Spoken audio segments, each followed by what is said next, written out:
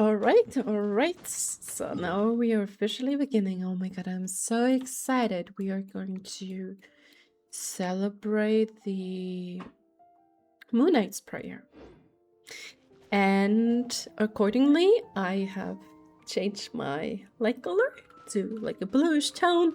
And I'm so excited to spend some time with our friends and also with Columbina, who truly deserves the happy time, like surrounded by people who truly care and genuinely care for her. I have my nerf fruit on my side, like, I have some food for the nerves, because, I'm mentally prepared. In any case, something might happen. We never know. I mean, it's Genshin Impact after all, so you can always expect a sudden twist and turn in the plot. Oh yeah, Moon Knight's Prayer. That means that the moon draws closest to Teyvat, and well, we know that kind of bizarre things are happening.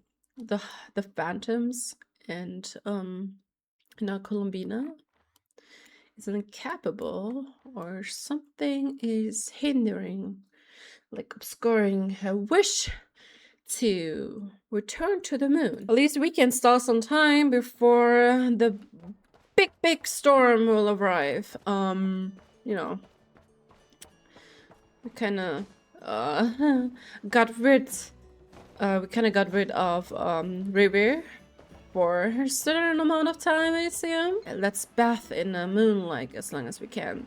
And I'm so excited for the festivity, like the festival vibes. Yeah. I just want to make one thing clear. If Dottore dares or has the audacity to lay his finger, just the tip of his finger, on Columbina, he's in for a fight, man. A war. We gotta settle the score with him then. Where do I have to go? Adventure's good, right? Hi, Katheryne. Thank you for waiting. I finished checking your adventurer handbook. Here are your commission rewards. We have no other urgent commissions on the books at present. Thank you for all your hard work lately. Perhaps you two could consider taking a vacation. Amazing! Paimon never thought we'd end up having downtime in Nod Krai.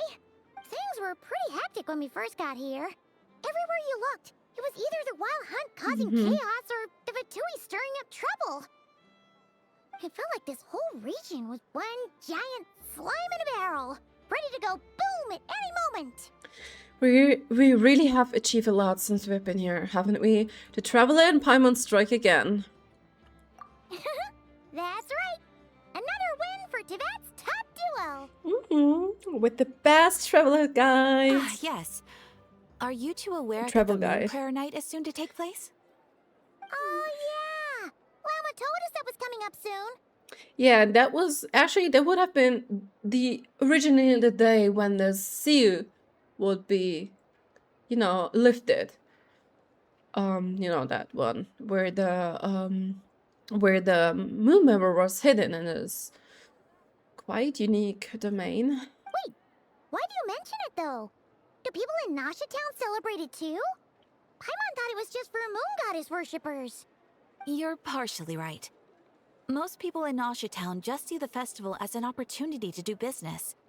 They do not concern themselves with the religious element. Of course. They're trying to sell their goodies, right? And set up some booths. Exhibit their goodies. The festival was first celebrated by the Frostmoon Scions. On this day, they would wear moon prayer blossoms and celebrate the birth of the moon goddess through song and dance. Aww. They would also prepare food and handicrafts and give them as gifts to others. Over time, it became Nod Krai's most lively festival. Oh, sounds like fun! I'm definitely up for it. Great! Well, in the meantime, since Katheryne doesn't have any commissions for us, let's focus on some personal business instead. When we first got here, you mentioned that this was where your spaceship landed? Also, there was also like a phantom of her spaceship, which was quite interesting. I have no idea. We didn't get to follow up on it at the time because we got wrapped up in that whole rare situation, but now we can finally start investigating it properly. Except we have no idea where to start. Well, there's a saying Paimon's heard around these parts, which goes, if you lift up a rock, you'll find something you weren't looking for. By that logic, you'll never find what you're looking for while you're searching, but the moment you stop looking, it'll jump right out at you. I'm sure it's as simple as that. Could be worth a try though, right?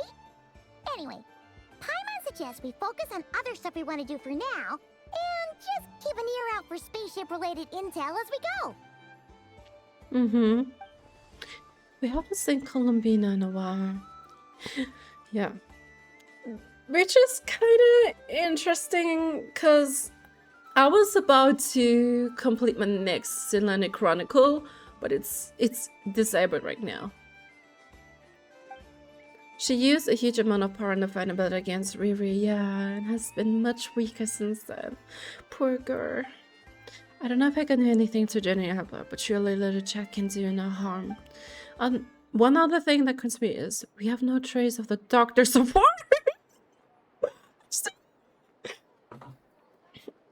What's wrong? He looks super serious all of a sudden. I was just thinking about Columbina and the doctor. Yeah, I mean, we know he's up to something. First off, when he was infiltrating Natlan's borders once the moon, you know, like debris of the moon, of the shattered moon, fell down. You know, those were the subordinates of the doctor that were like investigating the entire thing. That is what, you know, what is related to the Dragon Source technology. Like, he prompted Columbina to do several things with Kuuvaki. Like, according to her, it was like, use Kuuvaki for this, use Kuuvaki for that. It's all part of his investigation. It's all part of his research. And we know he's lunatic. An unfettered desire, he doesn't know where to stop, especially when it comes to creating a god or becoming a god. Kind of adds up, doesn't it? Huh? Paimon gets why you'd be concerned about Columbina, but what does the doctor have to do with anything? We learned back in Natlan that he's been investigating the moon, but it's been suspiciously absent so far. Yes. I would like to repeat or recite, was it Arlecchino? Yeah, Arlecchino's words that the world would be better off without him. Yeah. Oh, it's true. And now that you mention it, we're definitely overdue for a showdown with the Fatui. It is weird that he hasn't shown himself this whole time. What could he be up to? Gross in one of his experiments, perhaps? Either way, his current inaction is a good thing. True. Paimon would much rather deal with Marionette anyway. She says the meanest things, but when it comes down to it, she doesn't seem like a bad person. He said she's actually a cutie. Maybe it's the pressure of being a Fatus? Especially as a Harbinger. Does she feel like she's gotta act tough to keep up appearances or something? Maybe? But then, every time we headed out with Rarier, she always wound up having to repair Polonia and her other robots. I mean, she's seriously...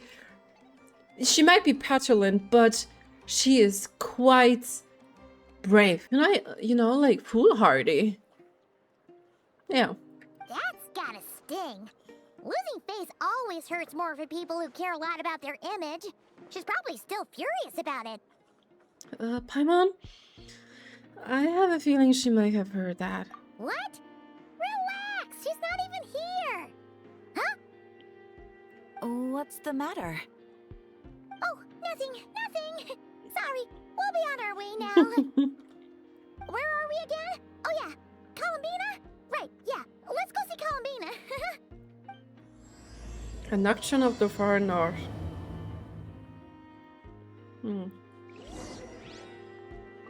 This land holds nothing but promise for adventurers from all walks of life.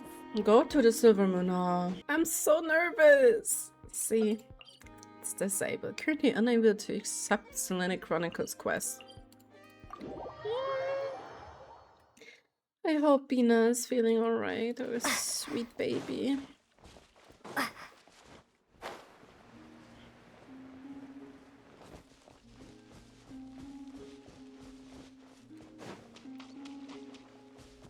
I wonder if our Luonnotar is taking good care of her. Bina! Hey, she's sitting up! Is me sitting here a rare sight?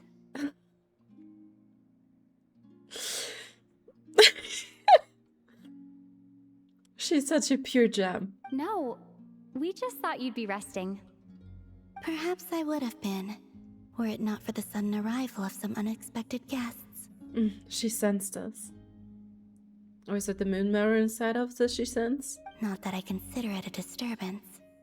After all, you are the only ones who are free to enter. Would it not be a little unfriendly of me to lie down while we speak? I didn't realize you put so much thought into little things like that.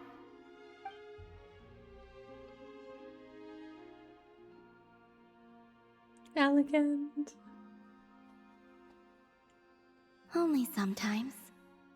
There have been moments lately where I think about you and your companions. They are warm, mysterious, and cozy memories. Very few of my past memories are anything like that. They say that travelers return home bearing bags full of souvenirs.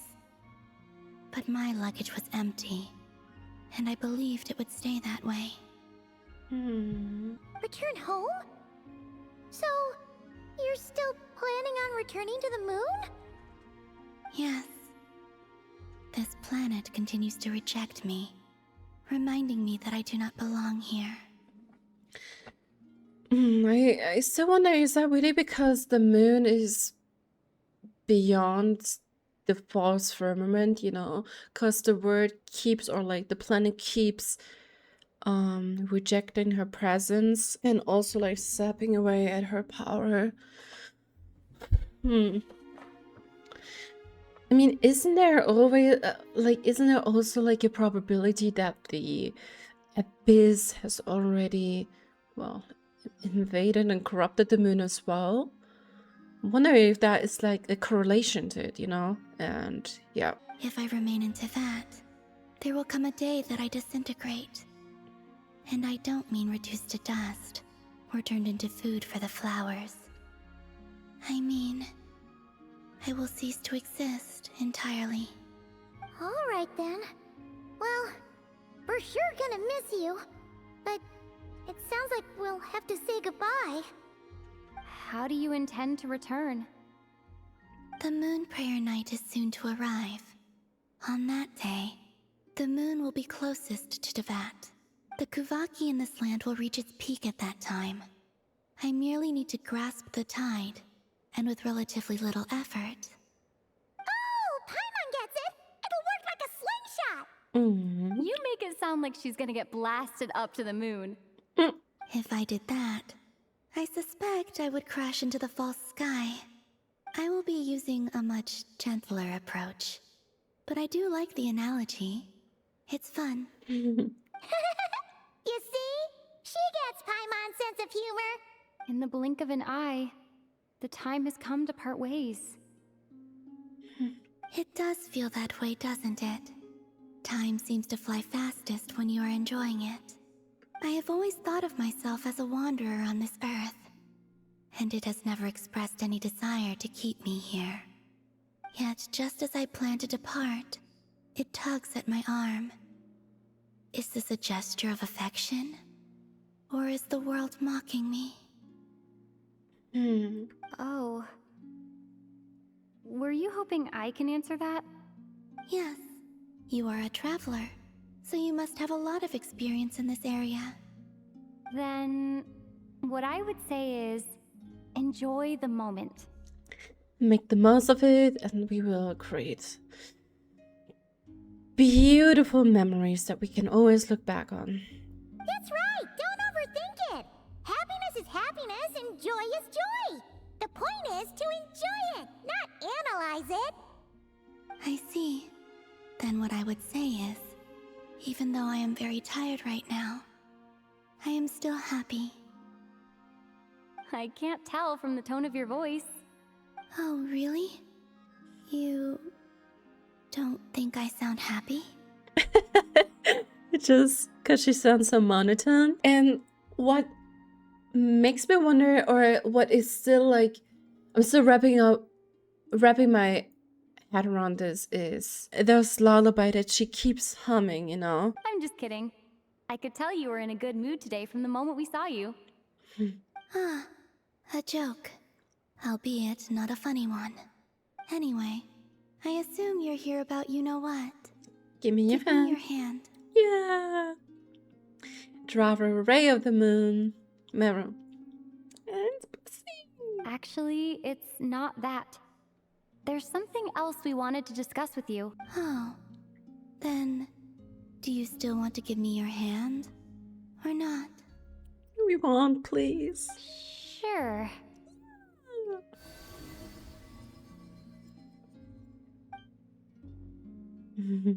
Thank you.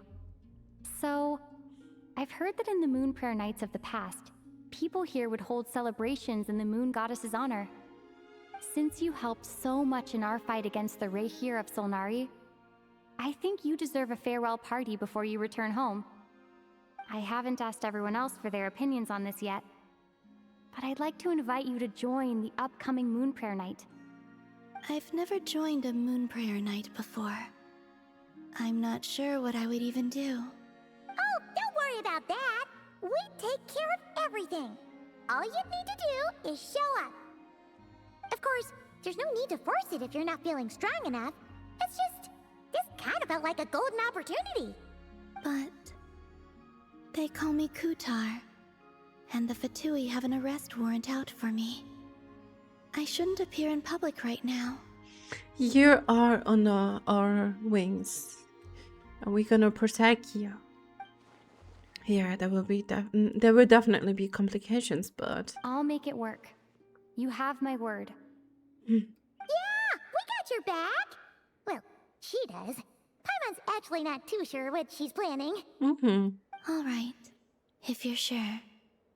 I will not refuse your invitation. I suppose it wouldn't hurt to pack a few more sights from this world into my suitcase before finally learning what my homeland looks like. Oh, if you see Lauma, please tell her that my answer to the question she asked me is neither yes nor no. Rather, it is, there is no need. That was kind of cryptic, but sure. Guess it's between the two of you. We'll pass along the message. Bye for now. Yes or no? There's no need. See you soon. Make sure to rest well.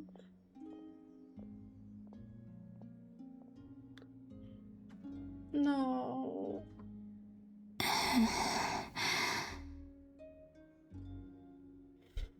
The flowers' color change. She's feeling so weak. And also, I do not know.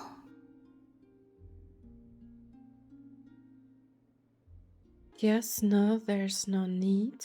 I do not know. Yeah, I remember she only has like a vague memory of her past.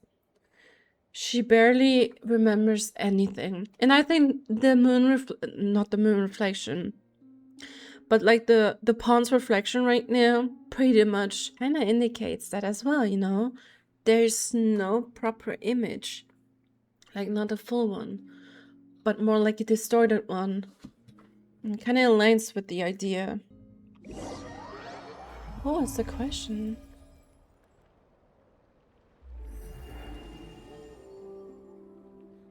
Since she's agreed to join the festival, let's go see who else wants to take part. Oh, so Lauma's gotta be the person most familiar with the Moon Prayer Night. We should start with her. Also, what exactly is your plan to keep her safe? Not sure yet. I'll figure something out. What? Are you serious? And Paimon even gave you her vote of confidence back there. When did you become so sneaky? We're spontaneous. Okay. I believe that was part of it. I was wondering if the flower's color remain. Yeah, look.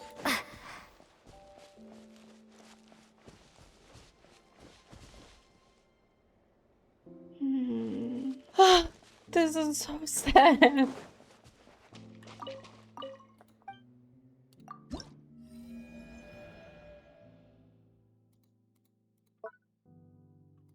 Poor Bina. The story hasn't really begun yet, but I don't know. I feel so sad. Time will surely come, Bina, when you can finally rest. Oh, look, you're already decorating or like preparing here. Hi, Varka. And Lauma. Hey, Lauma! It's us! Huh? Varka? What are you doing here? Beats me. I had a bit too much to drink last night, and when I woke up, I was on Hisi Island.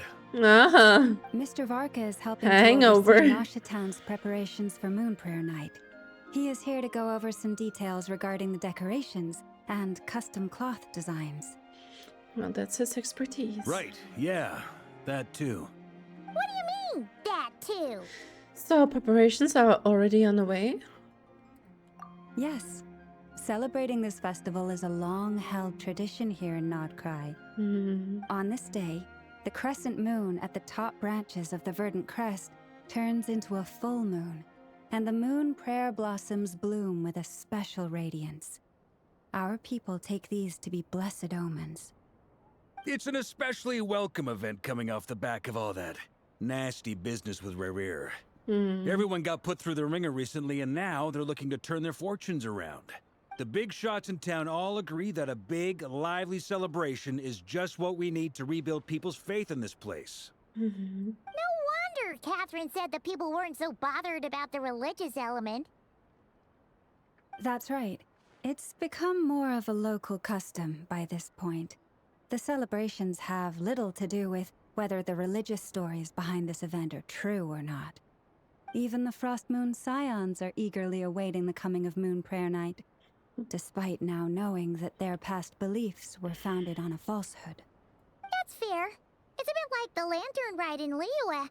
It's a chance for people to enjoy themselves, not debate the existence of the Adepti. And the Lantern Ride is also around the corner. Although in that case, the Adepti definitely do exist. We've met plenty of them in our time. Yeah. Yeah. What about the Sala do Mare, though? I mean, she was also a subject in, like, a topic in Yanfei's anecdote. And I guess she was also recorded in one of their books, right? Like, of the Frostmoon Science. Oh, one other thing. We just went to see Columbina. We went ahead and invited her to take part in the festival this time. Hope it's okay. Of course. Wait, so... you mean she agreed to it? Huh. That's quite a surprise. Then I suppose that she intends to return to the moon on that day. Oh, yeah. It's kind of a complicated process, but basically, it's like a slingshot. She probably shouldn't have endorsed your metaphor. I mean, what we have just witnessed before, is that really possible? I mean, the Kuuvaki concentration will be at its peak. Yet. It's tricky. I understand. In truth, I had a feeling that she might make such a decision.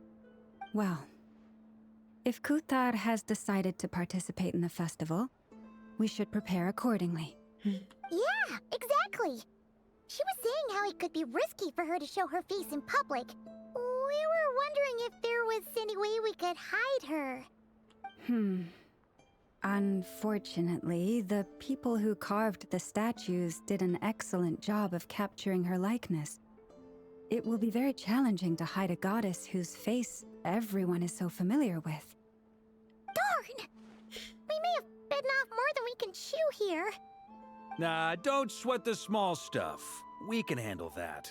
Huh? Are you saying you have a plan? Not as such, no, but the most important thing with a festival is to keep the mood light and your spirits up. Well, everyone will just show up as the moon goddess cosplaying Columbina. Maybe that will do it. You can't go preparing for a festival with those long faces. You'll never convince anyone to enjoy themselves. Well, although it's not really hard to distinguish the real one from all the cosplayers, because she will, like, you know, she will stick out, obviously. But still, maybe this will do the cover. The Mondstatter spirit is strong with this one. As it happens, I agree with Mr. Varka. Mm-hmm. Let's start by making our appreciation for Kuutar the beating heart of the festive atmosphere. And who knows? Once we get the ball rolling, perhaps everything will just fall into place. I don't know, it's just like we're always tossing around, you know, with her name. She's called Kuutar, which is the title. Moon Goddess, which is basically Kuutar, but the English translation, and it's also a title. Hey! Did you catch that? Lauma said the thing! Or close enough, at least. What did she say? Oh, once we get the ball rolling, perhaps everything will just fall into place.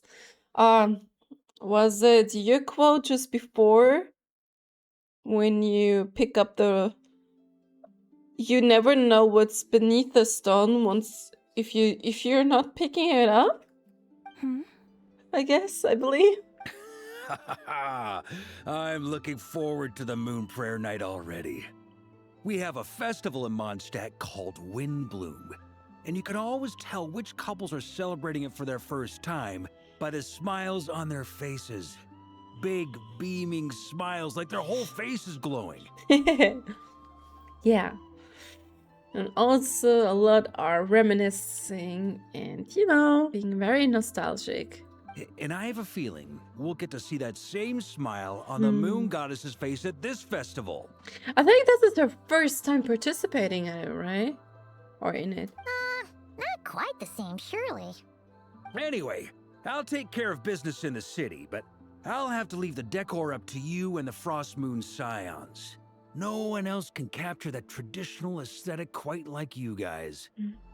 But lastly, there's the final key element that brings the festival to life. Companionship. Yes, that's our compass. We take care of that part. Before you leave, let me show you something that we've been preparing. Mr. Varka had asked to see it already, so you may as well tag along. Okay. Also, I have some further questions about Kuutar's decision. Did we pass down her answer to Lauma?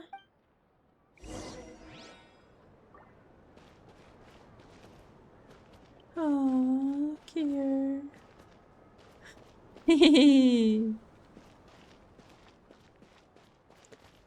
Oh, Kuuhenki. Huh? What's this? Too. Sure, they're Music. having fun. Yeah, I mean, after all, aren't like Aria, Sonnet, and Canon, right? Was it Canon? Aren't those like terms for like a musical? Yeah, certainly. Music is a fundamental or plays an essential part in this. I'm still amazed by the Luonnotars. No, not Luonnotar, pardon me. The Kuuhenkis, because they're so skilled. They have great memory, like a great... Yeah, they have great memory. They can draw so good. Like, they can literally paint beautifully. And apparently they can play music as well. I believe so. Kuuhenki seem very skilled at playing drums like these, although I'm not sure where they learned it from. Yeah. Maybe it's an innate talent? In their eyes, they're probably just playing with toys.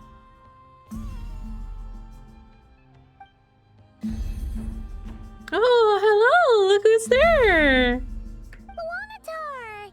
You want to play too? And I really wonder what's up with that Luonnotar. Like, what is its origin? We know that it's a blessing of another goddess, I assume. Yes, no? Perplexed. Yeah. She looks more confused than anything. It makes me wonder if she's like... She was born like, just recently? Is that possible? Those Luonnotar? No, those Kuuhenkis. I said it again. The Kuuhenkis should be born like... I think 500 years ago with Columbina's birth. Maybe we can teach her next time if we get the chance.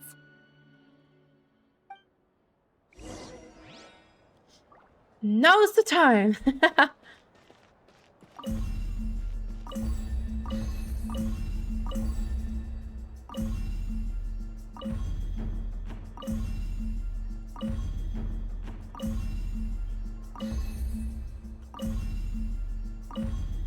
Oh my god, goosebumps! Like the drum, like the echoing drum. Oh, this sounds... Oh my god, it always gets me. I'm sorry, guys. Gotta indulge in that for a moment. Listen to that for hours.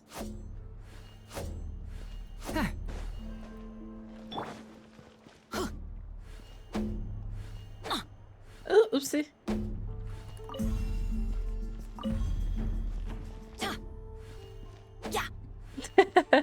What are these floaty things? Moon Balloons? veils. We hang them from buildings in the city during the festival. When you look at the sky through them, it creates a lovely misty effect. It's indeed very beautiful. Oh! Off they are. Everyone seems hard at work. They are preparing items for Moon Prayer Night. For instance, the sculpture being made over here, Mr. Varka and I were just finalizing the details of where it will be placed. Beautiful. Ah, there she is. I didn't know the finished article would be so large. Not to worry, though. All the necessary arrangements have been made. Just let me know once it's ready, and I'll get some people to ship it over. You have my thanks. And over here, we are preparing a very candies. traditional confection. Oh, look at all these colors! It looks great! Paimon, try one? Hold your horses, Paimon. Of course. I have a feeling you'll like it a lot. That looks so juicy. You bet! Sweets and treats are Paimon's favorite! If you included those in the Feast of the Moon, I bet Paimon would have joined the Frostmoon Scions by now. There will also be verdant crests like this present in Nasha Town during the festival.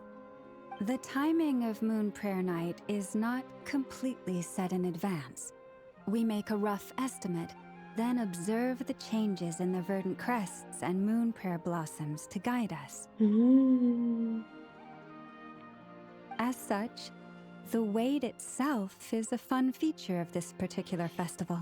Yeah, most definitely.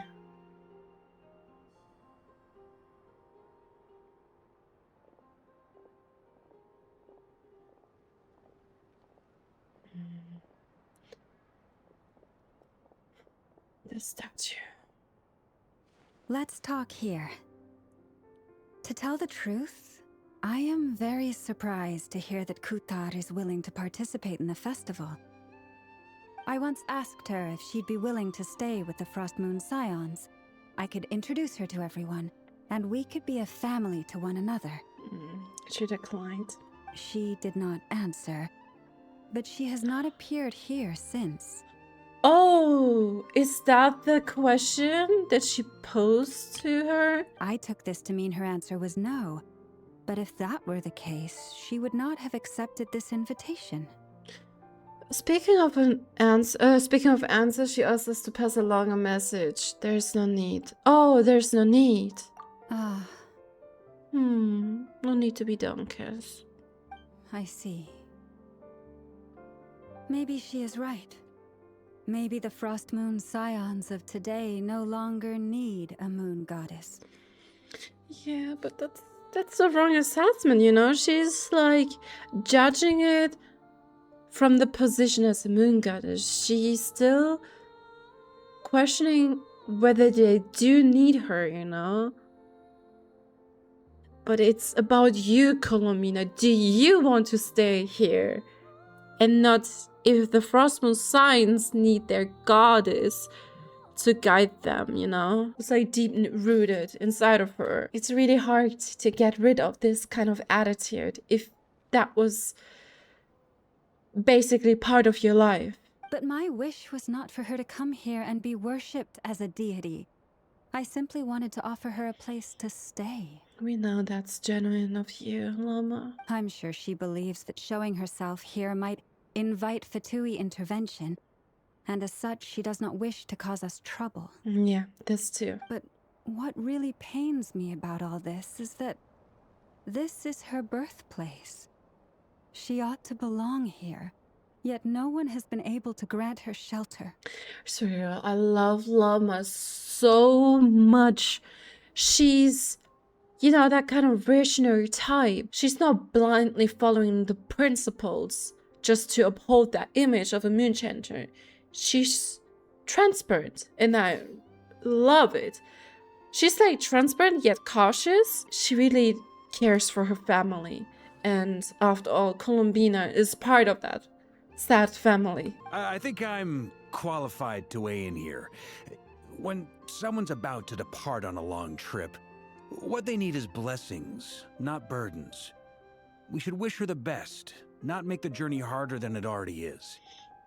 Yeah, as she said, when she's about to depart, the word is like tugging her arm. Like even she thinks that the word is mocking her, because at the same time, like on the one hand, it's like rejecting her presence, sapping at her power, and at the same time, it's hard to bid goodbye with all the memories she has created recently and like lately.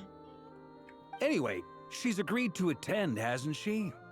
All we need to do is simply respect her decision. It's hard. I see your point. Yes, she will soon depart after all. Let's make the most of it. Our job is to leave her with some happy memories. Besides, who's to say her journey to the moon is a one-way trip? It's not like she can't come back and visit if she wants, right? But I still wonder, how would she manage that? I'm not quite sure, you know? Like, sometimes I wonder, like, what's up with that moon gate? Does it really... We do not know where it leads you, you know? Does it lead beyond the firmament, but based on its appearance, like the interior, basically, the atmosphere doesn't match with the firmament, like with the atmosphere outside of the firmament. I don't know. Paimon agrees wholeheartedly. Festivals are all about having fun, so let's keep it simple. Yes. All right, I'm gonna head back to Nasha Town soon. Want to come with? I'm guessing you have some other folks to visit there. Sure thing, let's go. Bye for now, Lauma. Yeah, don't worry. Thank you all. Goodbye. See you soon. The town needs blessings, no burdens. I was just about to say I can't wait to see like these crescent statues take the form or adapt the form of a full moon. I'm so excited to see that, like to transform it into full moon. Sounds good in principle, but will blessings alone be enough for Columbina? Can we head to Lauma and talk to her? Oh, she's still there. Let's see. We don't want to miss any opportunity to talk to our friends. Llama. Goodbye for now. I look forward to the festival. Okay. See you soon, dear. We're fully focused on festival preparations at the moment. So far, it's all going well. Please have patience. The Moon Prayer Night will soon be upon us. Oh, oopsie. Didn't mean to climb there.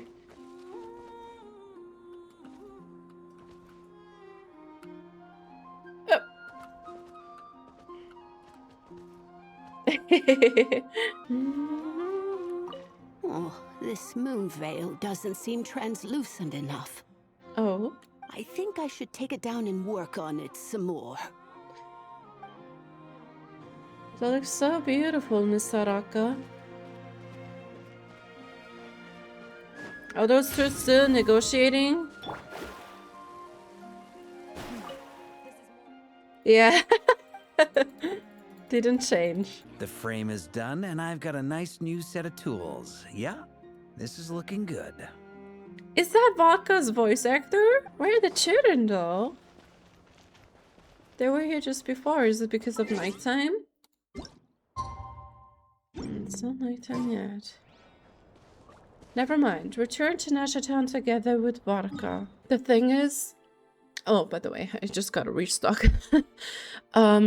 The thing is, it's not only about, like, the people she has met and bound with. It's also about her existence, you know? Her life is at stake. And she was always the one who wholeheartedly loved to observe people finding their way home. But she was never that person. And even if Hisi Island became like her birthplace, I don't think that always has to mean something. Even a person can become home to you, you know? Yeah. I'm reading too much into it. Look who's there! Huh? Hey, over there! It's Durin and Albedo with Flins! My What are they cutie! chatting about? Your guess is as good as mine. Ah, Grand Master, and the Traveler and Paimon. Hello there. It's been a while. Both of them performed a feat that was crazy in Albedo. I swear to God, if you're not going to have a rerun soon, we're gonna have a problem, a personal problem. Perfect. We have some new volunteers for our investigation. Investigation? Sorry, what? Sorry, what investigation? Wait, let me guess. The righteous Lightkeepers are finally ready to hunt down the Abyssal Dragon? Huh? Yes, that too. Yeah, right! Oh, wait! Why does everyone keep saying that too? Well, to be precise, the facts match, but not the causality. Mm-hmm. Are we talking about some fantasy story? Wait, so I guessed right? Half right. Don't act so impressed with yourself. Maybe I can explain. We ran into Mr. Flint's north of Nasha Town. At that time, we just noticed a few abyssal creatures out in the wild, but the strange thing was, I didn't detect any traces of abyssal energy on them at all. Okay. So those are the phantoms now. On closer inspection, we realized that they were not real monsters, but something akin to reflections in the water, or perhaps a mirage. Huh? What do you mean? Like, you could see them but not touch them? Interesting. Exactly. It was very peculiar. Mm-hmm. They roared and tried to attack us, but we could not make any physical contact with them. Oh, but then again, it has to do something with time as well. And most likely because like the proximity of the moon now, since it's drawing closer to Teyvat. Makes me wonder if like the moon now shows things that were like hidden. I think I've heard of things like that happening in Nod Krai before, but I don't know much about it. Yes, it's a known phenomenon. Mirage-like illusions tend to appear in Nod Krai in the run-up to Moon Prayer Night. From a distance, they appear quite real. I myself thought that Misters Durin and Albedo were locked in battle with abyssal monsters when I first arrived. Oh. But after sharing intel and investigating a little further, we can confirm that these illusions are harmless. There is no great cause for concern. I seem glad that they weren't real. We have seen those. It seems those were like Hyperboreans. At least their appear are suggesting that, I guess. And makes me wonder if we can interact with them. All the Mirage stories I've heard are either animals, rocks, or small houses. Abyssal monsters, though? That's a first. That's odd. It's a first for me, too. So I'm planning to look into it further just to be on the safe side. I intend to inspect a few more locations. And why our spaceship? Now when I think about it, like the word quest, it was Isla, right? Isla's apparel was kind of similar to nowadays Frostmoon Science dress code, basically. It matched, but like that what we have seen in the live stream, it was different. And I wonder from what time it is. Millennia ago, maybe like centuries? I wonder if that reflects like memories. What about you two? Any plans? Alice contacted me a few days ago. She'd like me and Durin to assist her with an experiment. Yeah, we're going to meet them. I'm so excited for them, especially Nicole. I hope she will personally confirm that she is a Seelie, you know, because all the signs are too deliberate to ignore. Everything pointed towards, like every hint pointed towards the fact that she is a Seelie.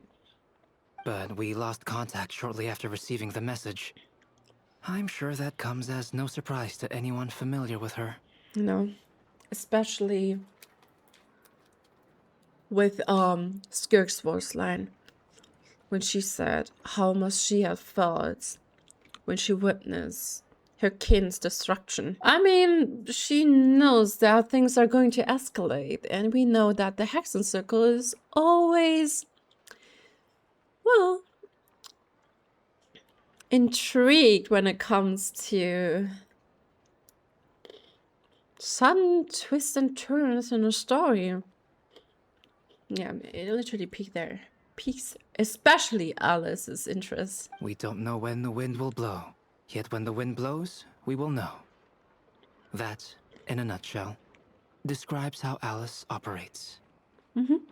We're gonna emphasize it on the blow. Yeah, that tracks. Okay. Well, I suggest we investigate this Mirage business in the meantime. It's piqued my curiosity, and I'm pretty sure I know someone who will already be 10 steps ahead of us. Well said. Right? Whatever's happening in Nod Krai, she always seems to be the first one to know. Let's go see what she knows. We can invite her and her staff to the festival while we're at it.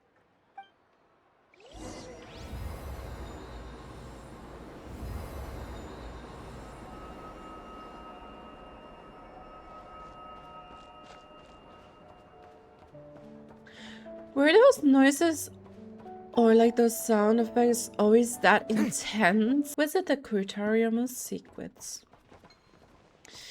Yeah, what else to had when you are craving for intel? That is our hotspot.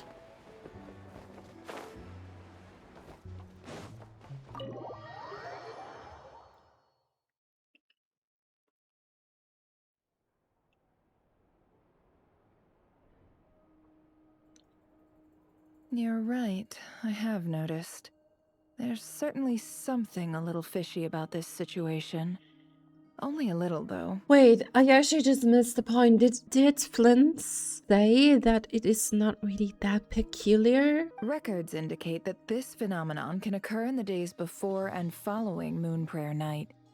That said, it has always been a rare sight in the past. Records indicate that this phenomenon can occur in the days before and following Moon Prayer Night. The odds of encountering these phantoms are similar to looking up in the night sky, happening to see a shooting star, and managing to make a wish before it disappears. Wow, so the odds are quite low. But this time, either everyone's getting lucky, or they're appearing far more frequently than usual. Jahoda's out gathering intel as we speak. In the meantime, let me check off some points of interest. First, the Abyss. The ones we saw seem to be abyssal monsters. Created by Dottore. Indeed. But we have identified one location where many more of them have made an appearance. And not just monsters, but human phantoms too. Given the scale and nature of the phantoms, it's almost as if someone's last memories are coming to life. Yeah. Or perhaps the memories of multiple people. Oh. So you mean the phantom monsters are hunting down the phantom humans? Exactly. The phantoms can interact with each other, but we have no means of intervening. In addition, some of the human phantoms would seem to be from the very distant past. This is clear both from the clothing they wear and the stories they tell. Yeah, they are surely Hyperboreans. They claim to be from Hyperborea, a name which I've heard from Lauma before. If this is true, it means they must be from 6,000 years ago.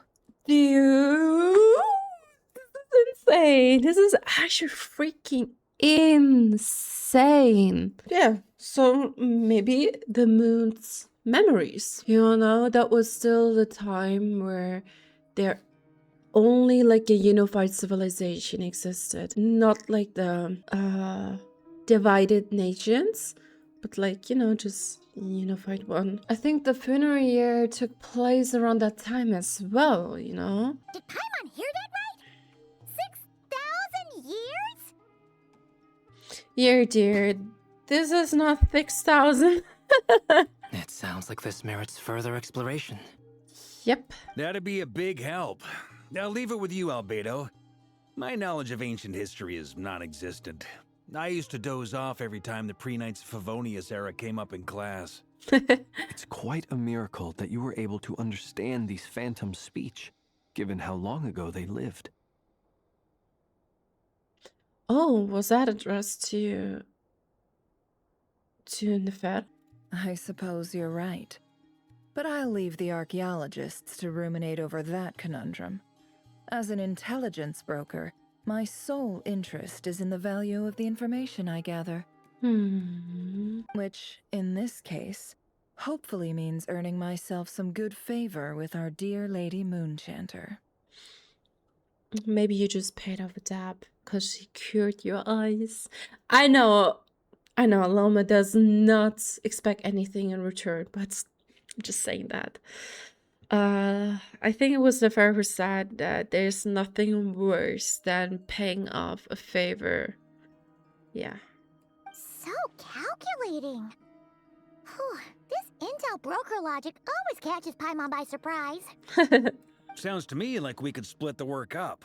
I think the abyssal phenomenon is best left to Albedo, Flins, and me. And speaking of like old times or like history, makes me wonder what's like Flint's exact age, like approximately, given that he's like a Snowland Fae. And I think the Biliad Tsar died 500 years ago, you know, and that's when he imposed himself on a exile. Agreed. It coincides with my duty as a Lightkeeper.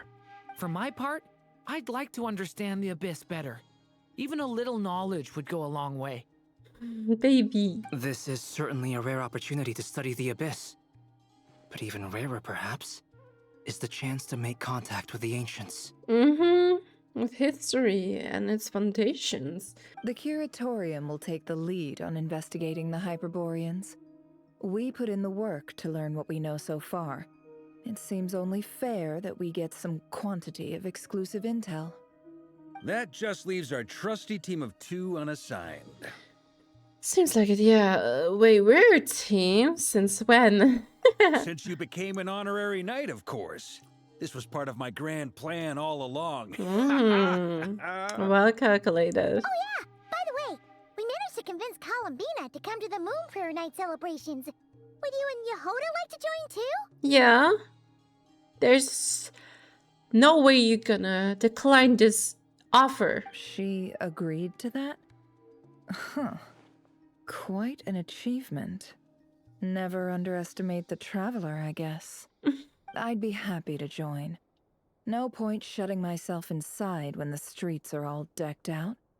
I doubt any clients will be visiting during the festival in any case. True.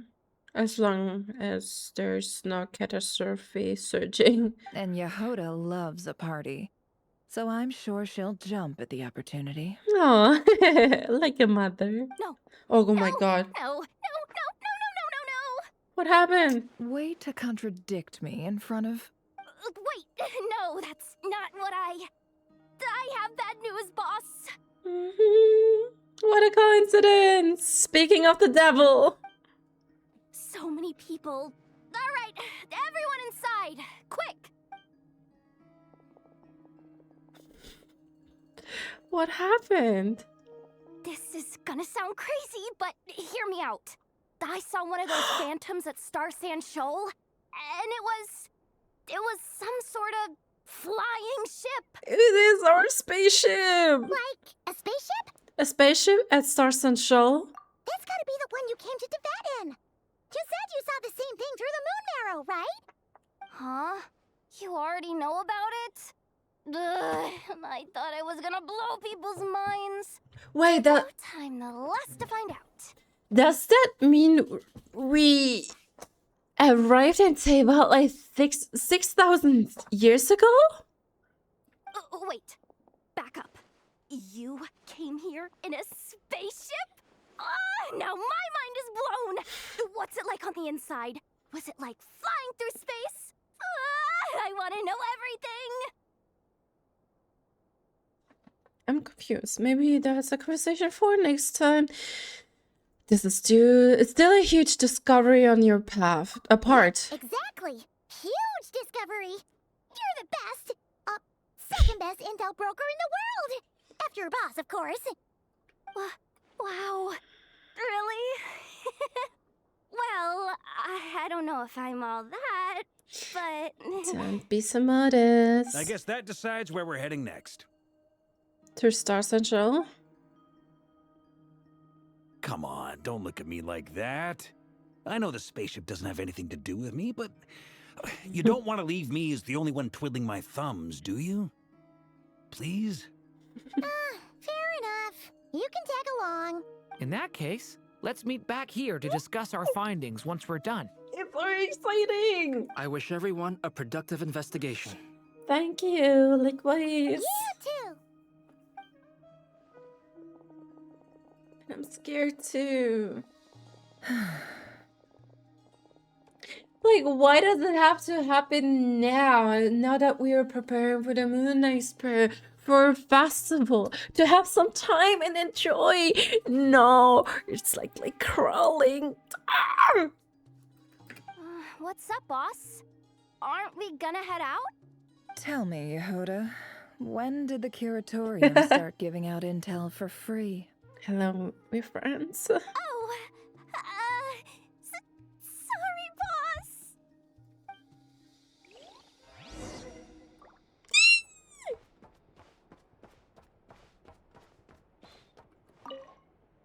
We can't unshare information any more than water spilled on sand can be put back in the bucket. I'll just have to balance the books some other way. Please, boss. There's gotta be another way. Who knows? Depending on what they find, maybe this will work in our favor. Please don't find me. Please. She's begging for like. Okay, let's continue. Go to the spaceship Phantom's location. Bye bye, Ashu. Was nice seeing you, little one. Oh, do we actually have access, like still access to that secret chamber? Oh yeah, we do have. I believe Nefer did give her that special chess set that she has gotten from or gifted by Thoth. A chest that contains some part of the Curatorium of Secrets finances. Looks like there's no way to open it. Perhaps this chest can only be opened by the stuff at the Curatorium of Secrets. Oh, perhaps Jahoda? Got work for me. Perhaps Jahoda would like to inspect the chest. Hey, let's see how much we have made recently. I remember Boss saying she was going to give me a bonus. How about I help? Huh? Where's the money? There's nothing in here but a slip of paper. My dear Jahoda, your bonus doesn't come from this box. Be sure to close it properly afterward. Oh, she knew that we would pry on it. Boss is trying to scare me again. Maybe there's a hidden compartment inside here somewhere. There isn't any hidden compartment in there. Your bonus is right here. Oh, thanks, Boss. Boss, I was just doing a cash cow. I will get to work right now. Stop right there. Yes, Boss. Lock the box properly. Yes, Boss. Now you can go. Yes, Boss. Oh, at least we got 100,000 Mora out of it. Nice. Make sure to do that, even if you're not supposed to check the box. You still get rewarded a fine sum. View letter. They appear to be letters that have been sent to the Curatorium of Secrets. There's a letter Jahoda needs to look at. Another letter? Please don't make me rescue another cat again. Read. Oh, hi, Asher. Oh, Asher, my dear Asher, come, let me clear a class for a minute. I need to open this letter. I was just joking. And speaking of which, it looks like your claws are overdue for a clipping.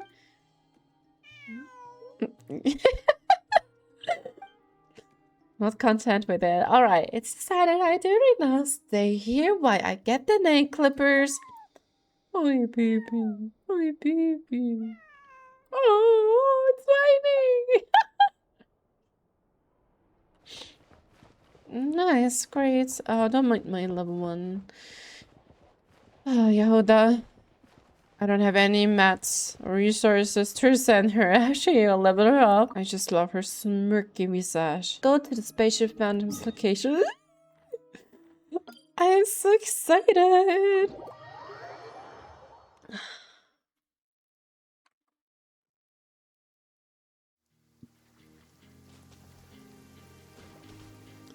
Oh, there it is. It is visible to our eye. Oh my god.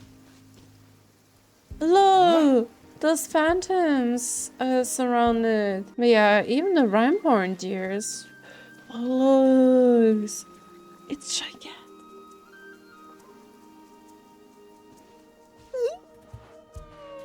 Wow, what do you know? Jahoda was right on the money. This phantom really is your spaceship. I wonder if that evokes like memories again. But that's so weird. Why would it show up here? Is it some kind of projection? Or a ghost? Like, maybe it no longer exists.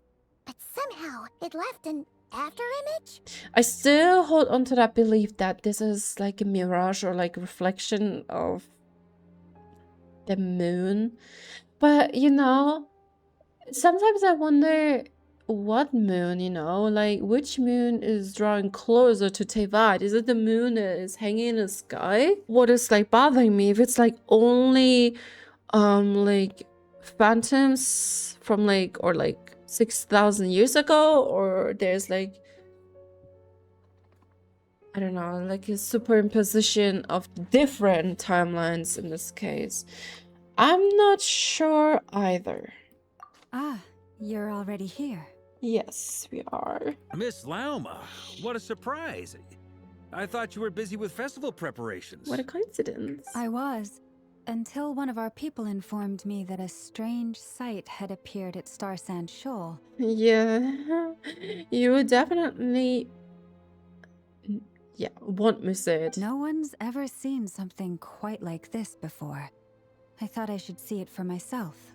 Which is interesting. You have anything and everything. You have like big, gigantic, like rune guards, like those, yeah, rune guards, and nobody has ever seen a spaceship before because of obvious reason and like obvious reasons, but still, it's really interesting. Same here. Oh, so we heard that these things appear around the festival period. Any idea why that is? Unfortunately not. We have very limited information about them, since they can't be interacted with. And no human phantoms have ever made an appearance before now. Oh, you can't interact with them. And no phantoms have ever made an appearance before.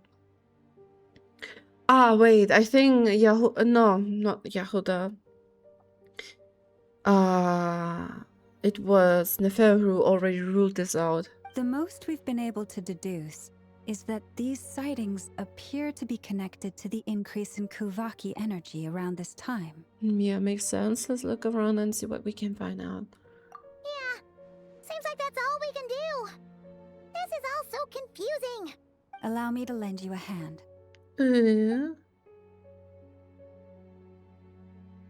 Of course. Milama is very sensitive to Kuuvaki after all.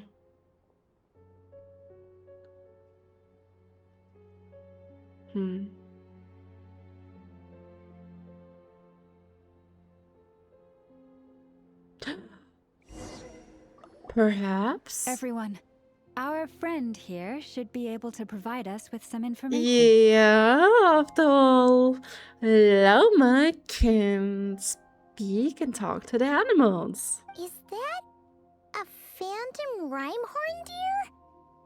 I've heard about how the Frostmoon scions live in harmony with the animals and can even communicate with them. That's coming in handy now, for sure. I love Llama's theme so much. It's so beautiful. Okay. Yes, I understand. Oh, it is so cute.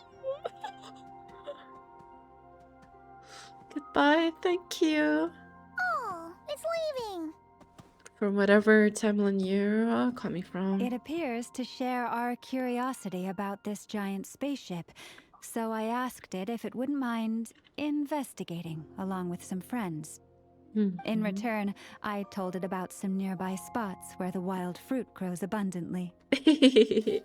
We may live in a different era from these phantoms, but I trust that the terrain, climate, and ecology here are more resistant to the effects of time than some things are. Let's give them a moment and hope for the best. After a few months, Ramondir and his companions return happily. All back together? Must have been a lot of fruit. Indeed. Now let me ask them some questions. Oh, why am I so prone to tears?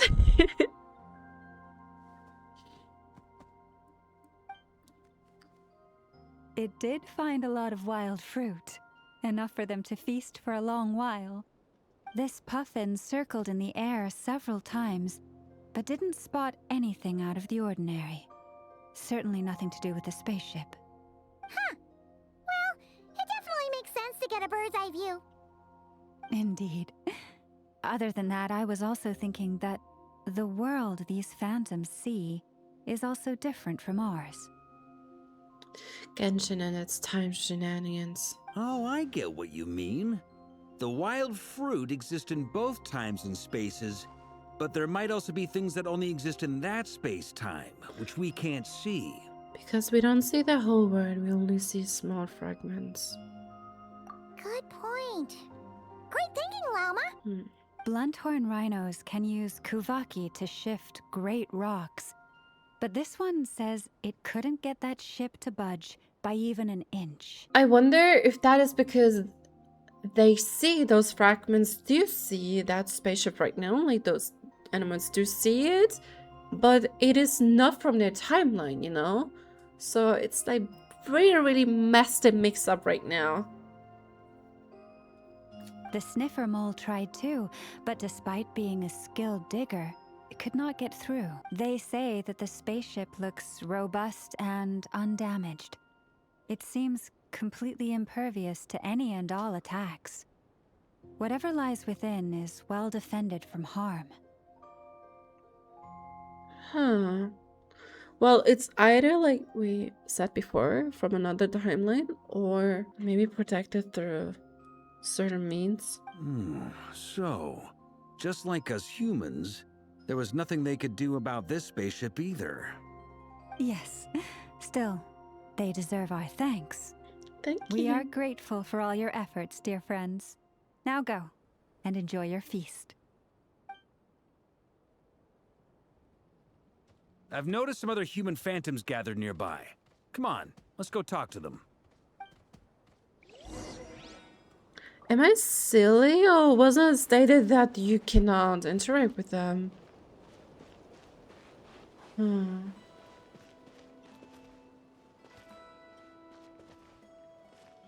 Oh, they disappear the closer you get to them. Have you ever seen anything like this? Nope. Never seen or heard anything this weird. It is weird.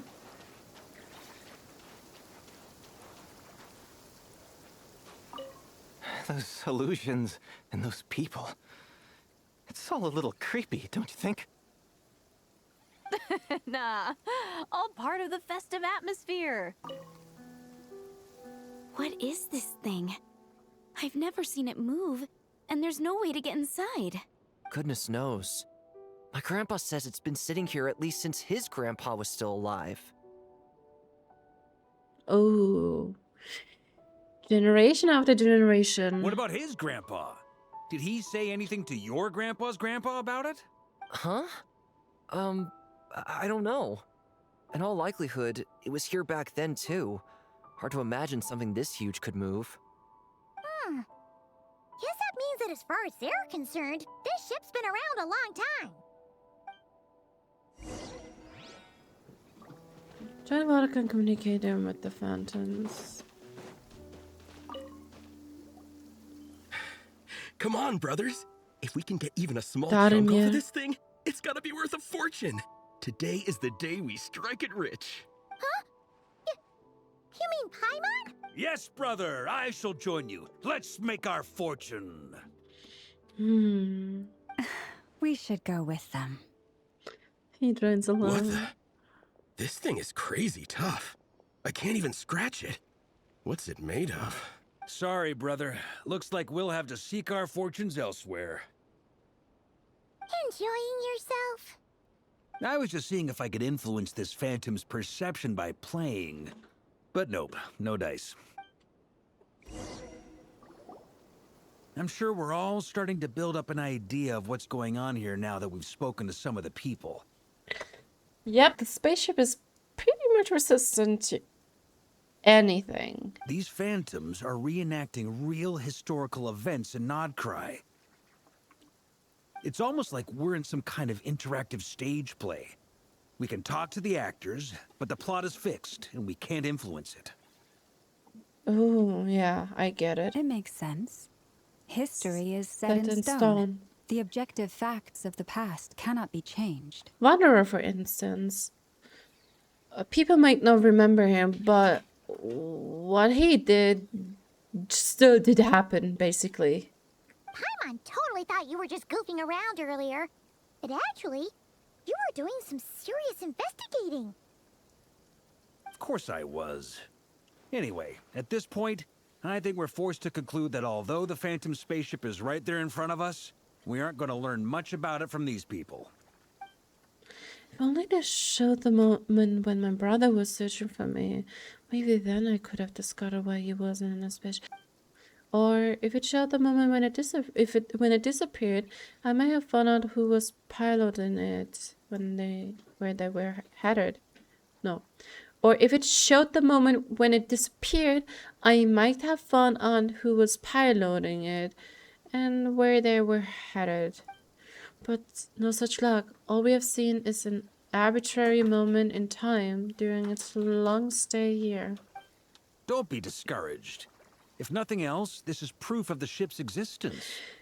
True, we know that it existed, or exists. Well, it's existed is a proper term for this one, but like, it's kind of crazy. Like, it grew moss, and according to these phantoms, grandpas of like past generations pass along this legend or whatever. It's not a legend because it was still visible to the eye, but you get the idea. And think about it. So many people tried to hack their way inside, but no one could get the door open. It's made of very tough material. To me, that says that we'll either find the ship itself or the story behind it. It's just a matter of time. Thank you for your optimism. Thanks, Varka. Huh. Every now and then, when Varka gets serious, he actually does seem like Grandmaster material for once. I wonder how the others are doing. Let's head back for now. Oh yeah, let's converse with Sounds good. Durin. Also, drinks are on me if Team Knights of Favonius is the first to finish. Wait, we have a team name now? Am I in Team Knights of Favonius as well? You're very welcome to join. We've even got a cathedral ready for you. Isn't that technically blasphemy? You wouldn't dare make a joke like that if Barbados was in earshot. I believe, like, Varka is that person. Sometimes you can look past that and allow yourself in, like, doing some jokey jokes about your gods. Nah, I'm sure Barbados doesn't mind a little harmless blasphemy once in a while.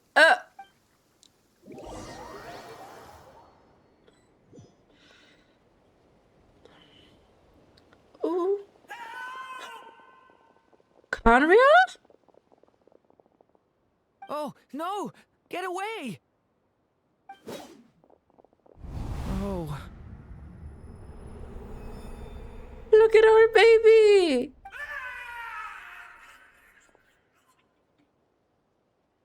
Oh, Sata Tietu, he died. Oh, this is I know terrible. it's hard to stomach, Mr. Durin. But as I'm sure you've noticed, there is nothing we can do to intervene in that which unfolds before us. I was just about to say that, like, it unfolds right before you and there's nothing you can do. Like, there's no impact. But we have to at least try. No, I hope dies last. And try you have. But are you aware of how many unsuccessful attempts you've made now? I wasn't keeping count. I'm afraid this is the 39th failure so far. Or the 5th if we're only counting this particular victim.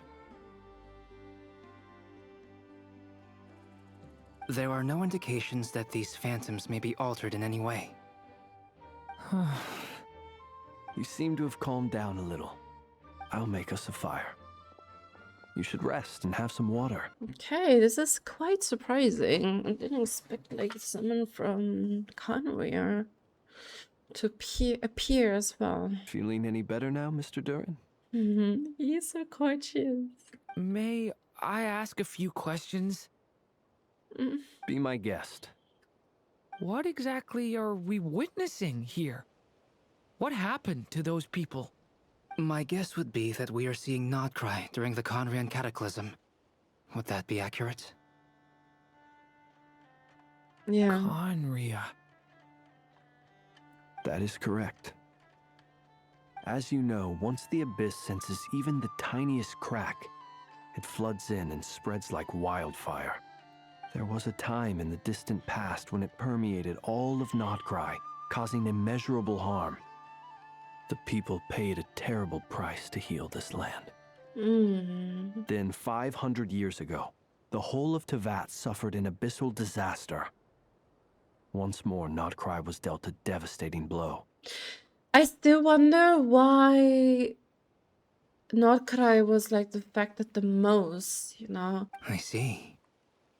In the face of the abyssal onslaught, all were like grains of sand tossed around by a tidal wave. Be they human, fae, or god. The moment you witnessed is but one drop in a whole ocean of catastrophe. All right. I guess that answers my second question, too. I wanted to know why there's nothing I could do to help them, and that's because what we are seeing is history. That would be my guess as well. As I understand it, history and fate are not all that dissimilar. The latter may be unseen to us, but both are immutable. Yes. Fate was determined long, long ago. I still have a couple of other questions for you, Mr. Flins. You mentioned more than one abyssal disaster that has struck this land in the past. How can you be sure that what we're seeing is from the Conrian incident? And also, how are you able to stay so calm when you're talking about these events? From everything I know about you, you're not cold or ruthless, and you're not indifferent to the suffering of others. Alas, I am forced to show my age. I must be 600 or 700 years old by human measure. Wait, so you... One is not easily moved by history when one has witnessed the truth firsthand. I'm sorry. You needn't apologize. Your passion is a good thing to have. Treasure it, because someday you may find it in terribly short supply. Now, at the risk of offending you, I have a question in return. Your curiosity toward the abyss, is it born from hatred or because you sense its call? Oh, yeah. Now I think of it, about it, like even a sinners couldn't resist the call of the abyss. I only ask because I kept a fragment of Rarir's body in my lantern for a short time. Specifically, his heart. So I know what a burden it can be to carry the abyss with you. He has Durin's, historical Durin's core, or heart's core was an essential part for him to become a human being. And I hear its power growling from somewhere within you. In my eyes, your mere existence is a miracle. It was quite a piece, the magnum opus. My honest answer is... I don't know. I don't think I have the confidence to say for certain. What I will say is the abyss is not the only issue that haunts me. Even before I became who I am today, the question dogged me constantly. Should I even exist at all? My doubts remain unresolved. But when we fought Rarir, something became a little clearer to me. Sometimes it is the darkness within us that allows us to achieve the impossible. Yeah. I certainly got the sense from your 39 attempts that you were trying to achieve the impossible. It sounds like you've resolved to see the truth for yourself. Absolutely. In that sense, he and I are quite similar. Brothers. Then I wish you every success. I look forward to the day of your transcension. Well, if everyone's caught their breath, I suppose we should head back. Oh, and one last thing. I'd appreciate if you kept our discussion about history a secret. Or very old. Or fossil. Incredibly, our separate investigations led us all to the same conclusion. Hooray for consensus! Yeah, but we barely learned anything, though. I totally thought this would be the mother lode. Talking with the ancients? I mean, come on! But nope, All we got was useless snippets of conversation. It's like you reach that impasse again, but suddenly there's like one crack hole. And that leads to bigger path. Or like maybe to our goal. And all this stuff about moons and hyperopia. What a load of baloney. Seems like people back then had a few screws loose. Hyperopia. I understand your frustration. We found the same issue. Each phantom only showed a very brief moment in time. There isn't much value to be found in these miscellaneous fragments of a civilization's history, no matter how glorious it may have been. If there's a silver lining, it's that these phantoms are harmless to the present reality. They shouldn't get in the way of the festivities. Yeah, at least this is something, and I think that's really relieving. Because imagine that would be so chaotic and horrendous. Paimon agrees. And not just because it's the first thing she understood in this whole conversation. What bothers you, You Boss look Neff? disappointed, Nefer. Is something the matter? I mean, as for Nefer, deducing a lot of information as possible from them would be 1 in a million. What do you think? We all worked our tails off, but the only one to gain anything from it was you, Lady Moonjanter. Oh. Well, please do share the Hyperborean records with me. I will gladly inscribe them in our people's documents. Oh, duh! Yeah! That was it! Hyperborea! Hyperborea. I'm serious. Only an expert in the Frostmoon scions and their history can turn these records into valuable research material. Makes me wonder if she also bumps into something valuable. Can I connect the ties? Or the loose ties, basically, yeah. The alternative is to let them gather dust on the Curatorium storage shelves until the pages turn yellow.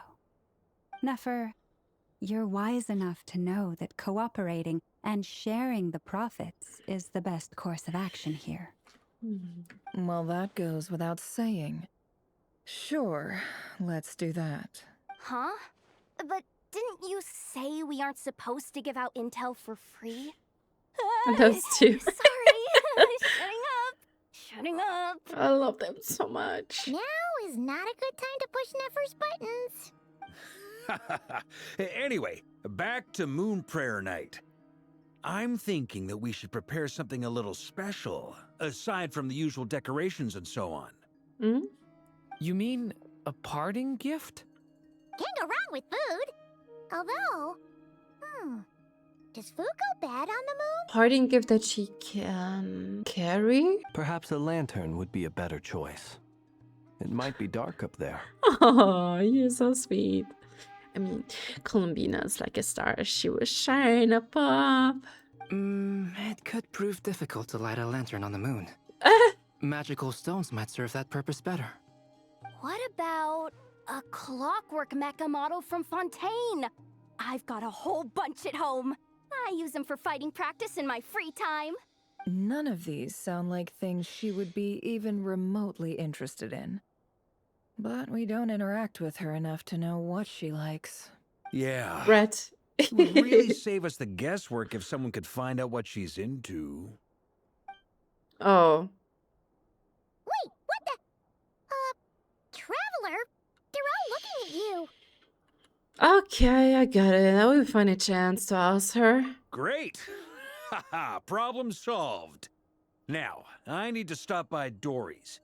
Gonna need her help sourcing a bunch of stuff for the festival. Well, for extortionate prices, but to be candid, she does have very interesting gadgets and items.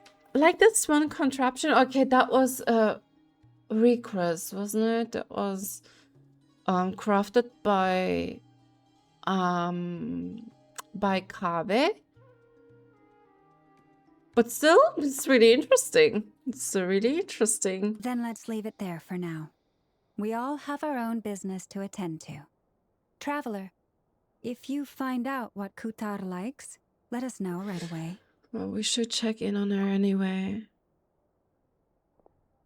Given her state right now. Poor baby. Is something the matter? That's my line, Durin. You seem a little down. I'm fine. It's just... I'm still feeling a little rattled after witnessing the horrors of the Abyss. That's only a natural reaction, after all. But it's okay. This is something I have to work through. I'll be all right. Thanks for your concern.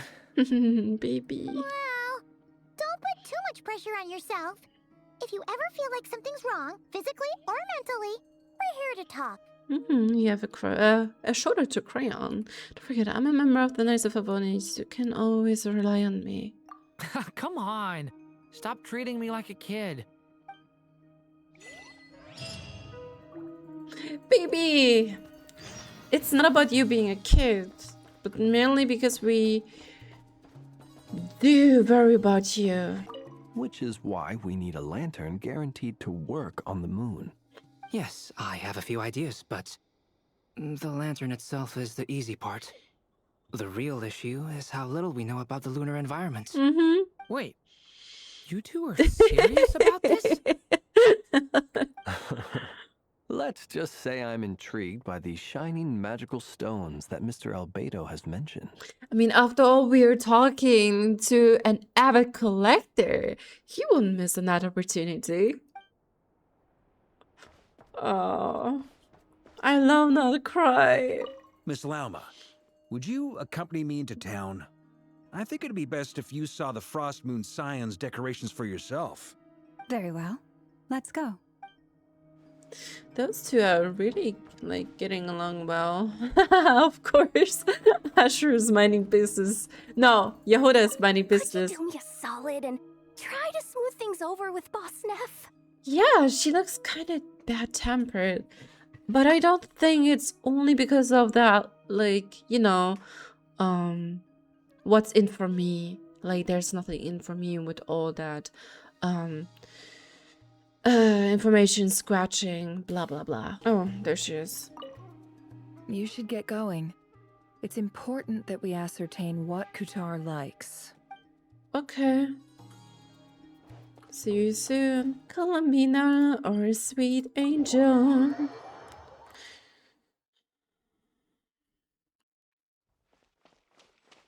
I'm scared.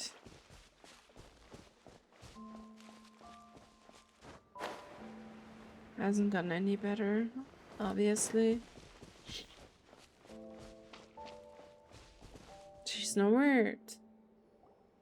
Columbina, we're back! Didn't see her anywhere. Huh? She's not here. I can't sense her presence at all. Weren't there a few Kuuhenki here last time too? Where did they all go? Maybe she took them out for walkies? Walkies? For Kuuhenki? You're not pets, you know. Oh, well. Looks like we just came at a bad time. Let's try again tomorrow. There's still a few days until Moon Prayer Night, so we're in no rush. Besides, she needs time to rest anyway.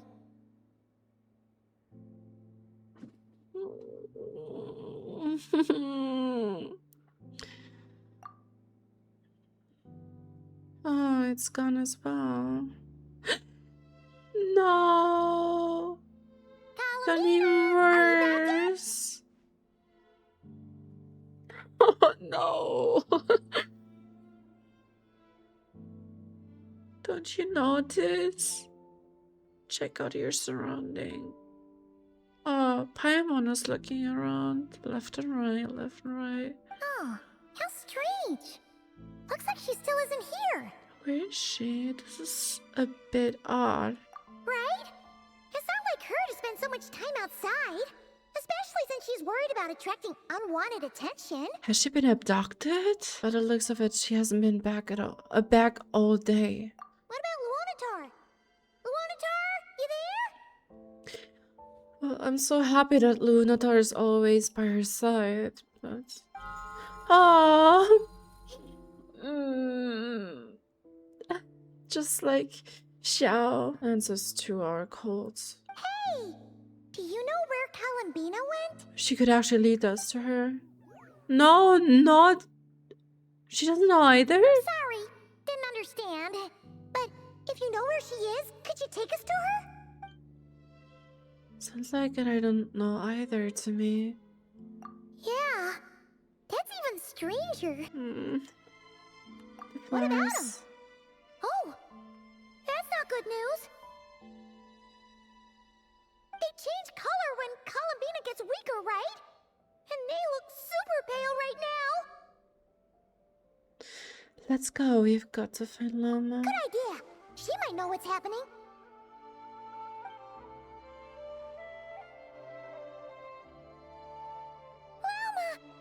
Oh, Lauma, did you figure it out as well? Ah, it's you. How is Kuutar? Is she okay? She's missing. No, she hasn't. I came here to check on her after I noticed the flowers had changed color. The flowers wouldn't be even there, right? If she would have been gone. Like, not present. Based on past precedent, she must be very weak right now. Even getting up to walk would be a struggle. It seems unlikely that she wandered off outside. Not to mention that she doesn't do that at the best of times either. So yeah, this is super weird. Has anyone approached Silvermoon Hall lately? I don't know. I get the heebie-jeebies whenever I think of like Dottore. No. Very few people are in the know about Kuutar's whereabouts. And if anyone suspicious had visited, they'd have left some sort of evidence. Yeah. And it was only thanks to the Luonnotar that we actually did find Columbina in that lake, in that little cave, or at the Silvermoon Hall. Come on, let's go to Nasha Town. If anyone has seen her, someone there will know about it. It's Nod Krai's information hub after all. Makes sense. Let's go!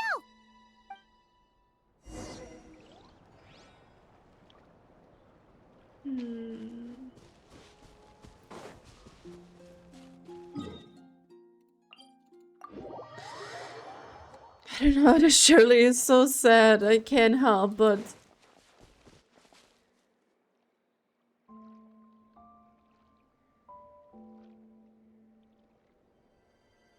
Like, from a perspective view, I know it's like fantasy and stuff, but still, imagine you're born, you're not allowed to stay, right? It's like you become more like the opacity, you become more translucent. I'm bad with words. Simalanka, no, it's from the Imaginary Theatre. Wait a moment.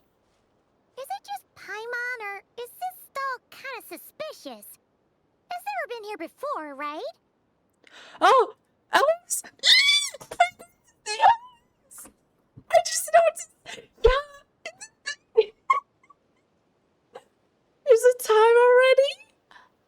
I remember that scene. I remember this setting. We actually got to see her now. Oh my god. I'm not ready. I'm not ready. I'm not ready. I'm so excited right now. Okay. No, I don't recognize it. Yeah, Alice, you surely Dodo King. And the thousands of titles you carry, you surely, or you do, expect us right now. Alas, your free and easy adventure time is over. Now, prepare to face the final boss of Nod Krai. Whoa! Where'd that voice come from? I want to see their reaction. I want to see their reaction. We've never seen her. It is Alice after all, you know. Barely nothing about her origin, you know. She has, like, from an unspecified race, like, she's blessed with, well, I'm not sure if that is, like, being blessed, but yeah, I'm born with longevity. I'm not ready. Not sure, but it's definitely hostile. No, Definitely. no, not that way. The final boss is right here. The sniffer mole? That's the final boss? Surely not. Also, That voice is a little familiar. Okay, the jig is up. I'll stop teasing you. Turn around. I'm right behind you. I love her voice so much. It seems I've managed to leave quite an indelible impression, even though you've never seen my face. Oh, nothing could make a great mage more pleased with herself. Did she? Did you just break the fourth wall? Oh, that's so cool. She is so beautiful. Yeah. I really wonder what Klee's father does look like, because his genes had no chance, it seems. Alice, great inventor of the realms, Dodoco, defender of old Mondstadt, etc. But most importantly, mother of the most adorable Klee. This is so cool. Like a special introduction for like the Hexen Circle members, I believe.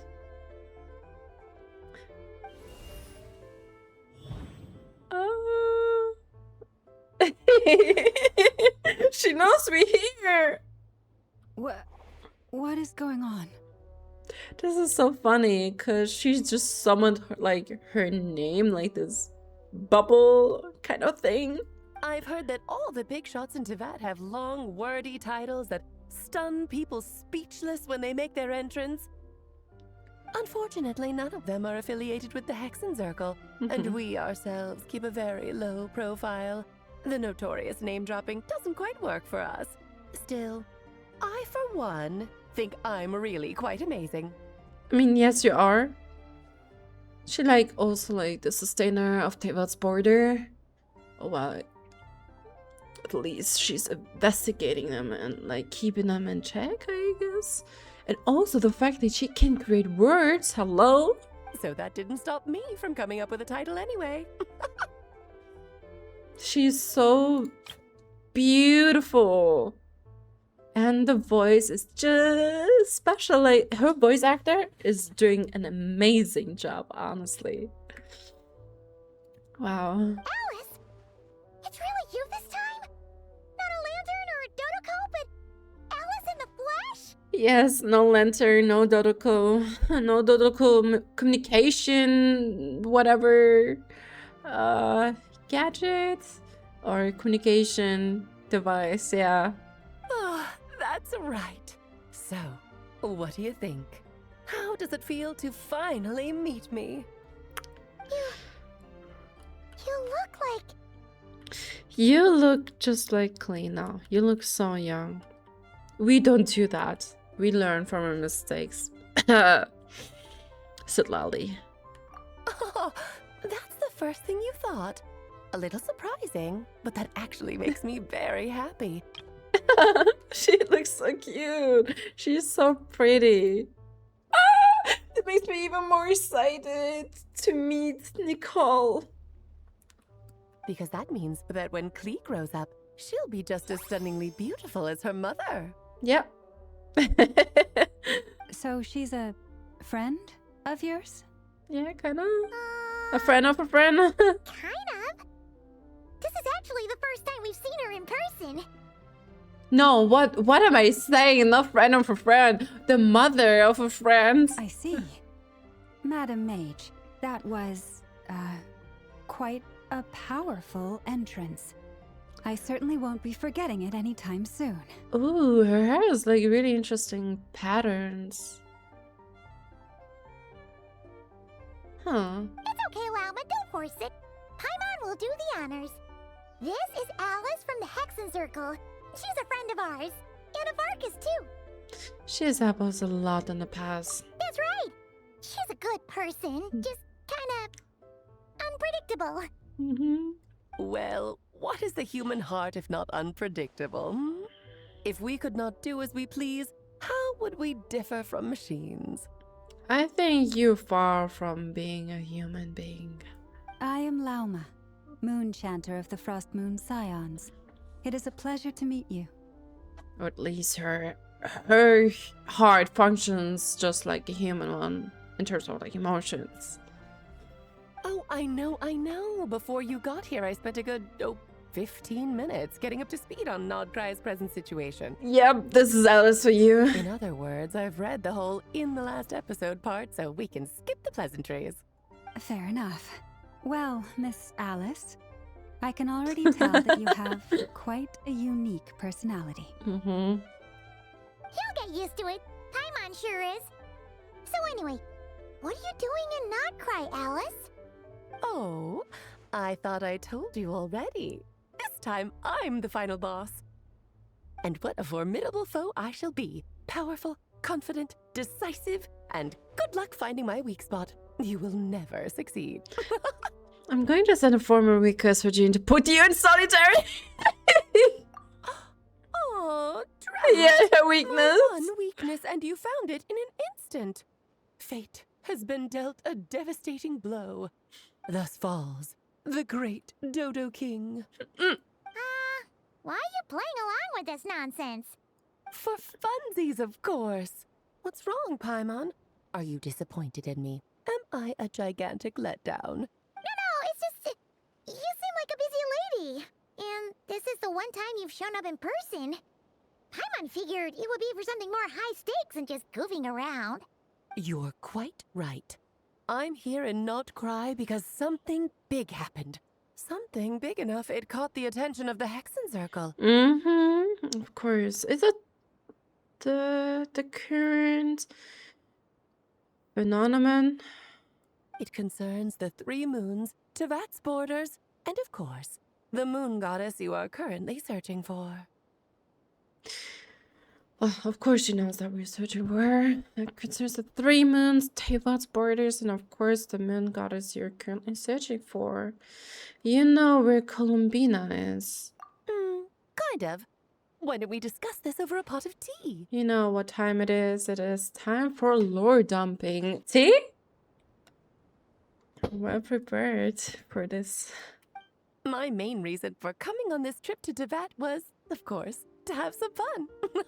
But I do technically have a job to do as well. Namely, maintaining the stability of Teyvat's borders.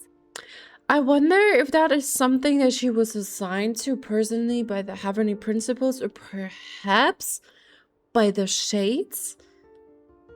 Would be kind of interesting if she knows Asmodee, you know, and Alice doesn't know of or like about Asmodee's decisions and her like absence.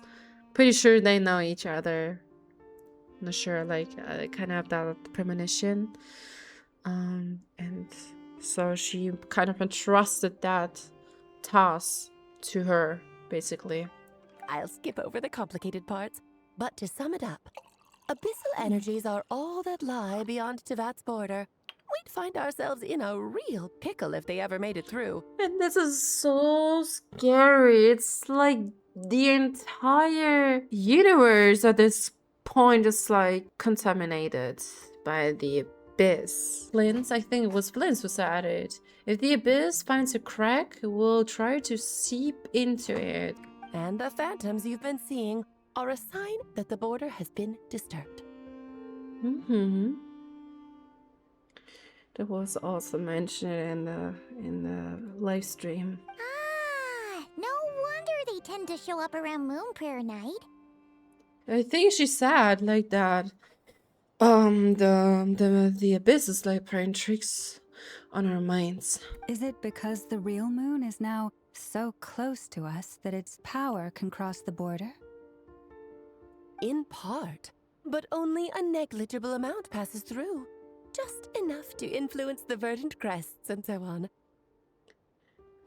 Ooh, okay, I see. That means just like a minor amount of the moon's power, and this will not suffice for Columbina's departure. And as you've noticed, there has been an unprecedented number of phantoms appearing this year.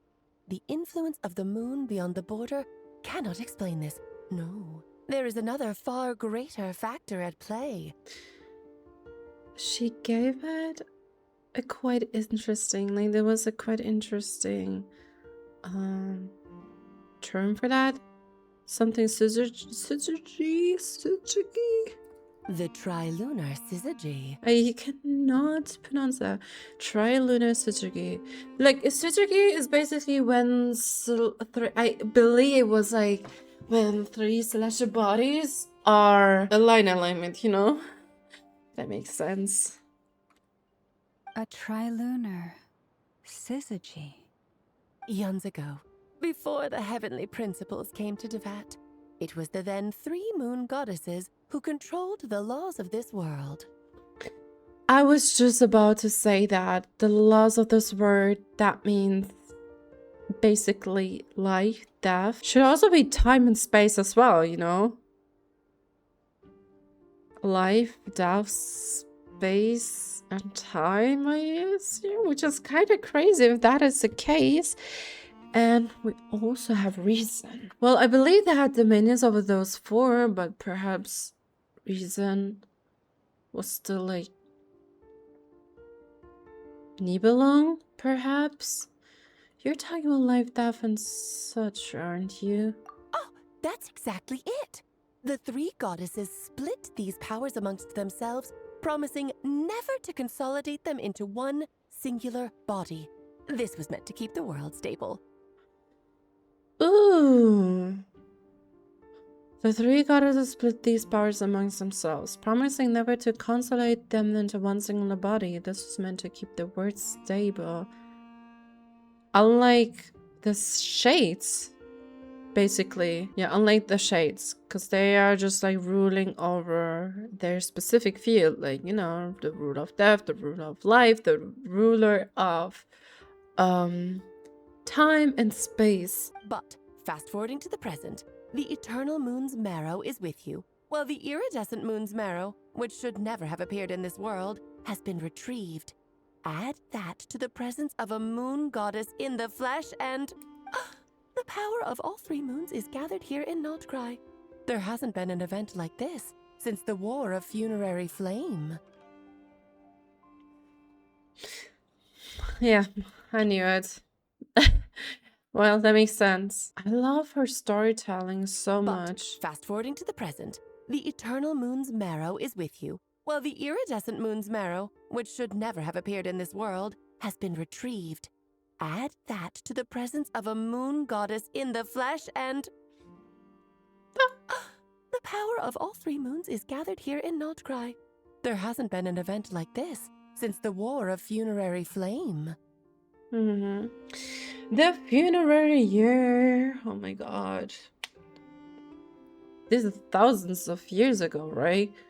You know, when King Nibelung returned in his abyssal form, basically, and rampage and, you know, descended chaos upon, like, Teyvat. And there was, like, this big and long war between Primordial One and King Nibelung. I think it's really nice that they pick up those topics in the Arcane Quest, you know? And that becomes more like directly addressed rather than like behind books, weapons, and whatsoever. And it's having a noticeable effect on Teyvat's borders. Why are you so concerned about sad borders of Among Us? Well, she's the sustainer of the all. But there's more to it, right? Maybe there's like a connection between Asmodee and her. Because I wish to give my darling daughter a peaceful, sunny environment to grow up in. Is that a good enough reason? I mean, I do believe that, but there's more to it, right? I mean, your friends do matter to you as well. Kinda sounds like you're dodging the question, but it does make sense. Yeah. Well, the That's one reason anyway, and the most important one. The others are a little complicated to explain. For instance, cleaning up after dearest Miss R. Right, daughter. Albedo could tell you more about that if you're curious. But right now, I have a more important question to ask you. Why are you collecting the moon marrows? Columbina wants to use the power to return home. Let's say those moon marrows represent fragments of keys, and placing them together will create like a big key. But I feel like it will not unlock the door. I see. Nicole told me about that legend once. A legend? Nicole? You mean meet Anne? Oh, so you remember. We heard her voice in Fontaine, yes! And also in the inversion of Genesis. She does notice the changes in Emerald's soul. We heard her voice in Fontaine. Yes, of course. That was a story about fate, her area of expertise. But back to the story of our dear moon goddess. I'm afraid her intended method of returning to the moon is unlikely to work anymore. What does that mean? She may be missing, but she hasn't gone anywhere. She has disappeared. Why do you say that so nonchalantly? She may be missing, but she hasn't gone anywhere. She has disappeared. Once long ago, the damsel ever lived, he walked the line between what? I cannot read that fast!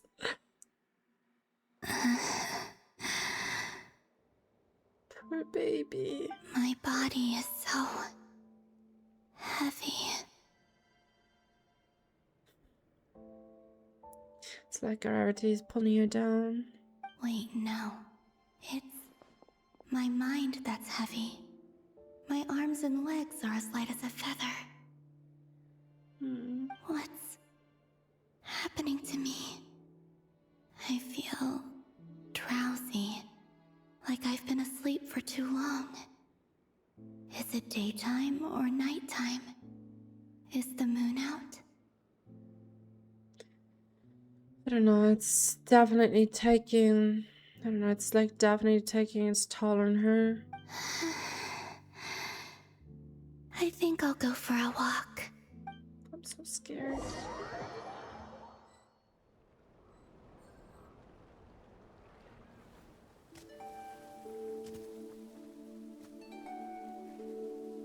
Are you out for a walk too? Huh? Oh!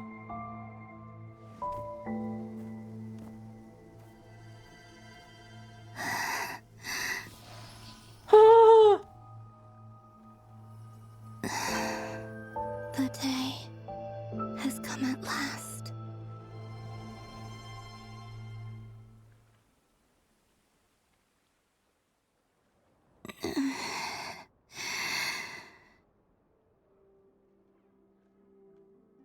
How? Have I grown so weak that I can't even sustain my physical form? But Moon Prayer Night is nearly here. I was so close to returning home.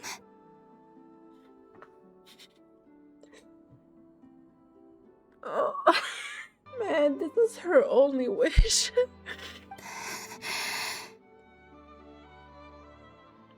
She's literally as pale as the flowers right now. Death is near. Is this how it ends for me?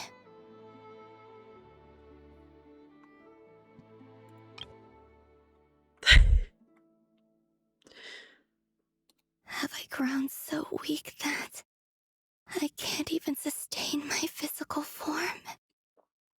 But Moon Prayer Night is nearly here. I was so close to returning home. Death is near. Is this how it ends for me? No, Columbina, we won't make that happen. It makes me so sad because it's like her innermost wish. Will I return to the moon after I disappear? more. I don't want it to end like this. So far, at least, I still exist.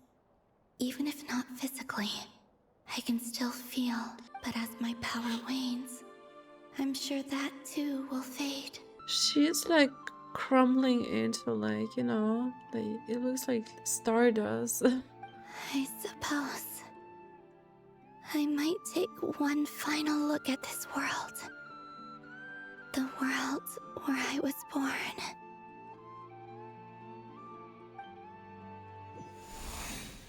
It's my aiming master to visit Frostmoon Enclave. Don't let it slip away. This icon is so beautiful. Come on, come on! Wait for me! The Frostmoon Enclave.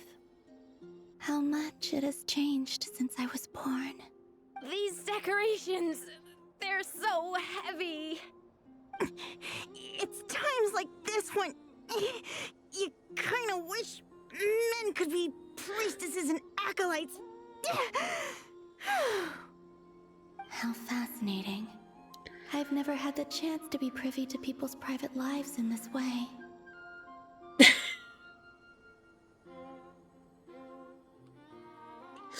Well, that's because they don't rely on the god any longer. You've done your share for your net as well, and Lauma and everyone.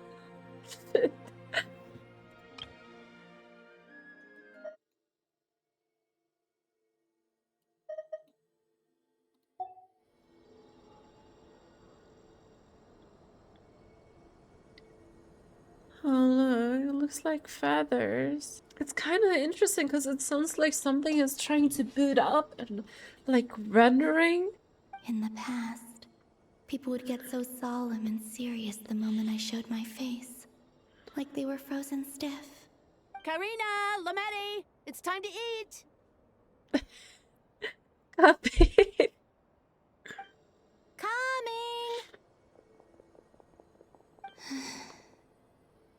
I want to watch them a little longer. Oh. Oh.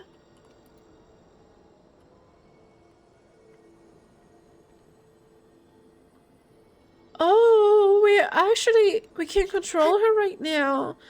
Look, her walking, that's so beautiful. Yeah. Guys, you can be pretty. Well, does this not basically confirm her playability? Pretty sure she's...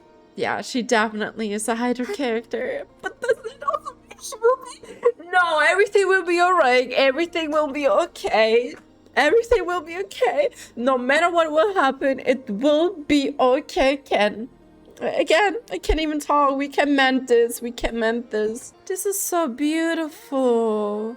This is so beautiful. Those special effects whenever she's like tapping the ground with her feet. Is she idling, perhaps? While we're just standing here? This is so interesting because she's like the only character that has like this special kind of movement, you know, if she's walking or like sprinting. Oh my god. I'm torn apart. So just fill these balloons with air, right? Yep. Try a couple now to test things out. The rest can wait till Moon Prayer Night. Those Reinhardt teams still look so cute. Think fast.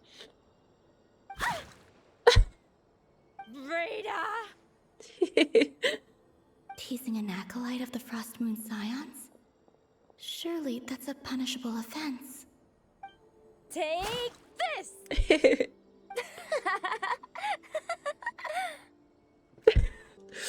I'm so sorry.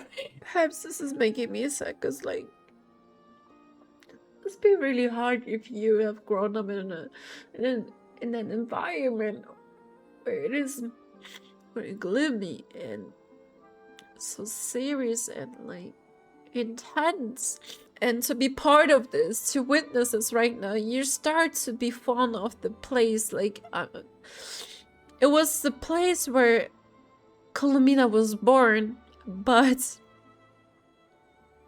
it didn't feel like home.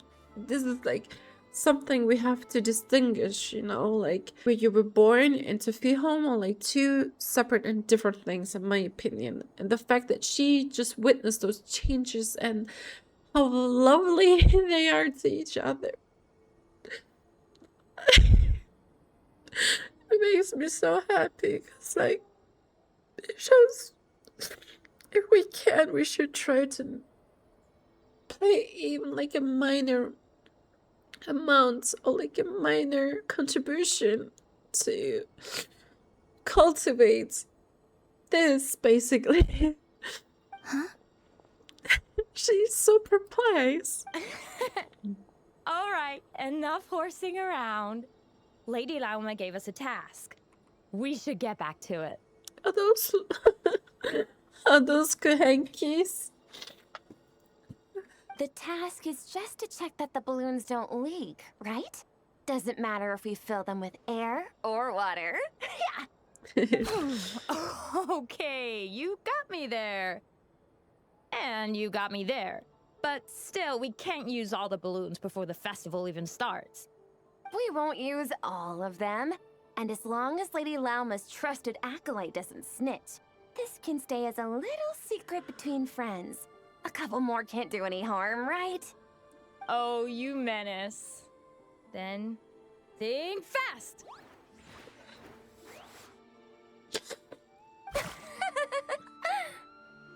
Is pumping a balloon full of water really so much fun? You can tell she's lacking all those social interactions. Like, she hasn't even really seen the word. She is so adorable. There's so much more to explore.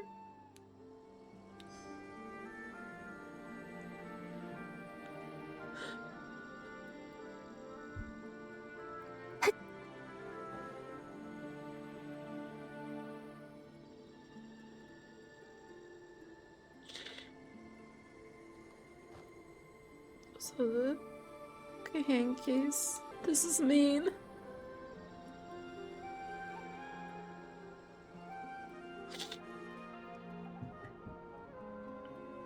Isn't this Varka?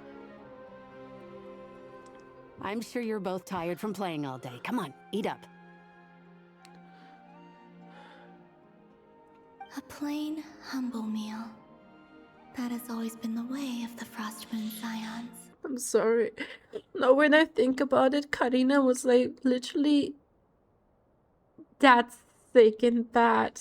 And if it weren't for Lauma's special methods to alleviate the symptoms, basically, you know, using her own blood. Because, like, the mother didn't want to accept any help, like assistance from like Snitch Nyan because of their recent deeds or like misdeeds of Fatui. So yeah, she also relied on like the goddess blessing rather than taking action. I mean, it's really nice to see that she's well and sound now.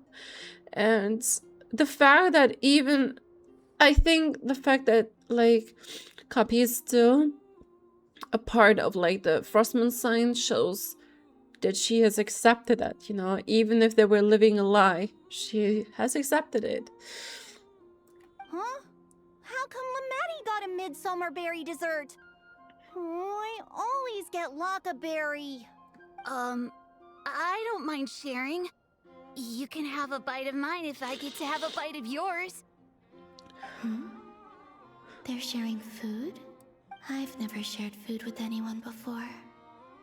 Even at the Harbinger tea parties, everyone just ate off their own plate.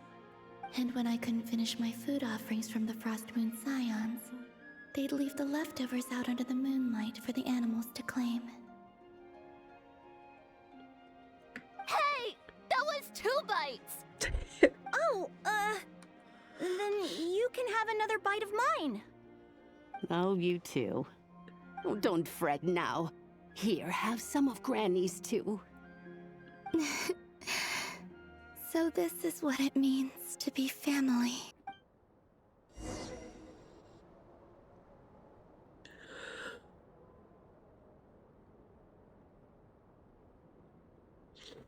I'm seeing so much that I'd never usually get to see.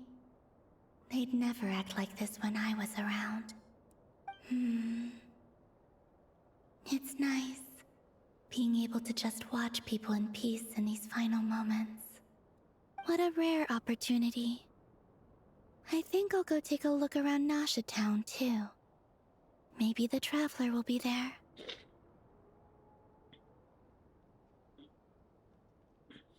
Wonder why the camera's focus is shifted on that. But like, you know, perhaps the moon mirror can help. Oh my god.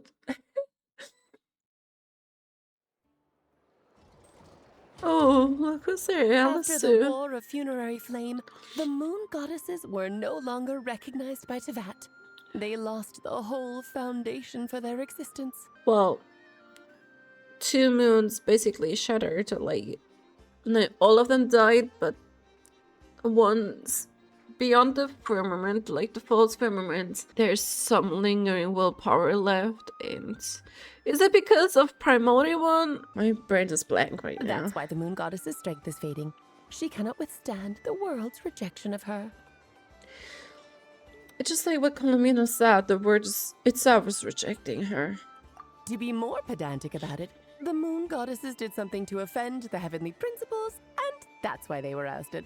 Something of a recurring theme in Teyvat's history. Yeah? Okay, this makes a little sense.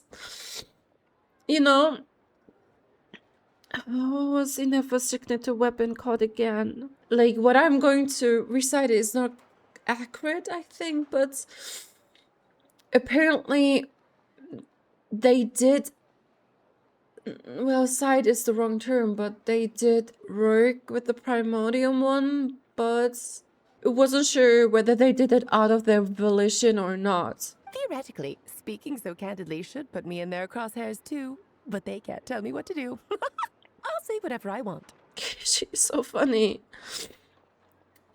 Doesn't care about the divinity. She just do whatever she wants. Primordial one is sleeping anyway since 500 years, so who cares? Anywho, the moon marrow energies were but a drop in the bucket for her, and that battle against the Ray Hair of Solnari only weakened her further. Fortunately, it happened close enough to Moon Prayer Night when the Kuuhenkis concentration here is high. That's the only reason she managed to survive this long. I mean, it is obvious, but it is so sad. What do you mean, fortunately? You said she disappeared. We're too late. Oh, what a headache. I thought this was all common knowledge. I guess I have some more explaining to do. Okay, buckle up. It's time for another lecture.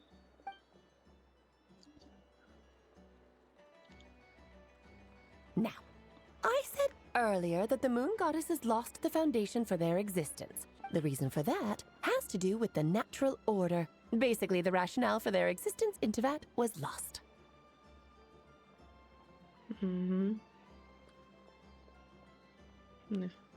The foundations that was based off.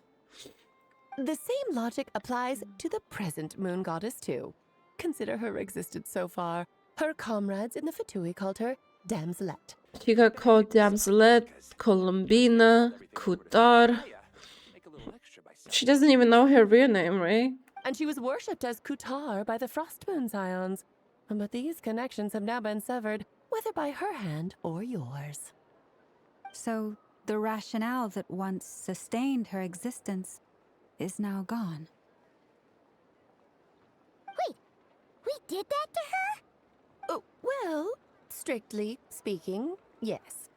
But let's not start pointing fingers, shall we? I'll only end up as the big bad villain, and that's not the kind of final boss I want to be. If you're making like of this, hopefully that means you have a plan. Most likely, yeah.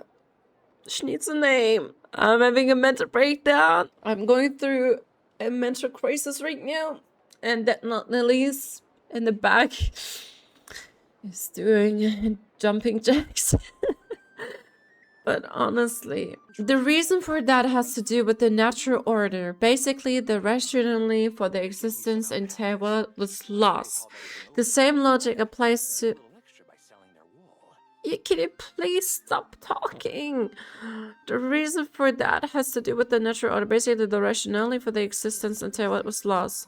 This same logic applies to the present moon goddess too. Consider her existence so far. Her comrades in the Fatui call her damn sleuth. Of course I do. I'm only the greatest mage in the whole entire world.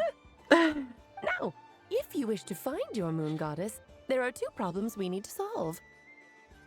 Firstly, we'll need to strengthen the connection between her and Teyvat, at least enough to sustain her until Moon Prayer Night. Strengthen her connection? But does that mean I'll have to rally all the Frostmoon faithful behind this?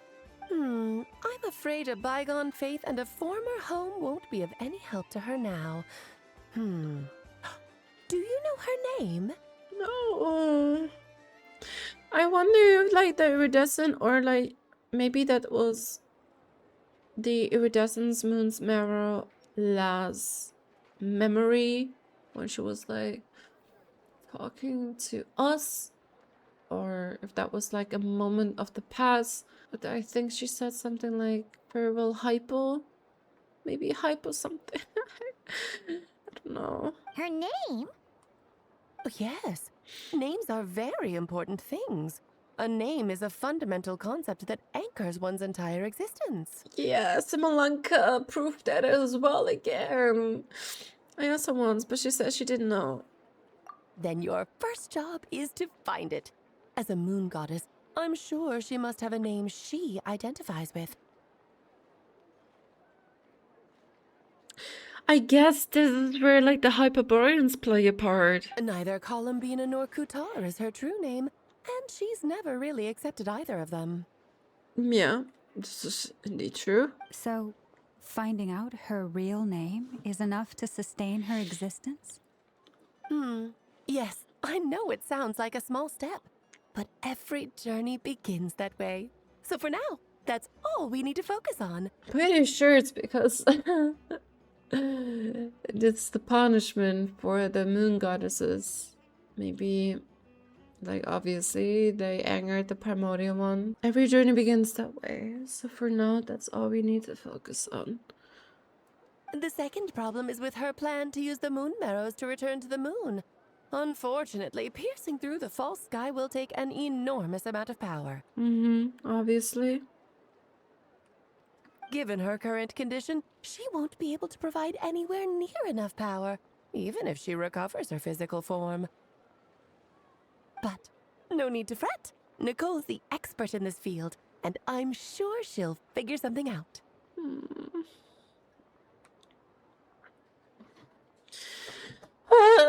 Such wingman. Wait, Mage N is going to help us out too? Yeah, she was also our secret ally or special ally who helped us in our predicaments. She warded off that attack from Hisi Island, or like in Hisi Island, and also helped us with the logs when we were searching for clues. And that means she's a silly. She's guiding us. That means we've got 2 Hexencircle mages on the case. This is turning into a pretty big deal. Yeah. The party is expanding. Actually, this is more of a side quest for me. Of course, don't downplay that. Like you said, I'm a busy lady, so I can't stay for too long. I'll have to return to Teyvat's border soon. Well, the fact that she appeared, that's an honor. Thanks for telling us all of this. That's the upside you get for looking out for my little Klee. Hopefully that will incentivize you to carry on keeping her company in the future. Of course. Anyway, I will pull for her. You'd better get moving. It will take quite a miracle for the moon goddess's consciousness to hold out till Moon Prayer Night. Oh, I suppose I might as well tell you where Nicole is before I leave. Off you go now. Time to meet your new friend. Oh, yes, and a little suggestion. Don't forget to mind your heads. Yeah, because she's the queen. She's directly speaking to your mind. What? I wonder how Durin's doing. I should really go see him before I head back. Yeah, of course, just dodging every question. You really are super busy. Well, not every question, pardon me. I most certainly am. There's so many children I have to keep tabs on just in Mondstadt. Durin, Albedo, Venti, Varka. Even Varka and Venti. There were some unexpected names in there. Klee didn't make the list, huh? Of course not. Klee is my pride and joy. I have no qualms about her, because she's the best child in the whole wide world. Yep. Klee's a little angel. That reminds me of that one meme with I'm glad you agree. Well, all the best. See you when I see you. Bye-bye. She left in a hurry. Yeah, she didn't pack up her stall. Should we handle it for her? I doubt that's necessary. A mage of her abilities doesn't need our help, true. I must say, I'm now very curious about her daughter. Klee, wasn't it? What's she like? Adventurers. A mini version of Alice. That's a long story. Come on, we'll fill you in as we go.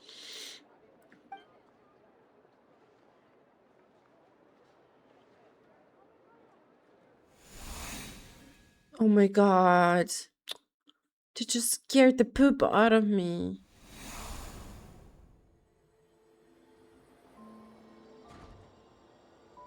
What a lively place. I've never experienced Nasha Town like this before. Hey, you old geezer! Your hammer's rusted through! Who are you calling old geezer? Are they quarreling? Yeah. She probably thinks they are in an altercation right now. I'm looking right at him! You've really gone downhill since giving your daughter free reign in the workshop. Can you even swing a hammer anymore? It shouldn't take you days just to fix a single chair. You might as well use that hammer to massage my back for all the good it's doing. Don't run your mouth, or you'll get a back massage that'll put you in bed for the rest of your life. Look, the materials haven't arrived yet, all right? You know how busy it gets in the days before Moon Prayer Night. I'll bet you send all the materials to your little princess. Blood's always thicker than water, huh? All right, you've made your point, Uncle Koski. As soon as the materials arrive, fixing your chair will be the #1 priority. And Dad, if you've got time to chat, why don't you lend me a hand, Don't mind my words. See? Lolka knows what the score is. I guess they're friends. But the way they spoke to each other was so ugly. Then again, it wouldn't be the first time I've seen something like this. Oh, the Fatsui. Columbina! Sing outside my door in the middle of the night one more time, and I'll unscrew your vocal cords. You hear me? I was just about to say that also marionette syndrome. Oh, Centrone. So that was her way of trying to be friends with me. I mean, the fact that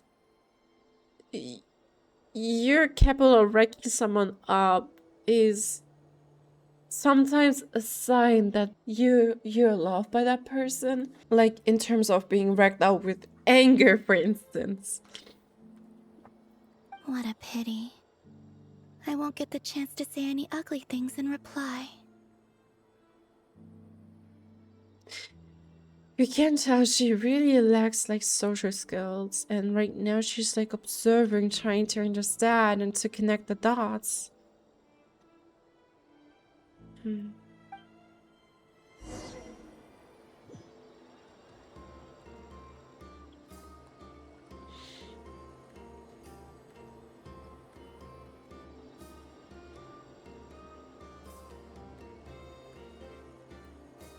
A food stand. Hey, have you decided what to give her for Moon Prayer Night? I sure have. She's gonna get the surprise of her life when she's least expecting it. Then I'll whip out the ring and pop the question. Are we tying the knots? The surprise of her life. What a fun turn of phrase. Cool, I get the picture. You can spare me the gushy details. Ooh, looks like we have a customer. Hello there, ma'am. Would you like some Moon Prayer Night candy? Huh? Behind her. Is he talking to me? Can he see me?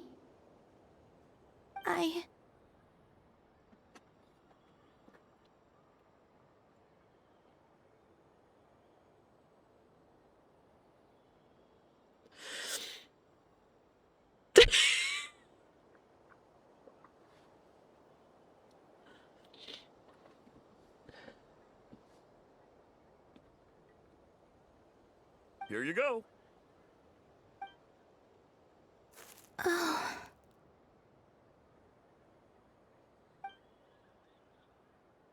Come back anytime. Right. Now, where were we?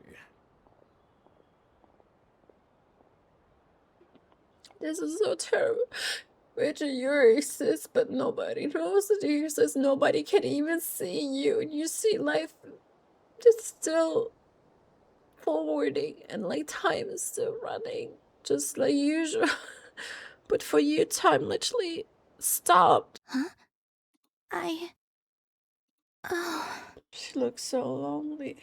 I don't know why, but I still held out hope. Just like Durin. Just different cases. The most important thing right now is to find that mage.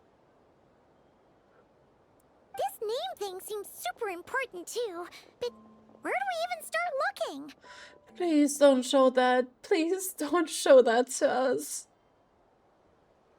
How we were just like passing by her. We're not even seeing or noticing her. I'd better go pay the Fatui a visit. I hope this will at least reinforce like your hope, or strengthen the hope, because they are not giving up.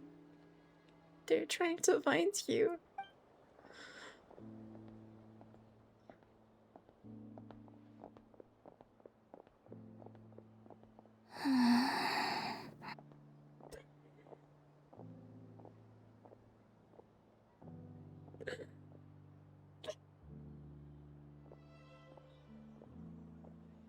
Columbina?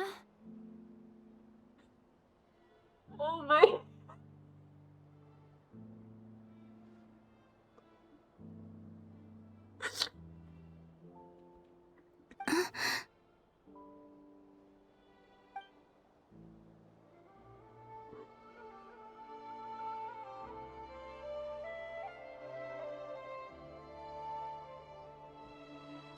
She said she's somewhere there, or is she just looking for her?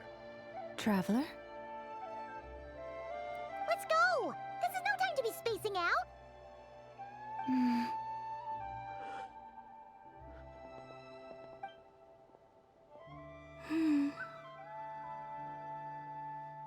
Was warming her heart. That soothed her.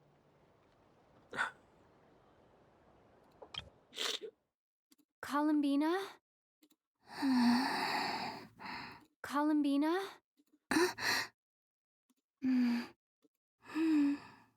Columbina? This was so soft-spoken.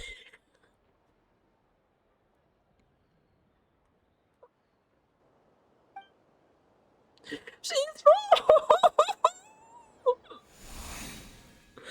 That's so bad. Just crying to stay by their side. Like, those are her thugs. Look for the mage, Nicole.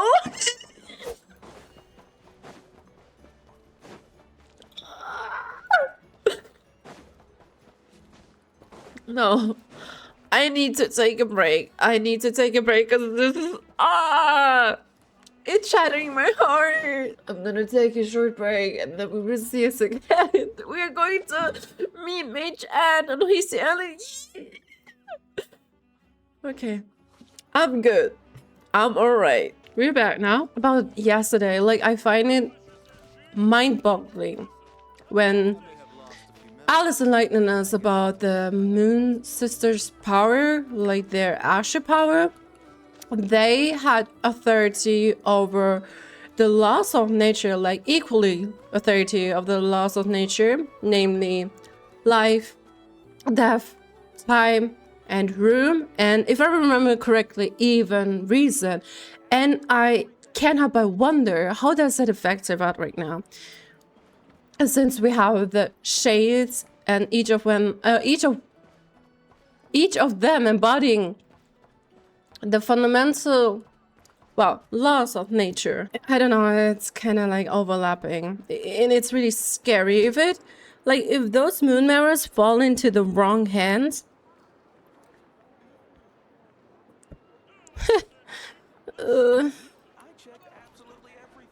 Let's not think about that, right?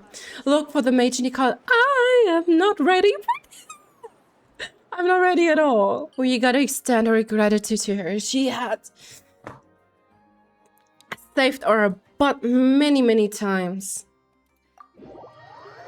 I'm not ready. I'm not ready. She's so beautiful. Where are they going? They mentioned a mage and... Even my cat is excited.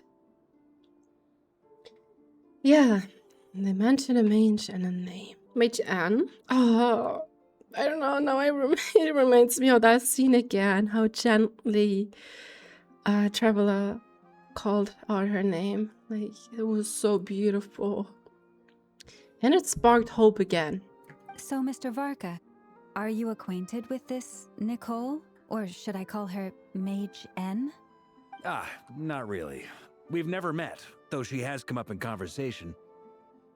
From what I've gathered, Alice kinda took Nicole under her wing. Taught her how to speak in a more ladylike fashion, that kind of thing. Huh. Hard to imagine Alice as an etiquette coach. This is so adorable. She is always by her side. And this is also terrible. It hurts. Yeah, Alice is a larger-than-life personality, I'll give you that. But then again, that's why she's able to draw such an eclectic mix of people into her inner circle. If I remember correctly, being an interesting person is actually one of her main entry requirements. So, if you ever wanted to join the Hexenzirkel, I'm sure you'd both be eligible to apply. True. Though you gotta say, you gotta elaborate. Interesting. But as for our cases, we are descender. Paimon is Paimon. Yeah. Hey! Don't go around making promises on Alice's behalf. I wouldn't dare. I'm just trying to paint a picture of the Hexenzirkel for you. Okay, sure. Anyway, since none of us have ever met Nicole, how are we supposed to find her? We can't just go up to every woman in sight and ask, hey, are you Nicole? Yes, you can! Oh my god, turn around. She is so pretty. Maybe something she's wearing will give it away? Like a wind bloom pinned to her chest or something. Wait a minute. Alice never said Nicole was from Mondstadt. Oh, true. What about the tea set? I recall that each mage has their own cup. That would be... this young lady, then? Bro, she's so beautiful! Like, honestly, stunningly beautiful. Oh. I was supposed to take a screenshot. I pressed Alt F4. Okay, this time we won't mess up. Look at her. She is so pretty. What a frame, right? Yes, it is her.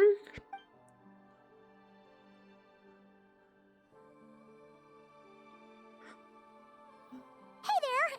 Sorry to disturb you, but are you Miss Nicole? She gonna speak to our minds now, or in our minds now. Varka, Knight of Boreas of the Knights of Favonius. Alice might have mentioned me before. Mm-mm. Have we got the wrong person? Sorry. Well, this is awkward. The mute one. When I shook my head, I meant, no, Alice hasn't mentioned you before. Huh? Where is this voice coming from? I just love Lauma. She's very cautious. My apologies. For certain reasons, I am unable to speak. This is the only way I can communicate with you. It might take some getting used to, but I hope you can understand. Hey, it's fine. I'm more shocked by the fact that Alice never speaks about me. I mean,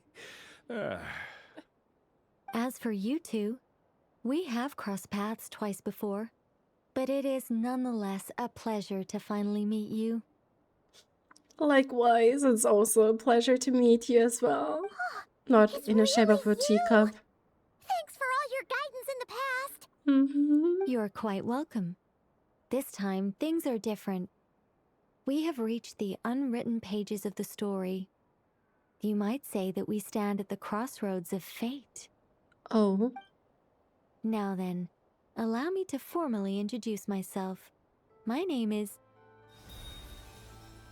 Nicole, the unappreciated master sculptor, the immortal literary giant, if only they're right, and the silent angel, yet also the orator, the instant they utter a word. In summary, to remain silent is to be the observer of the word. Our angel! She's a silly. She's so beautiful. Oh, she's so... I cannot realize it. The unappreciated master sculptor. What do you mean unappreciated? In the Windbloom Festival that Alice told us about Nicole's passion for sculptures, look that she likes to sculpt, and even in Skir's voice line, asking herself how much she have felt witnessing her own skin downfall. No, stop! Alice! I can't believe it! I was Alice again! This is funny. I had a whole speech prepared. I'd agonized over every single word. She always picks the worst moments to ruin other people's plans.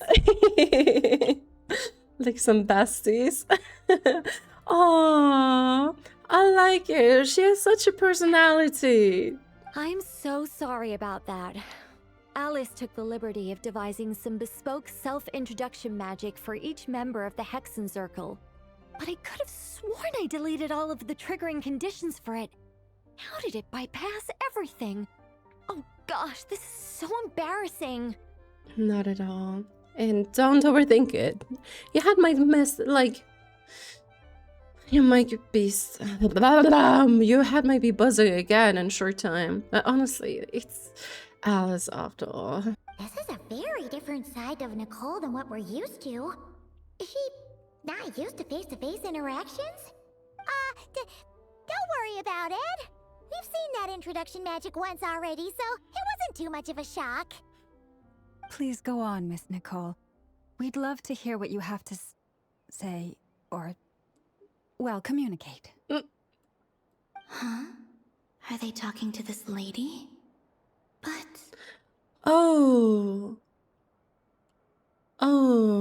I mean, Nicole, after all, cannot sense Columbina, right? Yeah. She's like a ghost right now.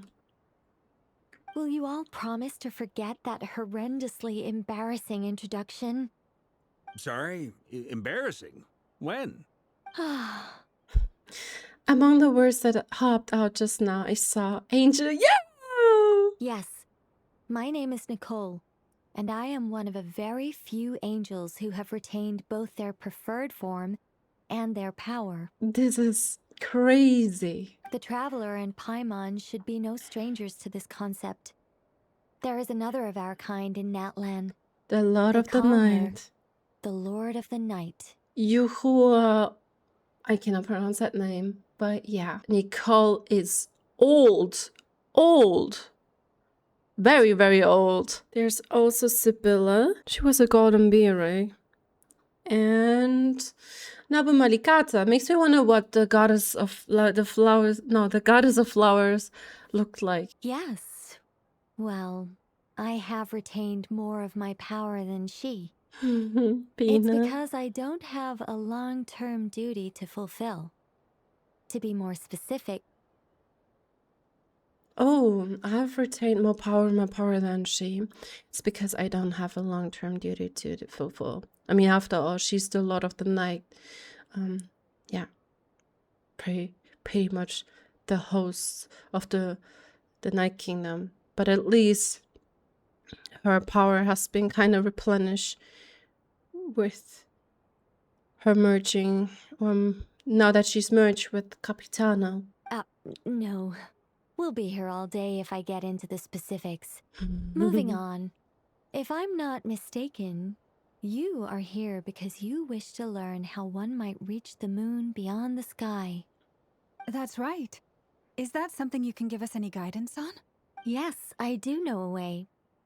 It began with the Hyperboreans, who lived after the War of Funerary Flame.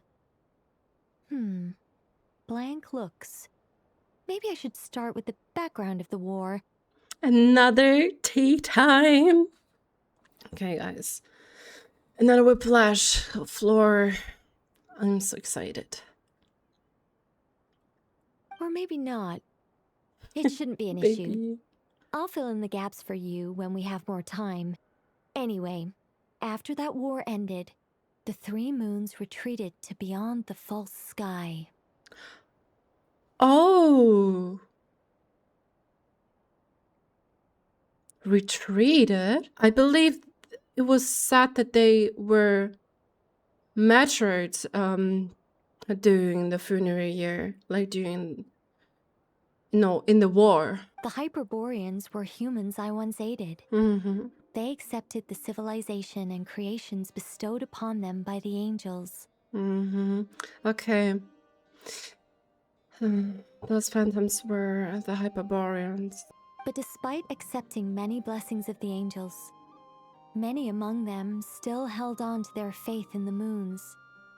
They were reluctant to accept the new order.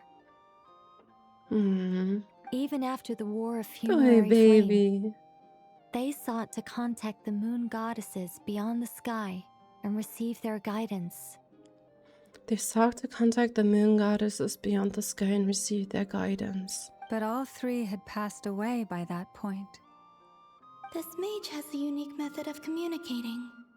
Is she talking about the moons? Yes, but they did not know.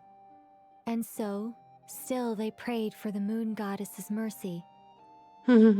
After building titanic structures that consumed vast amounts of Kuvaki, at last they glimpsed the moons and heard their voices. That's a beautiful frame.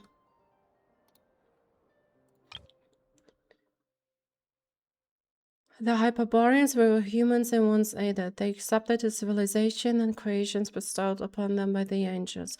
But despite accepting many blessings of the angels, many among them still held onto their faith in the moons. They were reluctant to accept the new order. Even after the War of Funerary Flame, they sought to contact the moon goddesses beyond the sky and receive their guidance.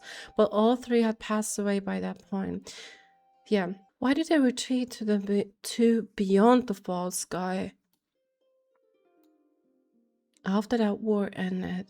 But of course, they were gravely disappointed. For it was then that they realized the three moon goddesses were dead. Oh, that's such a sad story. It is. Humanity was in a very sorry state at that time. The angels who had once aided them were gone, and the War of Funerary Flames had left them homeless and destitute. Just a second, I gotta ask. How relevant is all this history to the task at hand? Well, I mean, it's... Okay, it seems we've drifted into irrelevant narrative waters. It's been a while since I've had the chance to speak inside someone's head. As soon as I got started, I lost control and the words just flowed out like a waterfall. I understand. I would love to listen more to Nicole, but time is tight. What I'm trying to say is... Right, yes, that's it. The relevant part is the ritual created by the Hyperboreans. She's embarrassed. The fact that they bypassed the false sky and saw the true moons implies that they successfully built a connection between Teyvat and the outside world. And that must be the moon gate, by any chance? Which means, with enough Kuuhenkis and a sufficiently stable connection, it should be feasible to send one person over the border. Okay, so they built some kind of portal? Oh, yes. A portal. Yes. Is something wrong? You sound disappointed. I just didn't expect you to summarize it so well.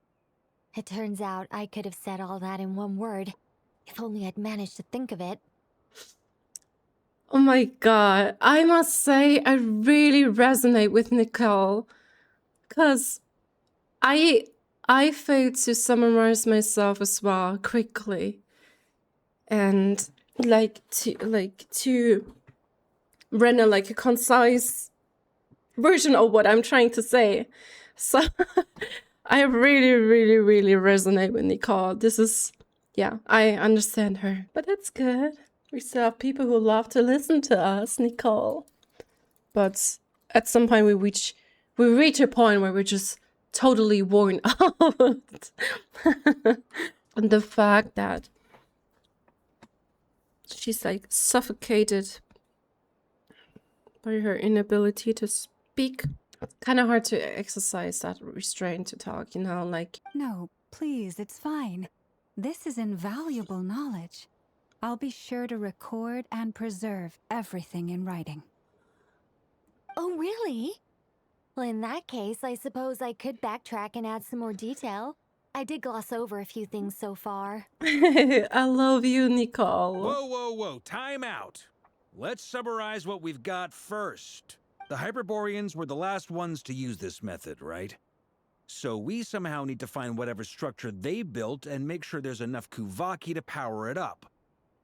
Luckily, we have the moon marrow of both the eternal and iridescent moons, so we're all good for Kuuhenkis. Which means the key issue we need to focus on is finding the place. Am I right so far? Sweetie. We have the moon marrow of both the eternal and iridescent moons, so we all good for image and the key issue we need to focus on is finding the place. Am I right so far? So it is not the same as the moon gate. And I wonder where did Daneslave like have to, like, did we just parted ways? I cannot recall it. Well, okay, this is Daneslave after all. Yes. Although I expect the structure is long gone by now. That said, what if we could take advantage of the phantoms to travel back to a time when it still existed? Well, travel back isn't quite accurate. It's more like we'd be creating a handshake between 2 points in space-time. We wouldn't even have to pick a time when it still existed. It could just be a time when it still appeared in phantom form via projection, or we could project our own phantoms, fold them together at... It's fine, Nicole.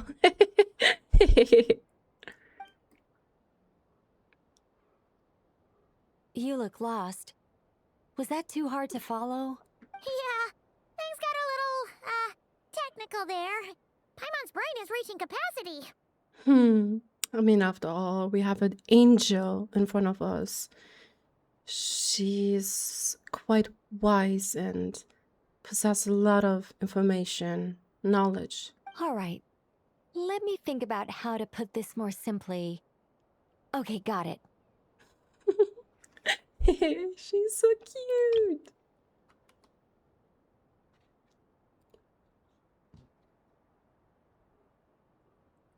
Over the next few days, I'll search for phantoms that we can use.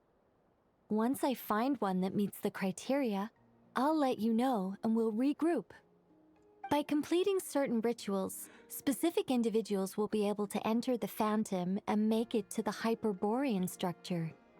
She is so adorable, just wondering. By completing a certain ritual, specific individuals will be able to enter the phantom and make it to the Hyperborean structure. Okay. If everything checks out and it looks feasible, we'll just need to wait for Moon Prayer Night, and we can send the Moon Goddess back home. I'm really skimping on the detail here. Is this making any sense at all? If everything checks out and looks feasible, we just need to wait for Moon Prayer Night and we can send the Moon Goddess back home. Hopefully. Hopefully. I think so. For now, we'll just wait to hear from you. Yes. Basically, yes. Great. Counting on you. In the meantime, we'll focus on finding the Moon Goddess's name. My name? Are they looking for a way to stop me from disappearing? Excuse me, Miss... Lauma. Go on, Miss Nicole. This conversation was a little all over the place. I didn't catch your name. I am Lauma, of the Frostmoon Scions. Ah, I did wonder. I noticed that you listened very intently when I spoke about Hyperborea and the moon's history. If you'd be interested, I'd love to visit you this evening and go through it again in greater detail. Also, if you were serious about making a record, it would be too risky to simply write down the raw details as is. I would suggest some tweaks. Maybe rewrite the stories as fairy tales or fables, perhaps even prayers. Yeah. Otherwise, history will repeat itself again. Anyway, we can cross that bridge when we come to it. So, see you later then? Oh, and no need to prepare anything. Just a cup of tea will do. I kind of understand why, like, Varka is, like, cutting her as she speaks. Well, or, like, communicating in her methods. Because we have to, well, acknowledge the gravity of this current problem, like issue. It is, time is of essence. See ya! See you. She's so beautiful! She seems friendly. It's just... She's very friendly. It's so nice to find someone who's actually willing to listen. I've been dying for a chance to finally go through all this systematically from start to finish. Any longer and I'd probably start forgetting it. Don't say a word. She will be super embarrassed again. Now Paimon gets why Alice told us to mind our heads. What did I tell you? A lot of quirky people in Alice's orbit. Quirky? She's not quirky. I think it's adorable. Now then, the next order of business is, where do we start looking for the Moon Goddess's name? Maybe the rest of what Nicole has to say might give us some clues. Once I've heard her out, I'll summarize the salient points and share them with you all. I'm also inclined to review our other documents. Yes, our faith was first established by our Hyperborean ancestors, but many of the more factually accurate records are from after Kuutar's birth. I have a hunch that the Fatu might know something, too. Sounds like we're gonna follow Columbina's journey through Teyvat, huh? Walking in their footsteps. In that case, we'll start by heading to the Frostmoon Enclave. Yes! Sounds like a plan. Take this with you. I'll see about getting in touch with the Fatui. It'll probably just be Arlecchino and Sandroni again. They're the only ones who would want to help. Ooh, yeah, Wanderer will appear as well, you know? Probably wondering who's that guy. And he will most likely, you know, introduce himself as like a student or a scholar from the academia. Thank you, Mr. Varka. Don't mention it. Honestly, I'm more comfortable dealing with the Fatui than prying into the details of a young lady's childhood. Catch you later. I should follow them, just in case there's some way that I can help. Baby. Whereabouts that will never reach. Search for the information in the Frostmoon Enclave. Yes. I wonder if we will also end up at the Sanctum. I think that was where Columbina was born, right? A while ago, I took the time to organize all documents in our possession that pertain to Kuutar. What you see here is the material I consider reliable. A while ago, I took the time to organize all documents in our possession that pertain to Kuutar. What you see here is the material. Yeah, I consider reliable. You're saying there's unreliable material too? Yes. Most of the information we have was transmitted through an oral tradition.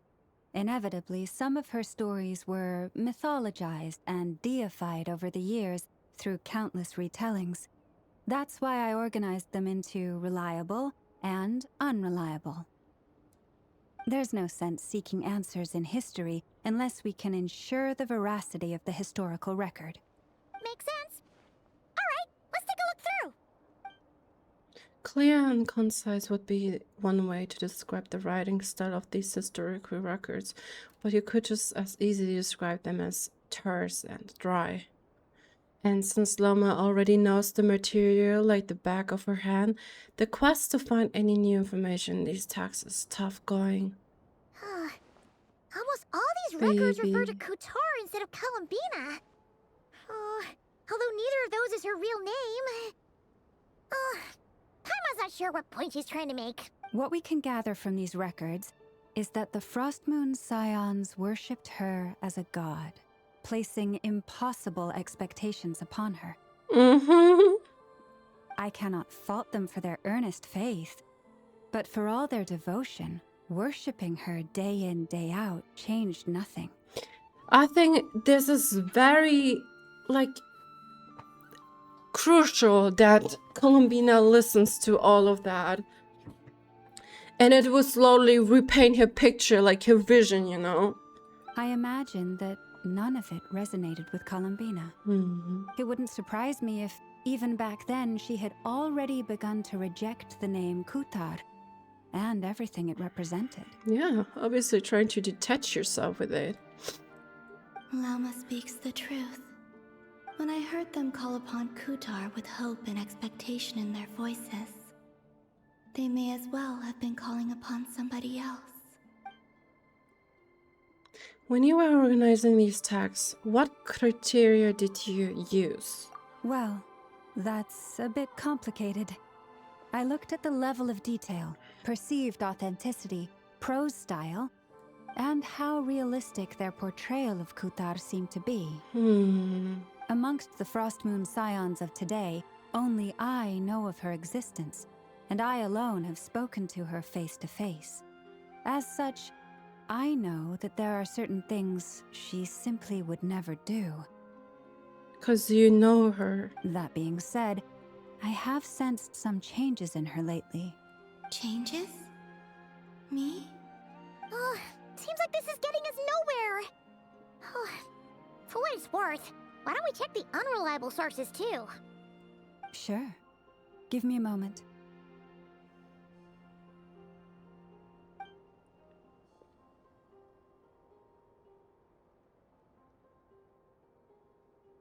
Exerting but a fraction of her divine might, Kuutar sheared a great mass from the snow-capped mountain and cast it into the sea, upon whose surface shone the mirror image of the moon. Thus was formed the island of Hisi. Thus was from the Hisi Island. The island of Hisi. Yeah, right. That doesn't even begin to pass the sniff test. The 3 moons are not but lies through and through. Only one moon has ever shone for us, and Kuutar is her name. I sense resentment. The subjectivity is strong in this one. We've heard something like this before in Natlan. It was spread that the moons basically turned their back on the dragons and partnered with the primordial one. And apparently they created the moon wheels, right? This is like a product of their labor. We have heard something like this before in Natlan. The vast majority of ancient texts are filled with fanciful tales like these. I trust you understand my criteria a little better now. Kuutar did not speak, merely gazing into the distance in silence. And where her gaze landed, this was her prophecy. Clearly, whoever wrote this text never even met Kuutar. Otherwise, they'd know that her eyes are always closed. Yep. What about you, Traveler? What are you reading? Seems like a collection of anecdotes. Come on, let Paimon see. The child wished to build a wooden nest with which to shield a fledgling bird from the cold. But being so young and lacking in strength, the child could not snap the branches from the trees. Kuutar was passing by. Upon seeing the child, she summoned forth the Kuuhenki, who built a beautiful nest for the child. That kind of sounds more like something that Columbina would have done. I remember that. Yeah. Not knowing the meaning of Kuutar's divine intervention, the child dared not to respond, and thus ran home to call their parents. But Kuutar was gone. Yep. The moon chanter declared the event a miracle and took the nest as a relic, placing it on high for all to see. The child was named as one favored by the goddess and was greatly respected amongst the people. Yet, no further miracles were bestowed, and this matter was forgotten in but a few years. Huh. Any thoughts after reading that? If it's true, it gives off a somewhat lonesome feeling. Yeah. Columbina probably just wanted to join the kid in making nests. Ah. I'd originally considered this a fabrication, because Kuutar did not perform any similar actions in subsequent records. But now that I think about it, it does seem like something Columbina would do. She didn't know how other people would interpret her actions. She was probably worried about making things difficult for people. And so, she gradually stopped joining in. Yes. Oh, that's so sad.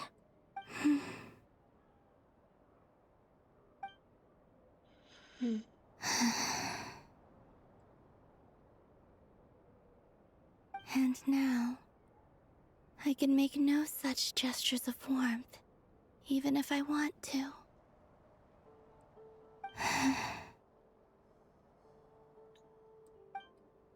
Still no name. That's a bit of a shame. But we did learn some interesting stories. That's gotta count for something. Varka said he was gonna set up a meeting with Arlecchino and Centrone, right? Let's go back to Nasha Town and see how he's doing. Let's see. There's Varka. Oh, and it's Durin and Albedo too. It hurts so much. You're there, but you can't reach them. The thing is, we know it will be okay again, but it still hurts to see that, to hear her innermost thoughts, like her just listening to her, what she feels, what she thinks, to behold the world in her perspective. Yeah, this is pretty much the same place we bumped into each other last time. I convinced them to stick around a little longer.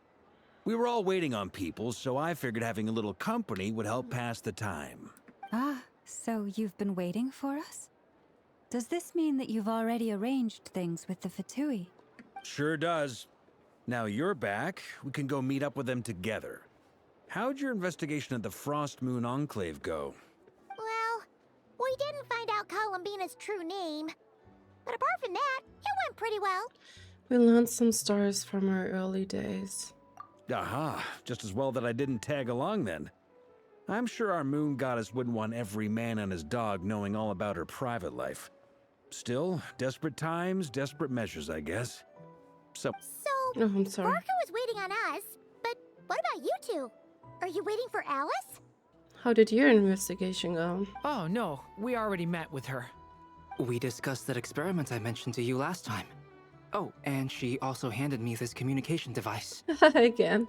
This looks familiar. I'm sure I saw one of these back on the Golden Archipelago. That's right.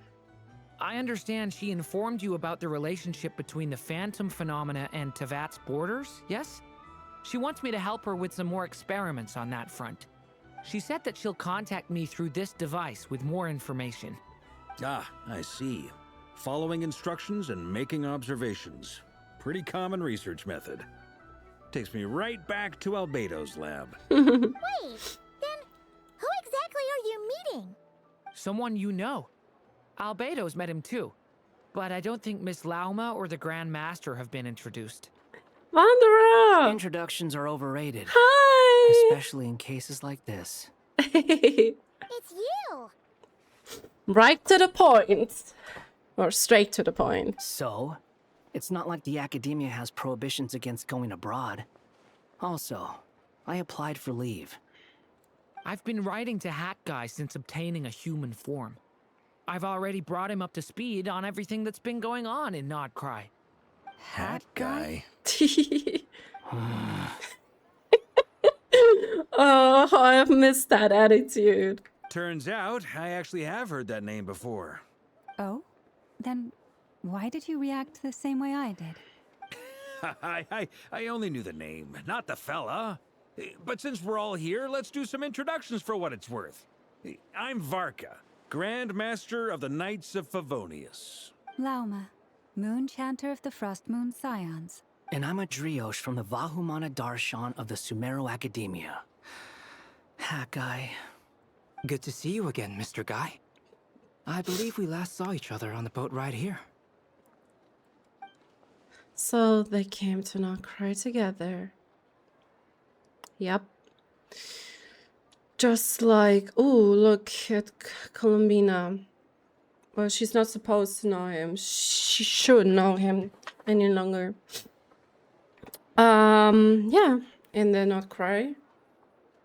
Teaser? Mind you, the only reason I came here is because there's someone I want to look into. Mm-hmm. The crazy doctor. Who's that?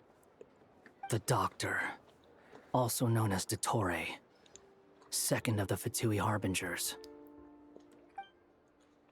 Just as I thought. From the tone of your voice, it sounds like there's bad blood between you.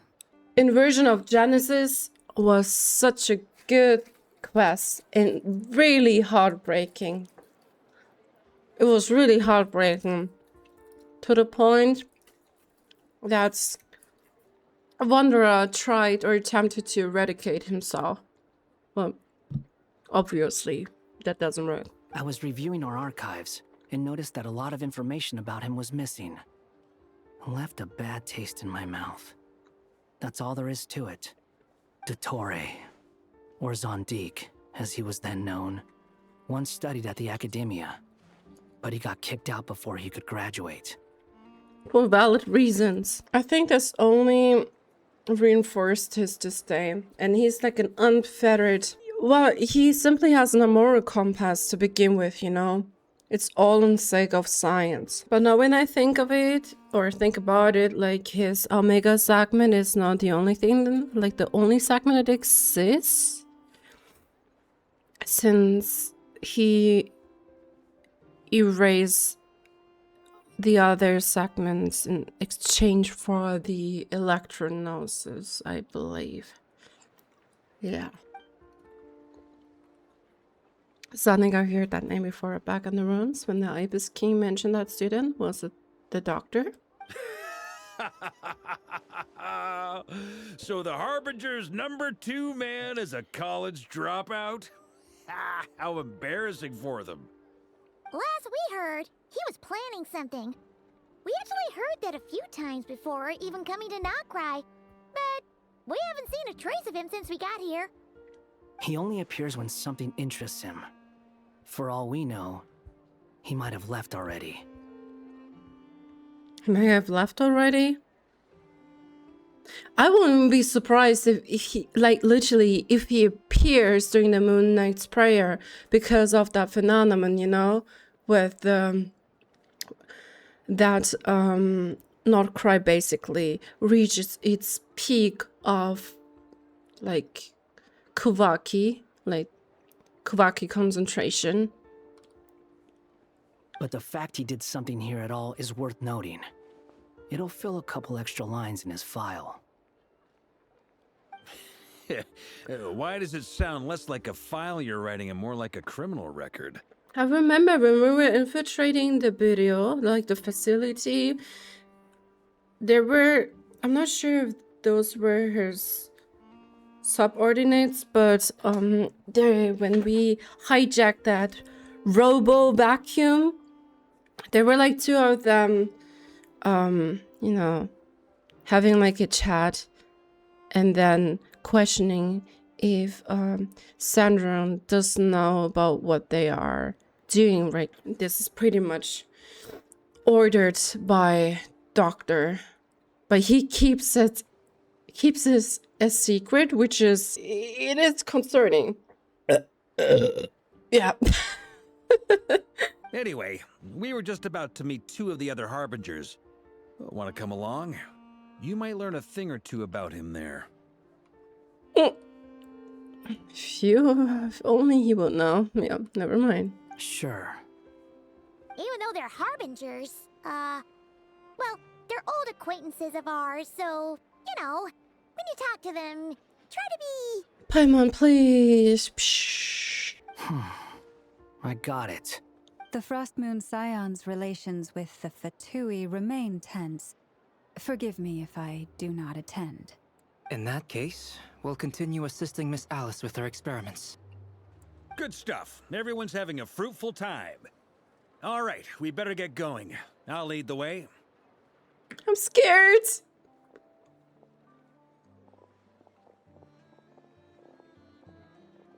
Hey, Haru. Are you here for revenge? Well, yeah. That's obviously part of it. But I'm not the only one who has a score to settle with him. Neither you, nor Lesser Lord Kusanali, nor I want to see him meddling with things again. Fair enough. One other thing. When we return, let's talk about Columbina. What's the hurry? Don't worry. Pigeons always know which way home is.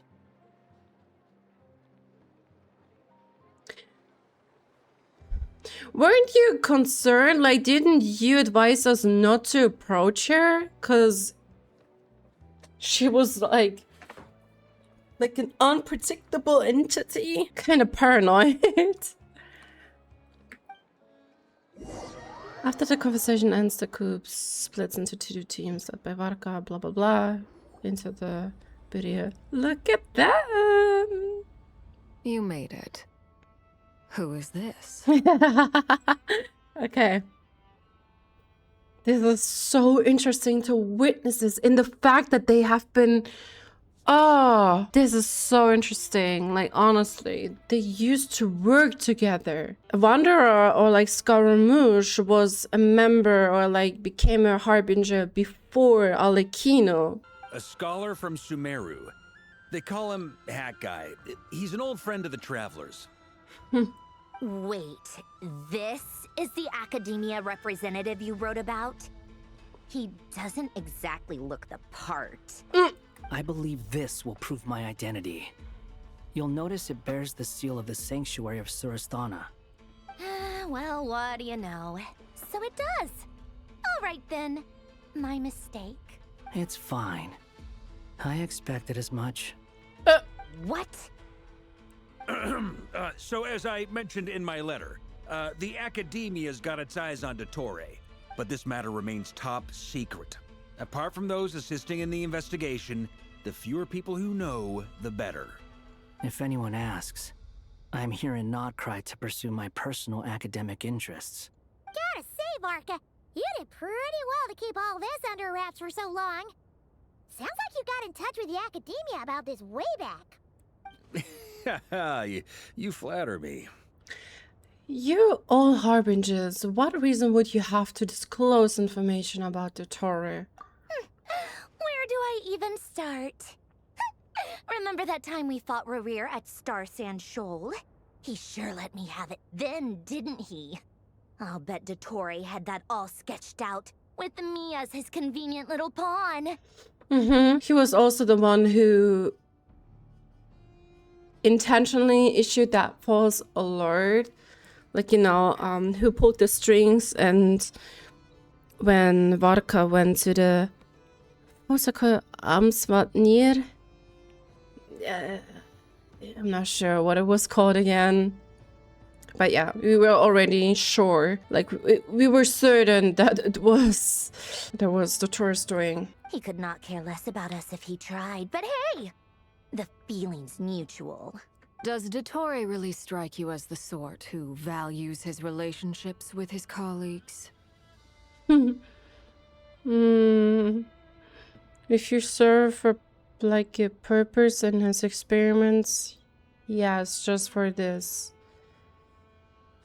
matter or for the sake of it. Fair point. Definitely not.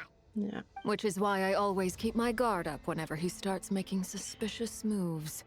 To that extent, our motivations align. On top of which, I consider you trustworthy people. Now, back on topic. In the wake of the Reikir of Solnari episode, Sandrone and I grew suspicious about Dottore's complete inaction during the entire affair. So we tried to find out what he'd been up to, but unfortunately to no avail. He never lets anyone in on his plans. The more he cares about something, the more secretive he gets. I mean, he speaks from experience after all, and he was also nothing but a test subject to Dottore. Indeed. Perhaps he believes that by keeping a low profile, he can avoid trouble. But that trick isn't going to work on his colleagues. Yeah, it only raises suspicion. Yeah, I mean, he's been researching the ancient moon's remnants. And he's been trying to get his paws on the moon marrows.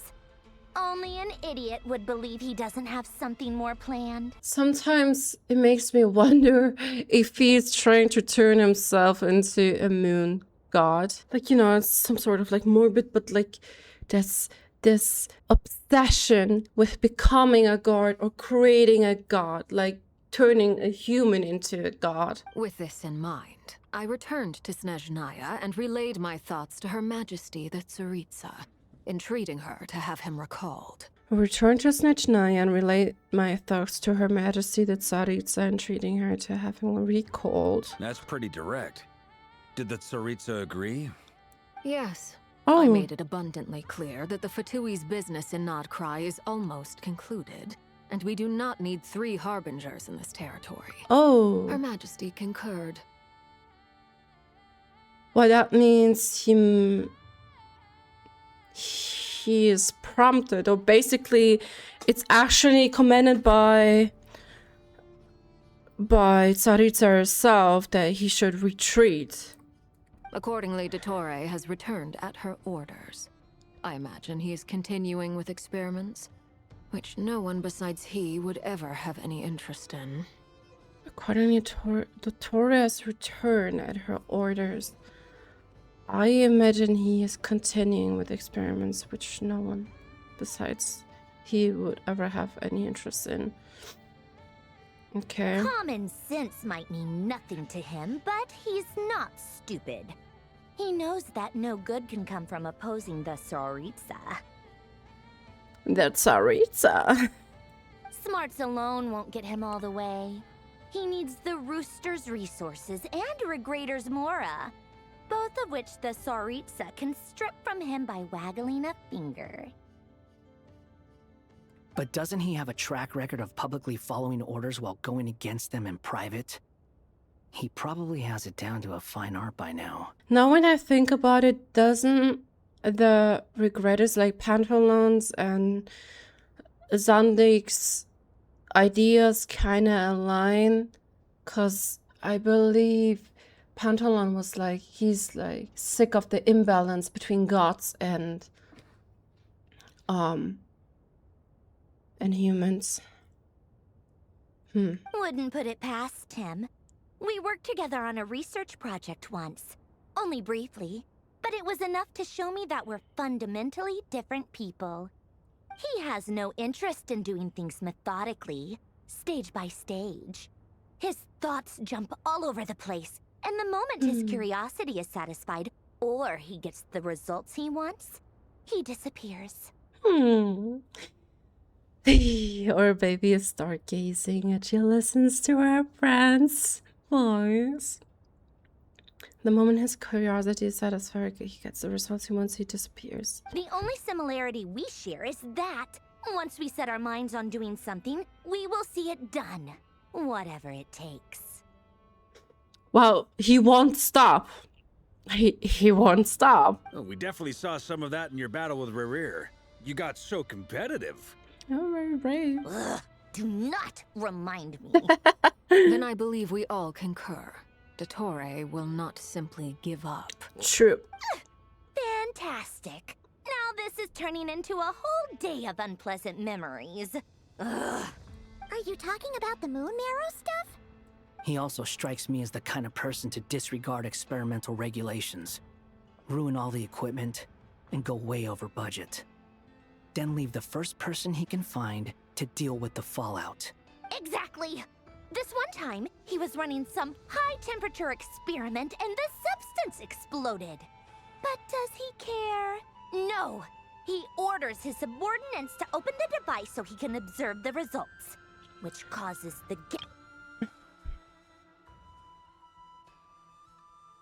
The thing is, he isn't, well, in that case, Haru spilling kind of the beans, like, he becomes suspicious.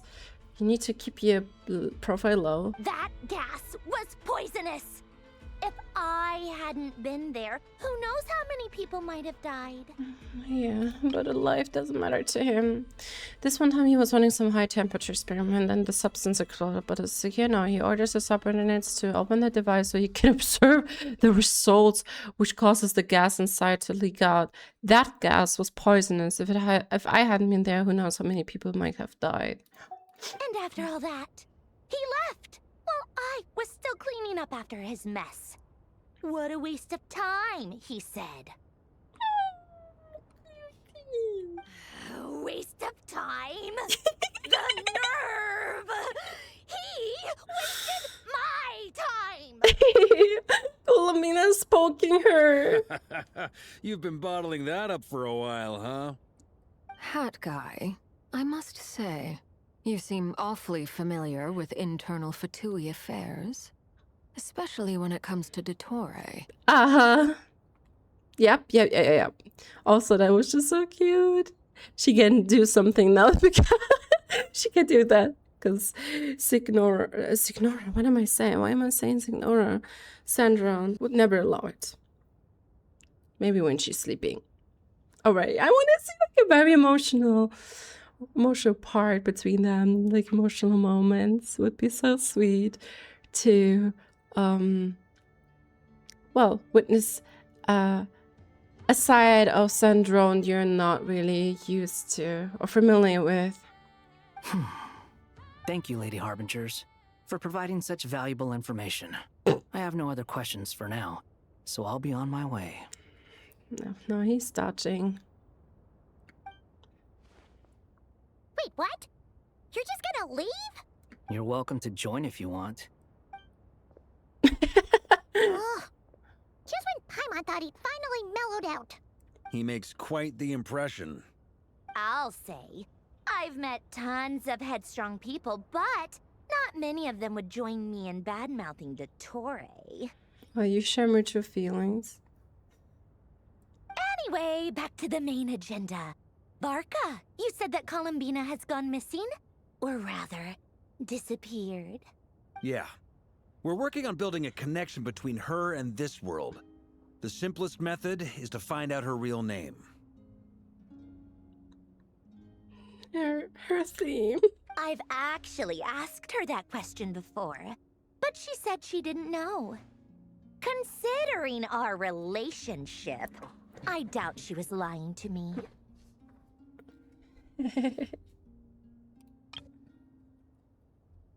I've actually asked her that question before, but she said she didn't concern her relationship. I doubt she was lying to me.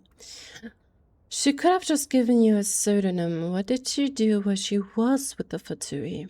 As far as I recall, she was never dispatched by Her Majesty to claim a gnosis or anything like that. The Tsaritsa's plans had long contained a place specifically for her. I always thought that was weird. What could she do that the rest of us couldn't? Knowing what we do now, it's probably something related to Kuvaki, right? And we know that Bina used a great or vast amount of Kuvaki for her project. Wonder if that, what was that project, Stuja again? I'm not sure, but like it exhausted quite her powers. More than likely. When she first Her power. arrived, Columbina would often go to Her Majesty and ask when she could start the task assigned to her. But Her Majesty always gave the same reply. The time has not yet come. So she spent her days in Snezhnaya doing basically nothing. The Tsaritsa has summoned a beautiful blind maiden to be a harbinger, giving her the third seat by virtue only of her enchanting voice. The Tsaritsa has summoned a beautiful blind maiden to be a harbinger, giving her the third seat by virtue only of her enchanting voice. It was a dumb and stupid rumor, but the reality of the situation made it hard to refute. And what happened after that? I imagine she stopped caring. She no longer seemed to care why she had been recruited, and Her Majesty never gave her any missions, so she just continued to sing in the flower garden. For my part, I was busy. So busy, in fact, that watching someone be that idol had me fuming. But still, I got the sense that she had long been used to a life of other people claiming she was needed when she wasn't. I just felt that having a place to stay would cost me something eventually. Yeah. Because that was literally the music of your life, you know? If you get the idea. Life always demanded something. But although she gave, she provided. Look at her current state. And so I waited quietly for the day that I would have to pay the price. And on the other end of that spectrum, you had me. Someone once told me that I had the lousiest work and the toughest luck. That's a good way of putting it. I forget who said it, but those words have always stuck with me. Sounds like something Hara would say. No wonder. But you've done your job exceptionally well all this time. Because at heart, you are a conscientious person. Thanks for telling us all this. What is it? Something come to mind? It's nothing. I'm just even more eager to learn her name now. I want to shout it to her from the rooftops. That makes sense. Nothing screams "you are needed" like your name shouted from across the town. True. Especially when moms are calling you, like shouting your names. Well, good luck with it. But if you ask me, Columbina is still the most shoutable name. Yeah. Columbina! I'm just so used to it now. After all the arguments we've had, I can't be bothered trying to remember another name for her. Nor I. No. Sandrone. Arlecchino. He chatted further about interesting moments from Columbina's past, but soon the time. What? Silly?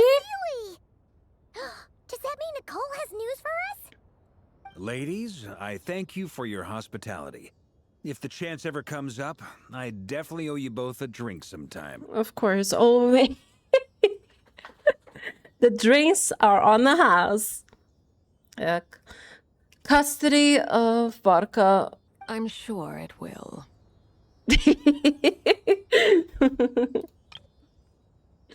You can make your own way out.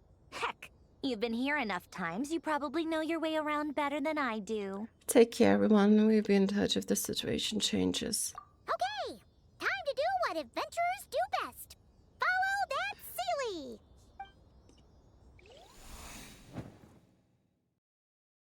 Durin?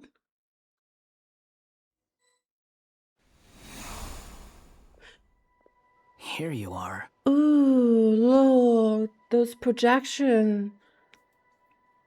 Wow, the music right now. Those are runes. It's like a runes. Hyperborean runes.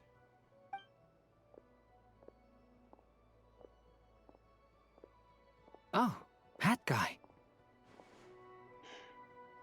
How come you're back so soon? Did things go all right with the Fatui? Fine. Dottore's been summoned home by the Tsaritsa. Couldn't get much more than that. How about you? Any progress with the investigation? Unfortunately not. We've tried everything. Different phantoms, different locations, different points in history. But the results were the same each time. Different phantoms, different locations, different finds.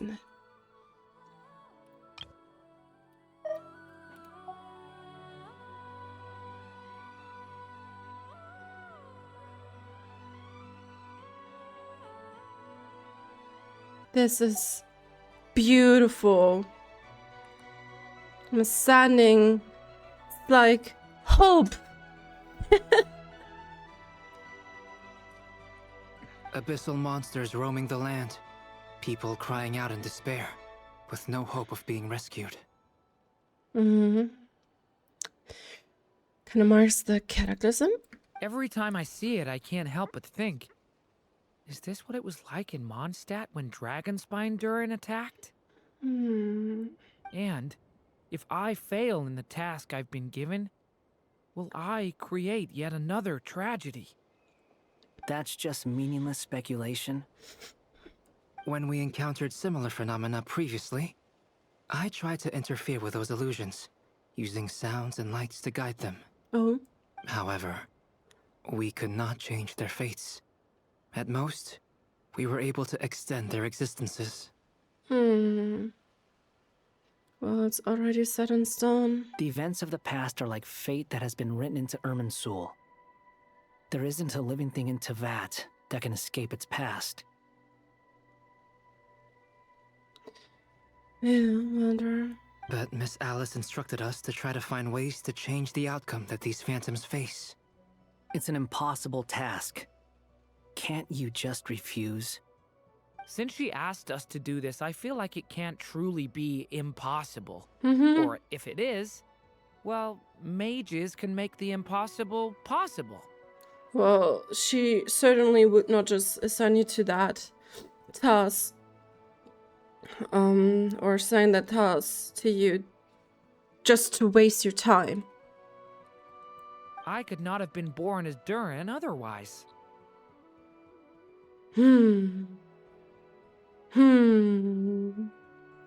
Well, actually, Durin is, like, our Durin right now is the prime example, like the living evidence that's a vital evidence that it is indeed possible. But you also said that your past 39 attempts were fruitless. That's true.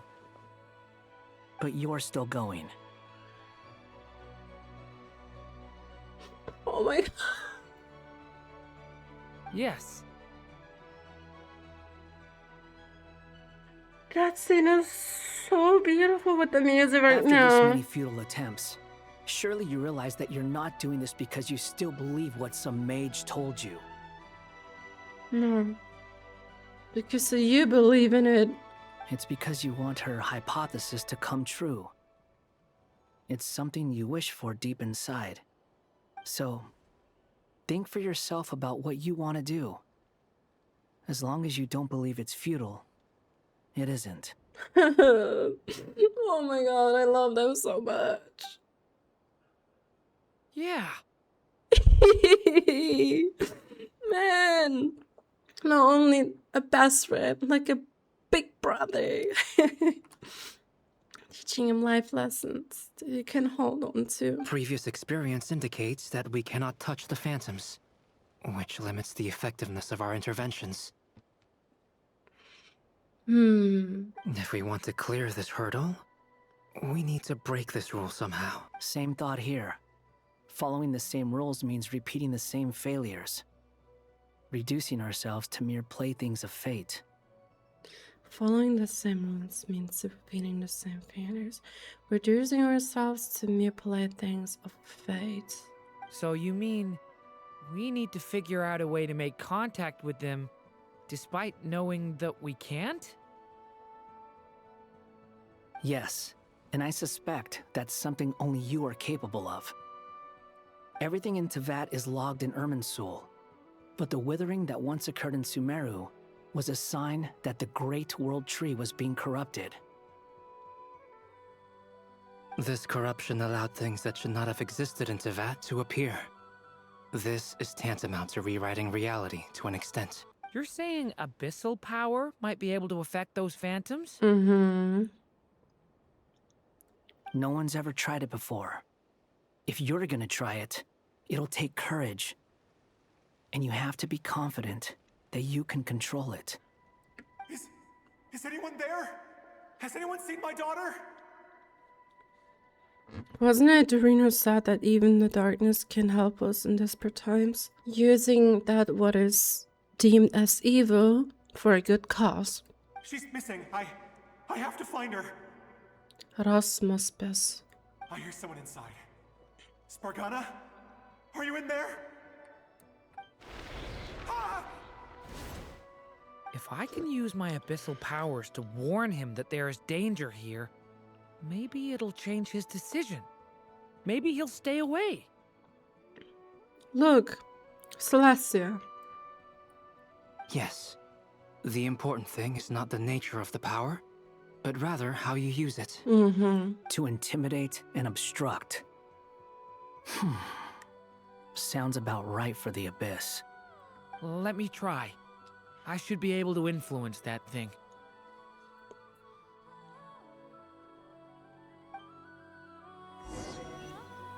Have you seen a little girl? It's like they said, it's just like repeating. Time for that! Just run!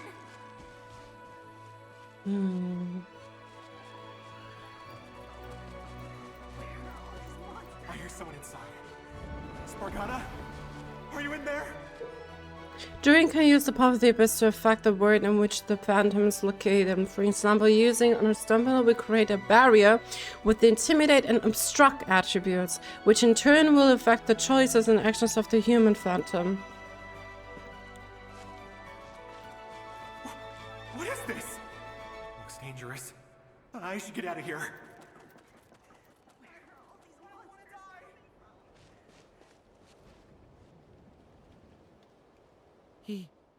He really left.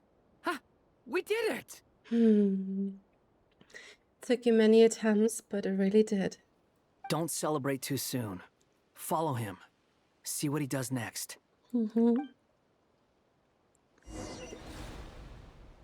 Monsters approaching from the front. You need to stop them and create an opportunity for him to hide.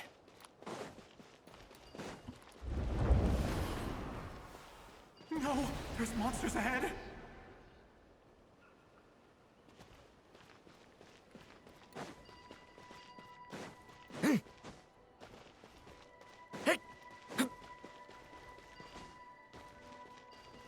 Wait, is that the barrier I saw earlier? Why is it appearing now? It's as if someone's controlling it.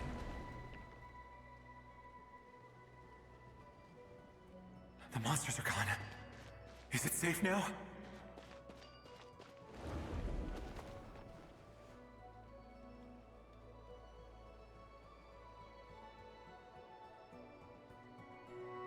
The barrier's gone too. How odd. Anyway, I guess I'll keep going. Quickly, let's keep up.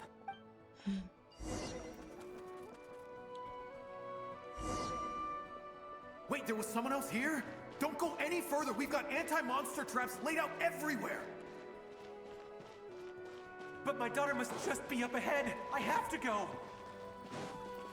This way's blocked.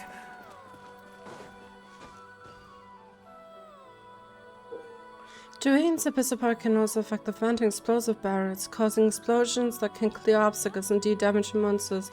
However, these explosions can also cause damage to human fences, so use with caution.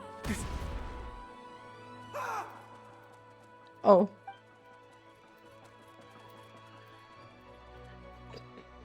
Oh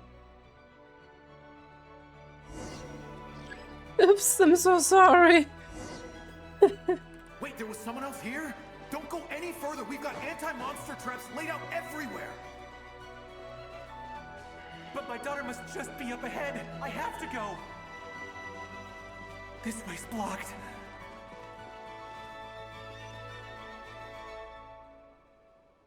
We might be able to use the explosives over there, but we need to take care not to hurt him. Oh, there's a barrier again. I'll use the barrier to keep him at a safe distance. This barrier seems to be helping me somehow. No, you're silly. Hey, wake up! Oh, no good. Gotta keep moving ahead.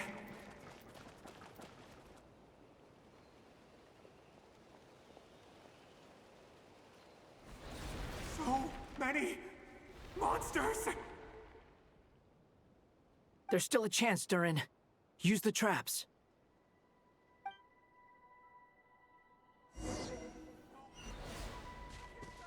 Hey!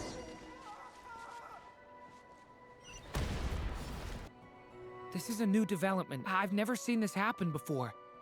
We might just be able to save this person. At least I found him. He's so ambitious. My baby.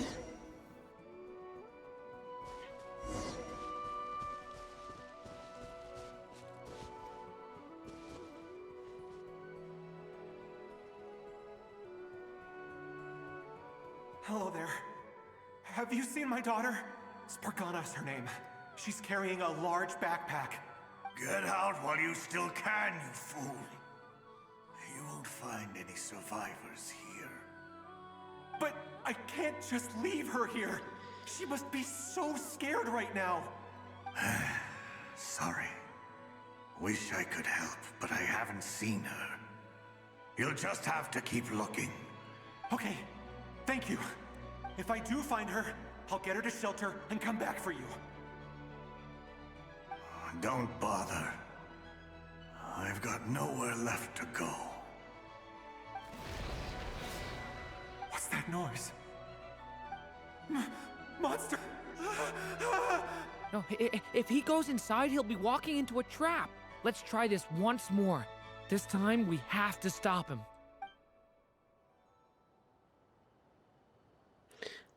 The rescue has reached a dead end. All that can be done is to wait for another chance.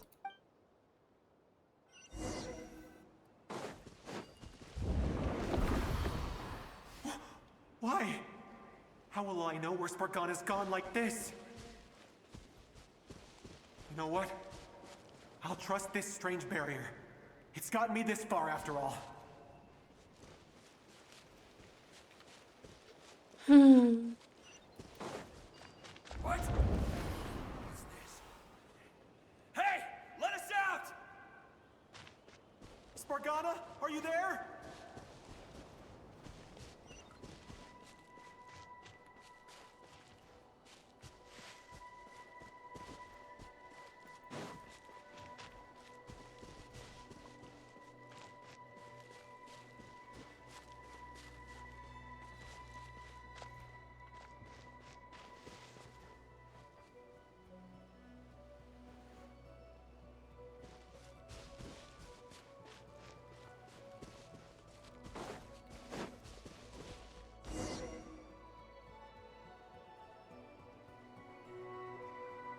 Huh? That looks like one of my daughter's books! Thank you. Thank you! Yes, it's one of hers for sure. That's her name on it right there. She left her backpack here. Durin, just like last time. Use the explosives.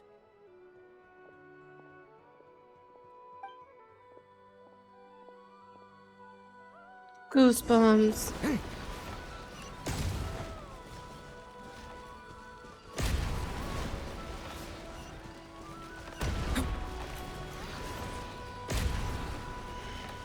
No. It's too late. I messed up. It won't work. There's not enough left. If he makes it in, he'll die. But then, this clue could be the key to him finding his daughter. It might not be the only one. Better he misses that clue than loses his life.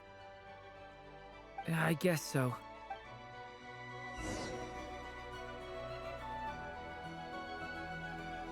Stop him, Durin. We can't let him get any further in.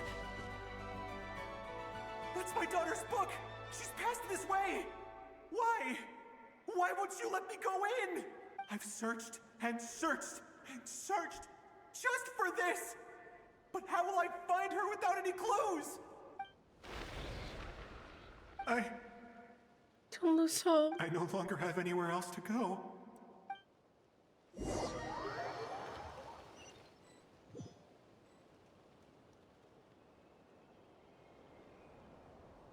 I'm sorry. I'm so sorry. He refuses to go anywhere else. Whether he opens this door or not, all that awaits him now is death. We couldn't change his fate.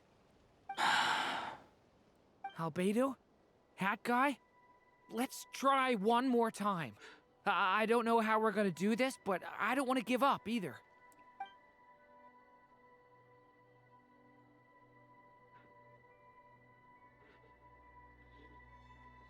Why am I here? What's going on? All these scenes running through my head. Where are they from? Huh? What's going on? A change. His reactions have changed. How many times have I... What's happening to me? This is interesting. It's not repeating now. And they are aware of the changes, and they are aware that something is repeating. Like, as if time is just, like, repeating itself over and over again. Huh? Wait. Who are you? Look! There's, like, a superimposition right now. You can see us now? I feel like I always could, but that I only just realized you were there. I'm sorry, I don't know how to describe what I'm feeling. But you were the ones guiding me using that marked barrier, right? I haven't done anything yet, but those monsters, those deaths, they feel like memories. Like things I really did experience. I won't find my daughter. In fact, I'll ultimately die trying to find her. Isn't that right? Well, no, it isn't. Yes, it is. Even so, we're trying to find a way out of this. You've not seen my daughter either, have you? It seems she really isn't here. Yeah, Durin, it is harsh, but... yeah.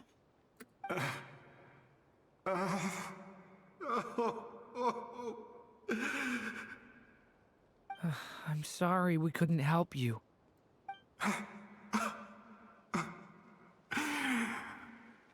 I'm just tired. Maybe this is destiny. Maybe it doesn't matter how hard I search. Interesting. It's not fate, but this time it's called destiny. How long do I have left? Experience says 15 to 20 minutes. 15 to 20. Thank you for all your help. Let's rest a while. You look exhausted too. Now's not the time for you to start pitying us. It's not pity. I'm just realizing that I've only got 10 or so minutes left. You know?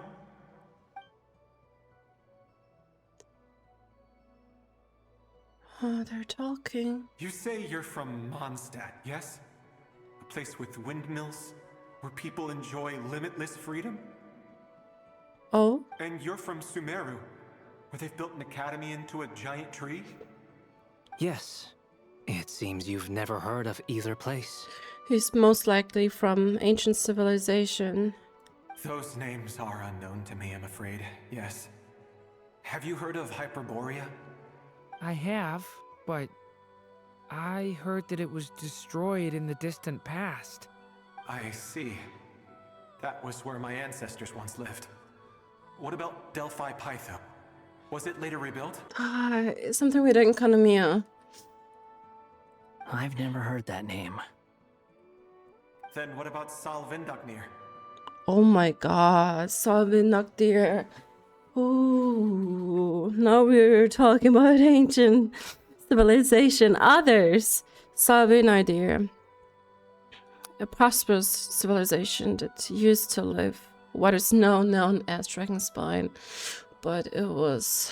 it used to be a lush land till the Skyfrost nail was dropped. Basically wiped out everything there. I think it's so cool that they pick up these topics, you know, like this, the history, basically. I have seen that name on stone tablets on Dragonspine.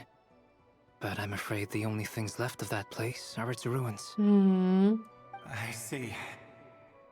Sure enough, there was no way to turn this around, huh? I'm sorry.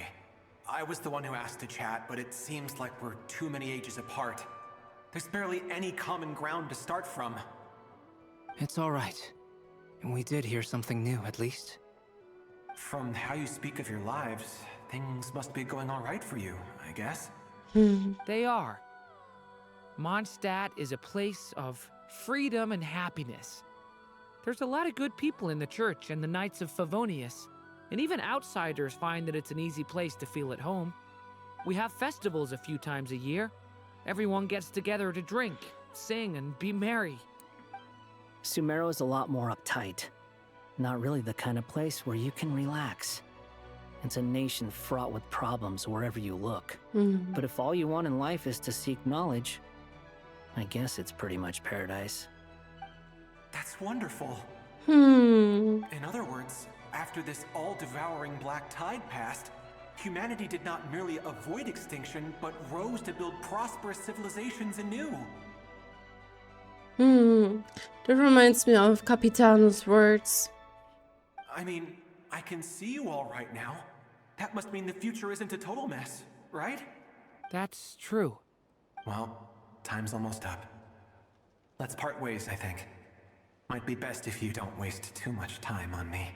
Thank you, Erasmus. Best. The chances are slim, I know, but I'd like to spend these last few minutes looking for Spargana. If things work out, I'd love to tell her about what I've heard. I don't know, I find it very spooky that like, you know, Celeste is there, as it is like, you know, eavesdropping. Though they are busy with something else. You know, the Tsaritsa. And they wanna, well, they are acting to the fullest extent by the roots, so that they cannot just always act as they please. May we meet again. Well, or not, most probably. In that case, may your wishes come true. Thank you.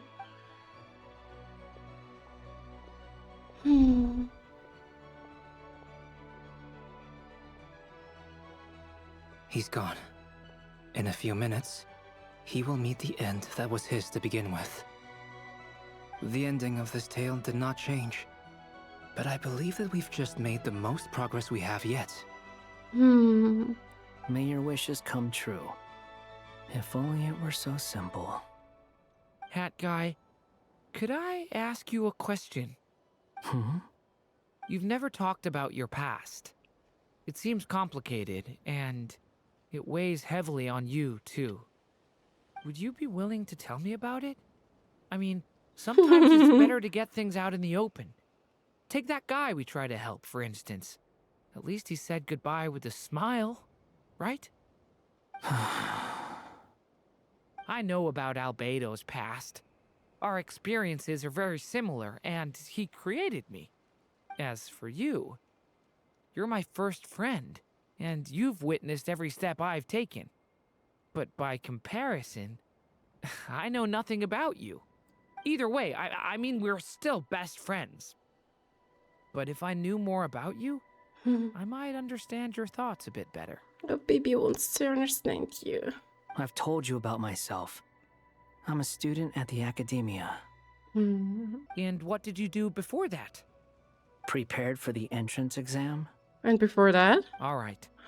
If you really don't want to talk about it, I won't press you any further. I was a puppet built from the branches of a white tree, using technology left behind by the Conrian schools of mechanical engineering. A white tree? You mean an Irminsul tree? Yes. A branch of Irminsul that was once connected to the main tree. I mean, I did use Conrian technology to create the prototype, right? So you had a human creator too? Yeah. But my creator abandoned me after deciding that I was a failure. He still thinks that she abandoned him because he was a failure. After that, Aida and all other ones, though.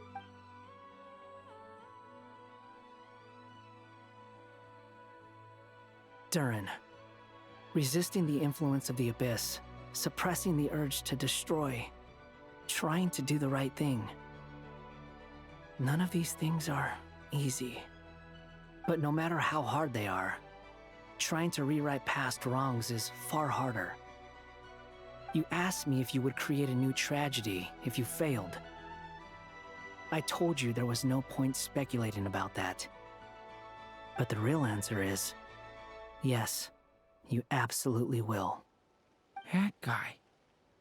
But at least you've got people here to help steer you away from the wrong path.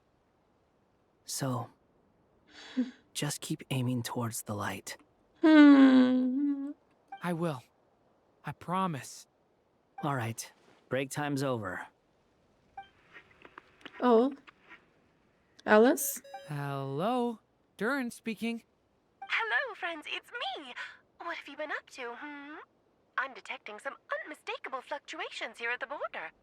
The amplitude isn't particularly high, but they're completely different signals from the ones before, and the scale is comparable to those I've detected previously. Oh. Alice, we were unable to save that person. However, he appears to have retained a portion of the memories gained through that cycle, and was able to hold a conversation with us. I see. Well, that is rather odd indeed. It definitely merits further attention. Could I trouble you to keep trying the same approach? I need to gather some more data. Counting on you. I should probably have Nicole come and check this out as well. A Nocturne of the Far North.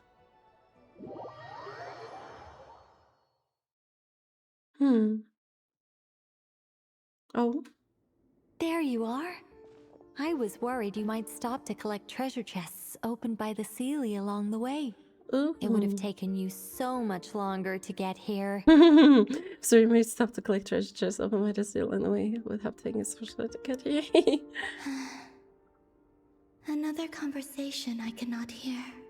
I am delighted to see that you understand what takes priority, and that your adventurer's instinct has not swayed your resolve.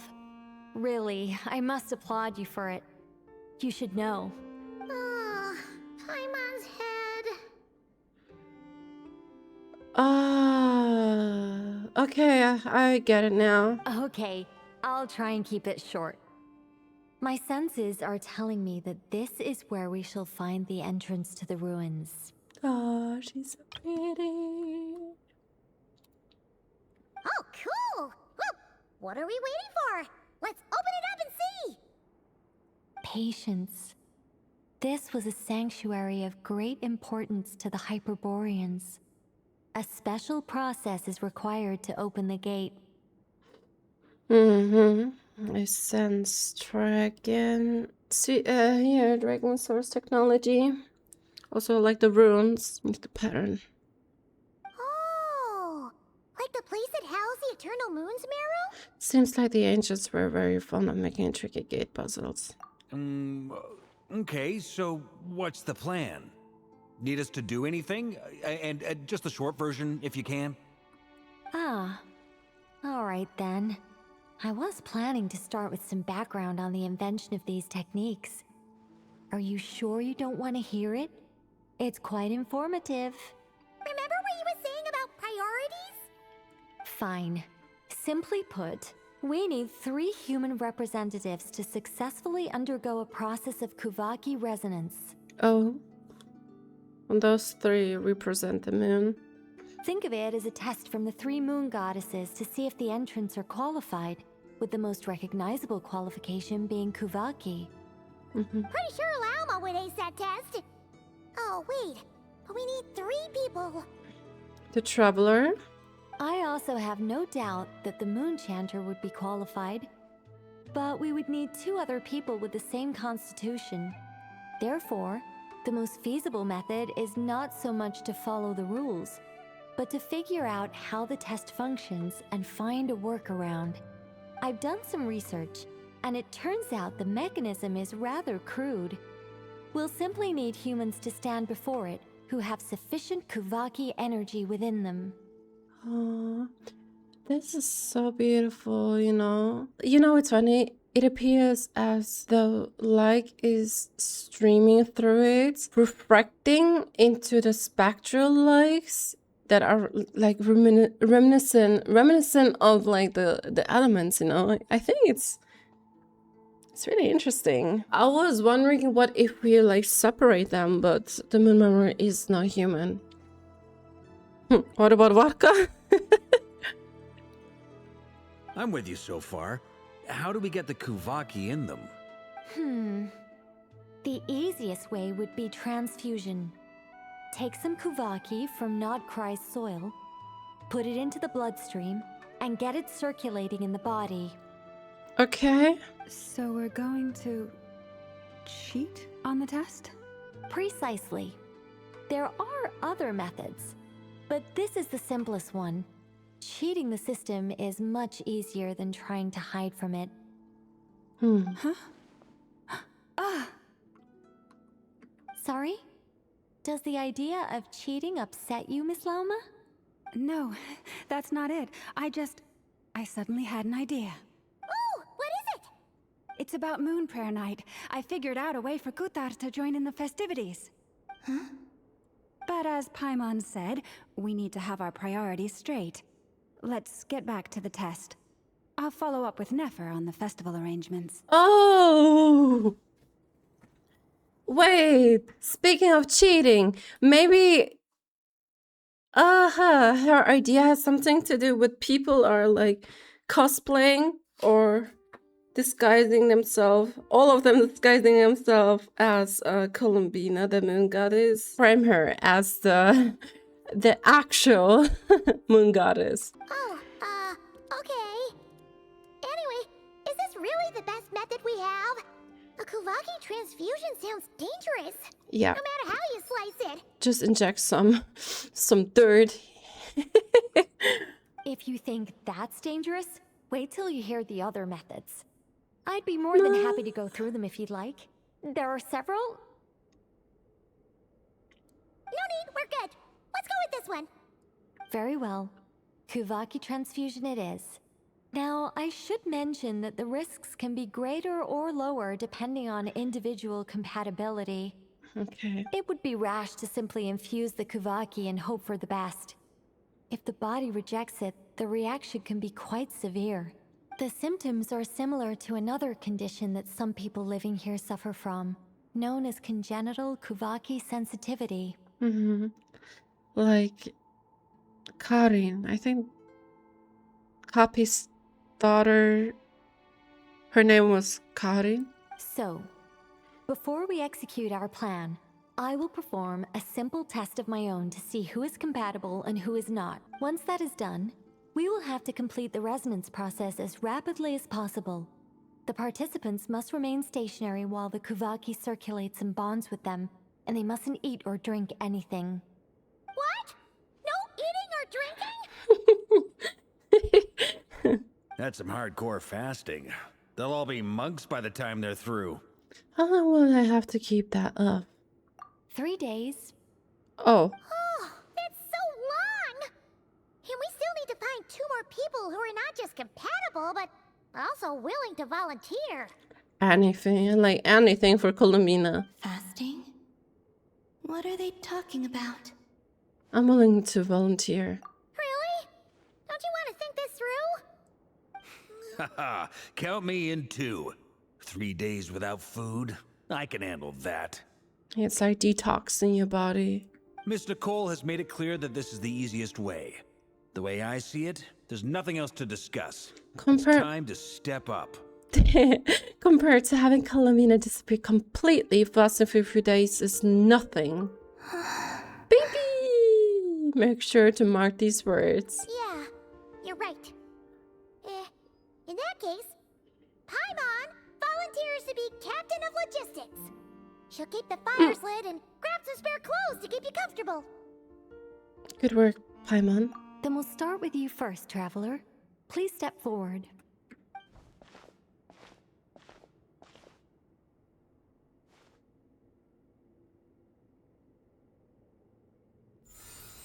Oh, look at that. How's it going? Do you feel anything? No. How about now? No. Looks like a crown. And now? Still nothing. Is it because we're decenter?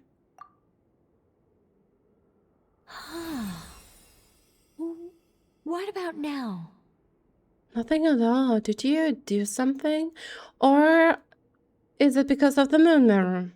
You guys, it's not a competition, you know. All right, I'm officially impressed. Even as a descender, you can withstand far more than I imagined. It's like I summoned a giant stone titan to arm wrestle you, and your arm hasn't even moved an inch. In my last attempt, I infused 5 times the amount of Kuvaki required. Oh, that much? Yes. Safe to say, compatibility won't be an issue for you. You're eligible to join. You're next, Mr. Varka. Oh, this is gonna be interesting. Sure, here goes nothing. All right. I'll start where we left off. 5 times the required Kuvaki dose. Whoa, whoa, whoa, hey, wait a minute.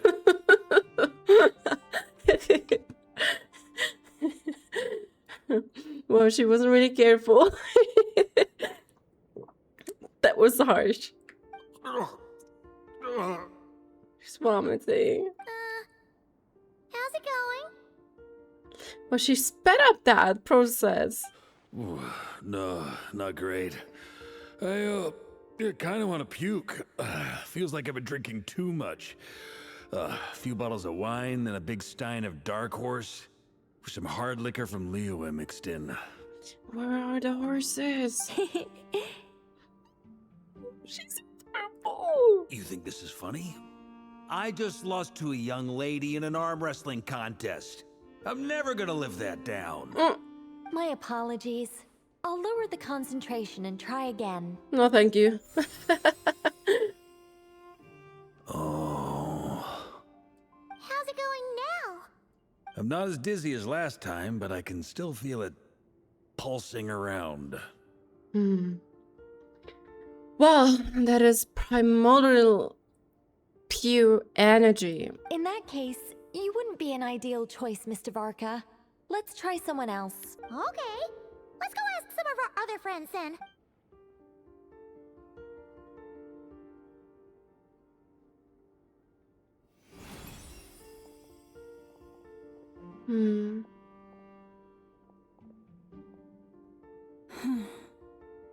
No surprises here, Miss Moonchanter. You're perfectly compatible. You may join. Nefer? I'm getting a slight headache. Shame. You were so close. Whoa!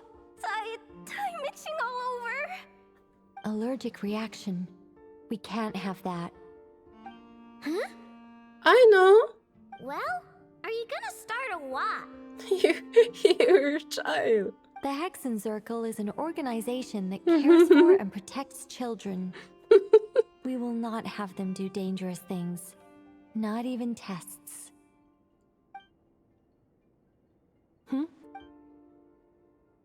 Is something the matter? The candidates have to be human. And thus, this as well. She's not a human. I guess that Oh leaves yeah, me out, Flins too. as well. Oh, yeah, right. I'm so stupid. Huh. Everyone except the Moonchanter got beaten. Guess I don't need to feel so bad after all. I mean, looks like this isn't gonna be as easy as we thought. Perhaps I could ask for volunteers among the Frostmoon Scions. I'll see about talking to some trusted Oh lightkeeper god. Itlua springs to mind. Yeah, he's so determined. In fact, I think we had some former Frostmoon Scions join our ranks recently. Oh? Can you give me the scientific explanation for how the test works? I can probably make some kind of test bot. But humans? Then we can just zip through Nasha Town, going up to people and pressing a button to check their status. Wouldn't that be way easier? No. Wow. No elaboration for once. How about I contact the Knights of Favonia's garrison in the Wave Chaser plane? Shame that Lohan's already left. And that guy's even tougher than I am. Strange.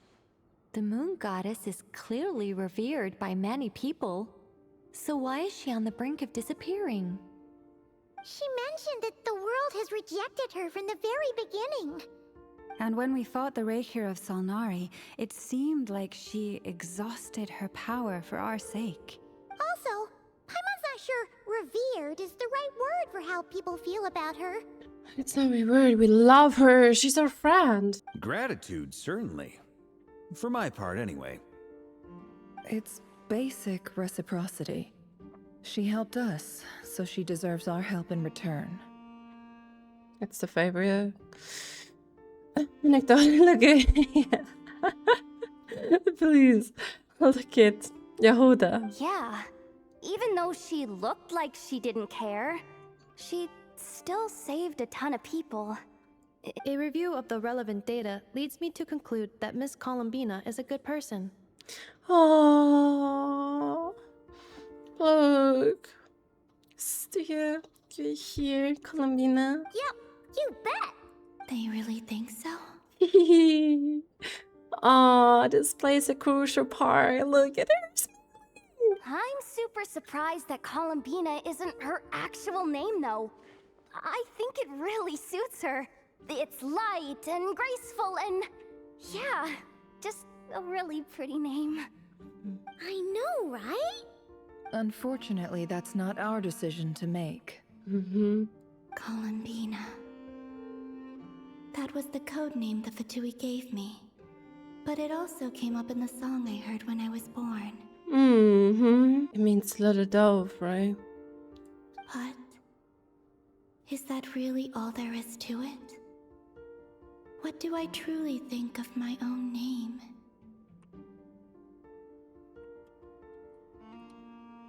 Is there anyone left who will still call me by that name? She told me to pick whichever name took my fancy. Why did I pick Columbina? Maybe because of it that she never wanted to become Kuutar and be worshipped as a god. Moon Prayer Night is getting closer by the day. We're running out of time. We need to look for other candidates. Arlecchino fits the bill. Well, she fits the criteria, you know? Then allow me to try. And she also has to read a moon mirror on a person. Huh? What are you doing here? You contacted your friends via the Adventurers Guild. Sandrone has been keeping an eye out for something like that, so she informed me. Since I have the ability to accommodate a moon marrow, I should prove to be a suitable candidate. Arlecchino. When can we begin? I see. We can begin right away.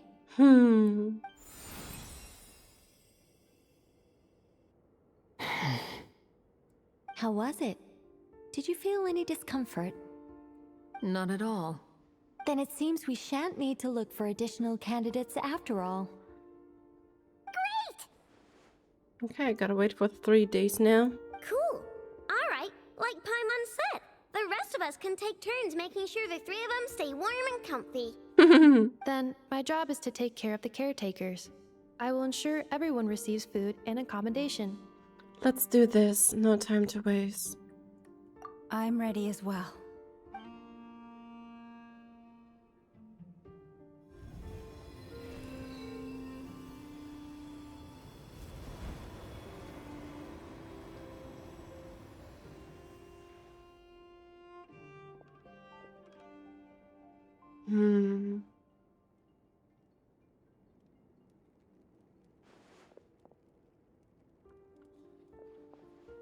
Aww, look at Paimon and Bina.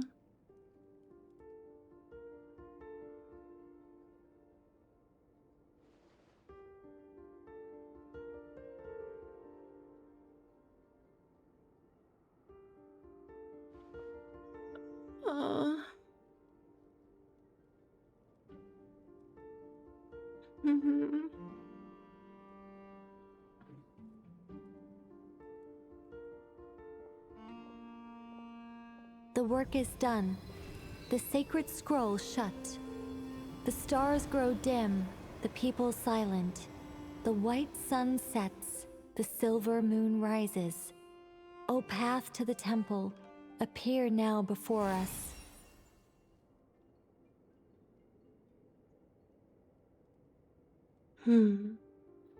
The work is done, the sacred scroll shut, the stars grow dim, the people silent, the white sun sets, the silver moon rises. O path to the temple, appear now before us.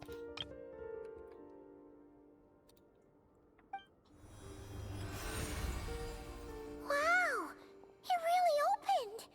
So that's what all this is about. They've been trying to open this gate. Come, let us enter. Wait. It might be best to eat something first. Take care to chew properly and swallow slowly. It'll give your body time to readjust to the digestion process. Of course, there's some krumkake. They will head in soon. You will follow along, right? They will need to enter this gate.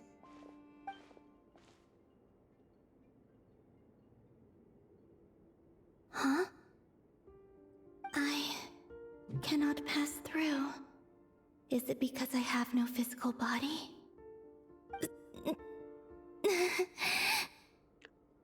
Oh. It has been 3 days. My strength has all but completely faded. Can I really hold on until Moon Prayer Night?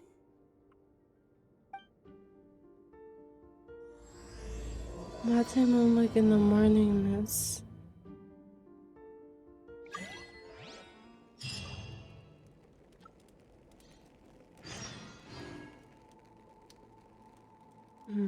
Where does her name rest?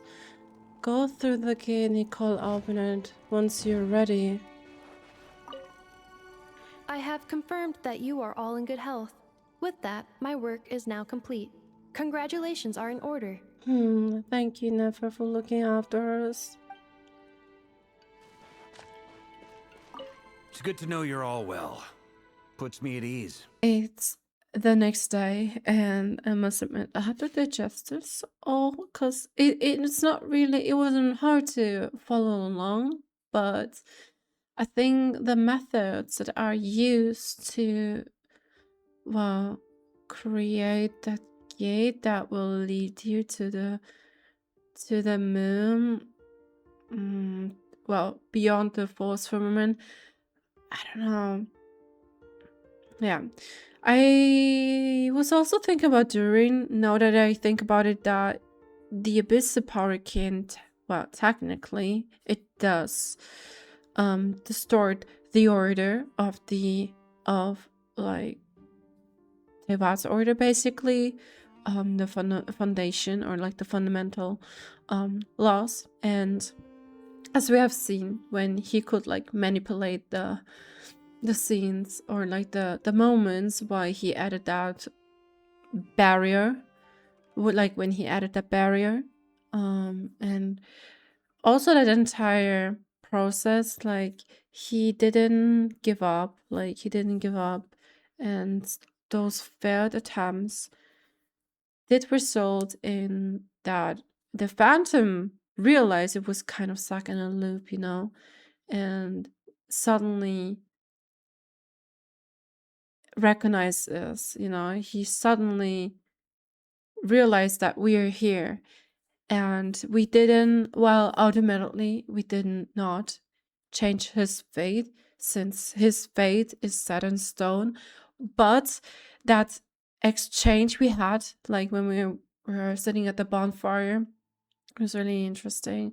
And I thought the Phantom's reaction to the present Teyvat was actually so sweet, because he said it's kind of nice to know that still civilization didn't fade to flourish, because that is part of our cycle, the natural cycle. People, are like humans, are, well, their ambitions will not stop, it will always live on.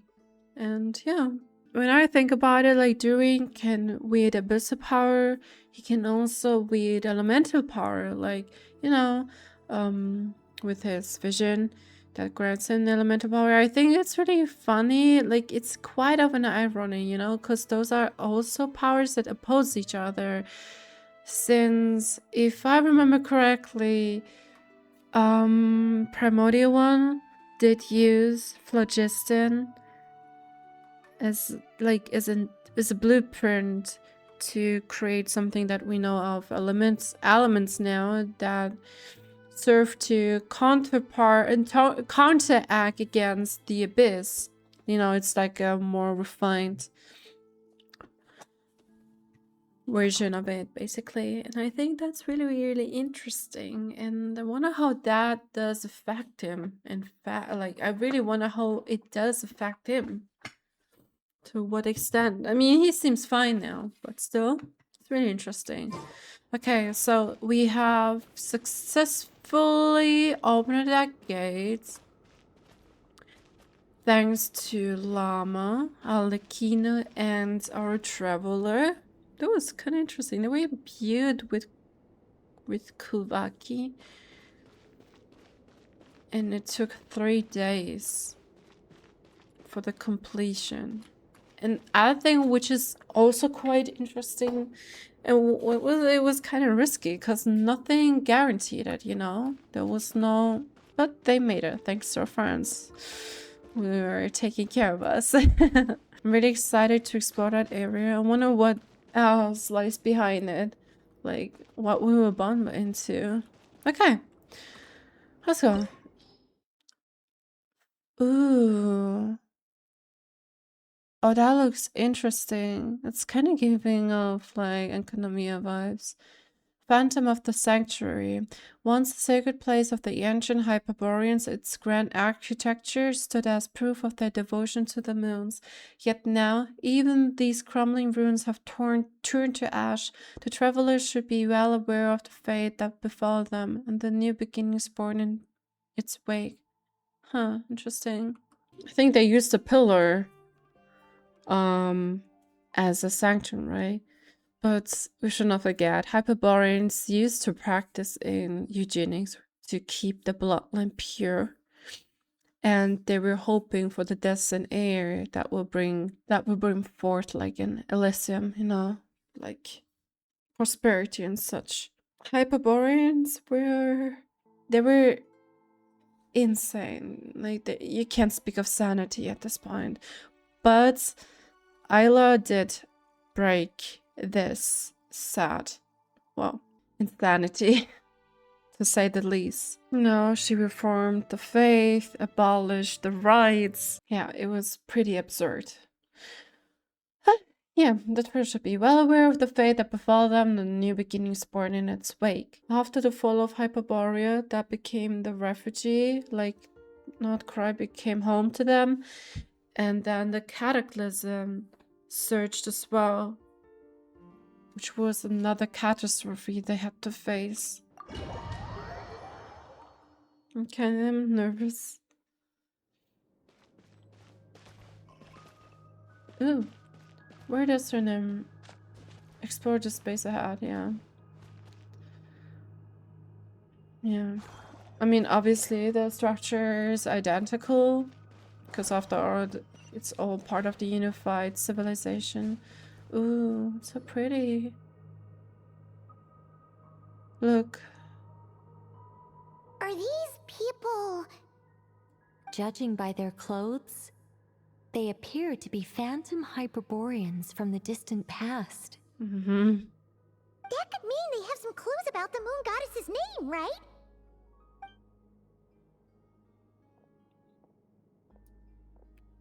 Hey there! Could you tell us what the moon goddess's name is? I wonder why can we talk to some of them and why not? I don't get it. Saya Santos. Sorry. That's probably a weird question, huh? How do we explain this? Can they even understand it? Osmo said that question when actually when Durin and Co were conversing with that one phantom. The moons are long gone, and their goddesses are dead. Their names no longer mean anything. When a new moon goddess is born, we will surely know her name. We have used every last resource at our disposal. All that remains is to wait, patiently and quietly.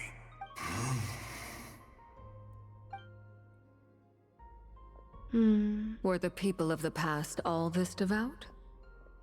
It looks like this phantom doesn't intend to converse with us any further. Surely the new moon goddess he speaks of must be Columbina. Alas, Kuutar's birth came long after the age in which he lived. Salvation did not come. But, maybe if we find a phantom from a more recent age, they might know Columbina's real name. True. Keep an eye out.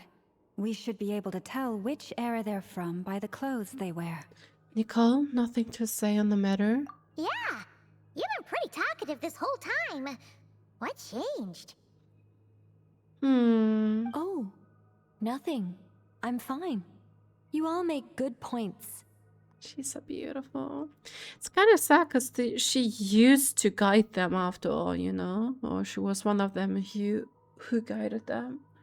When the Hyperboreans speak of moon goddesses, they mean the three from truly ancient times. Yeah. I can't imagine they would know anything about our current moon goddess. There once was a time when the moon goddesses blessed them greatly and protected them from harm. So, when the war between the gods and dragons plunged the world into chaos, it seems they looked once more to the moons for help, praying for a new goddess to be born. Sometimes I wonder if like the moon goddesses were also an inspiration for the Primordial one to create the shades based on their powers, you know? And it also makes me wonder if that is part of the left will, like the lingering will of the Frostmoon. I really wonder how Columbina was born, through what methods? Maybe it was because of the Frostmoon's wish. She was born 500 years ago. That was also around the time when the cataclysm plunged Teyvat into chaos. And as we know, Nod Krai was affected the most, you know? Yeah, that checks out. Let's continue on. Who knows what else we may discover? The moons have left for now, but they would not abandon us forever.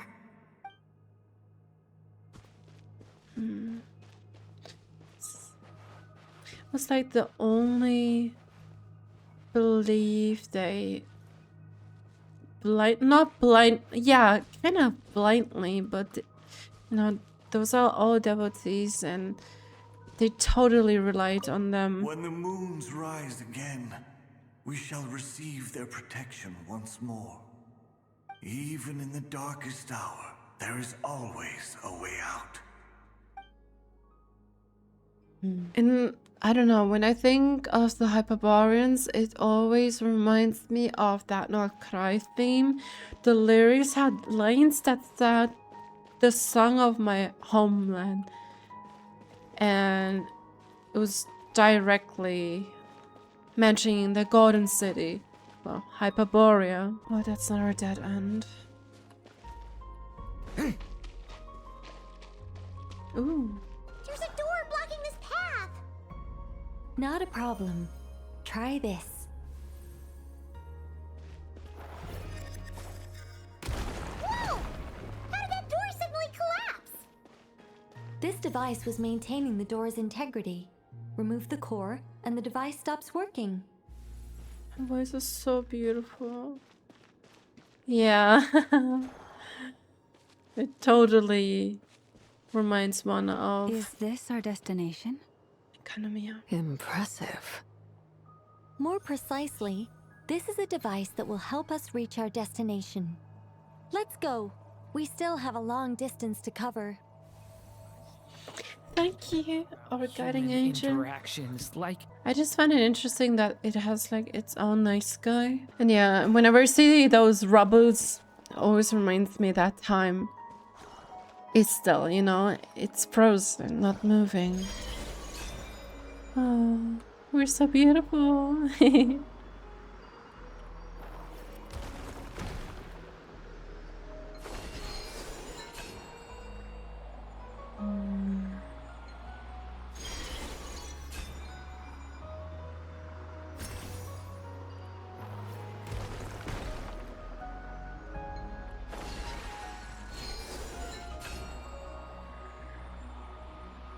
The moonlight is so pretty.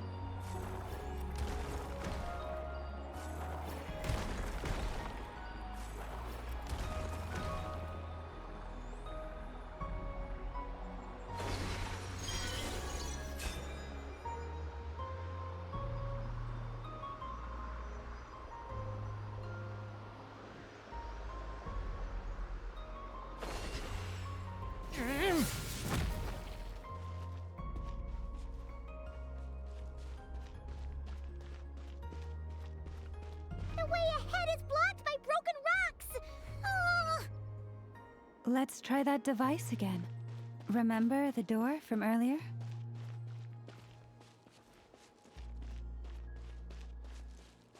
Oh, here.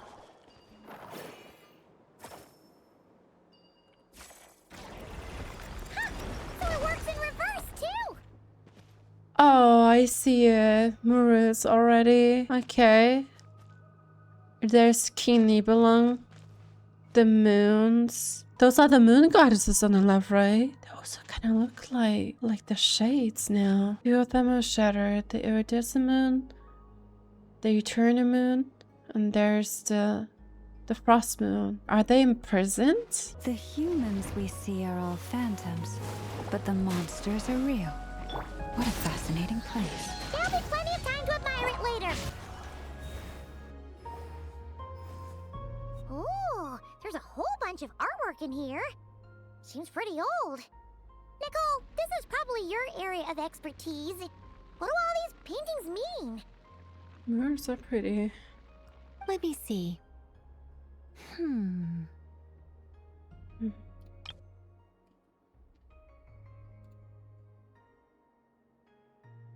To understand these murals requires some knowledge of the history surrounding the War of Funerary Flame.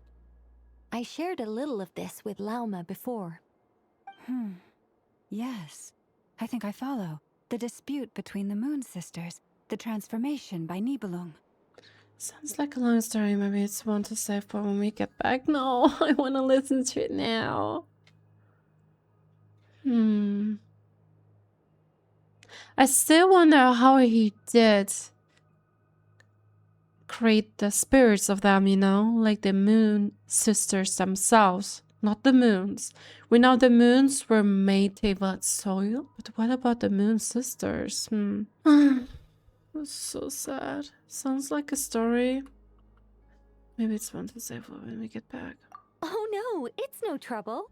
I'd be delighted to share the tale again. Yes, please. Alright then. Teyvat's 3 moons and their goddesses were brought into being by the will of Nibelung, the then ruler of Teyvat. But when the heavenly principles came, they changed the world completely, down to its very foundations. We're talking about the time when the primordial one found that empty throne, right? There was that big dispute before, you know? I'm not sure if that was before the primordial one did cast its shadow on Teyvat. But there was a time when, I think it was Shiakatlo, the pirate sovereign. He sought their help and also, like, you know, asking where Nibelung has gone to. Where did he disappear to? But all he did receive was silence. I'm not sure if that was, like, specified, but I think they could not speak. They didn't speak. And yeah, and it somehow turned, like, sometime when King Nibelung, or it was also referred as the Reaver, returned and, you know, plunged Teyvat into chaos. There was this very long war. Yeah, I'm not sure if the moons did work with Primordial One out of volition because they wanted to, or if they were forced. That still remains a mystery. The moon goddesses were nowhere near strong enough to challenge this entity. But the heavenly principles did not view them as heretical entities that had to be removed. Essentially, the 3 moons existed to keep this planet alive and operational, which did not directly conflict with the heavenly principles' aims. Nevertheless, the inherent precariousness of this arrangement would soon be revealed. Oh. Nibelung returned. Yes. Yep.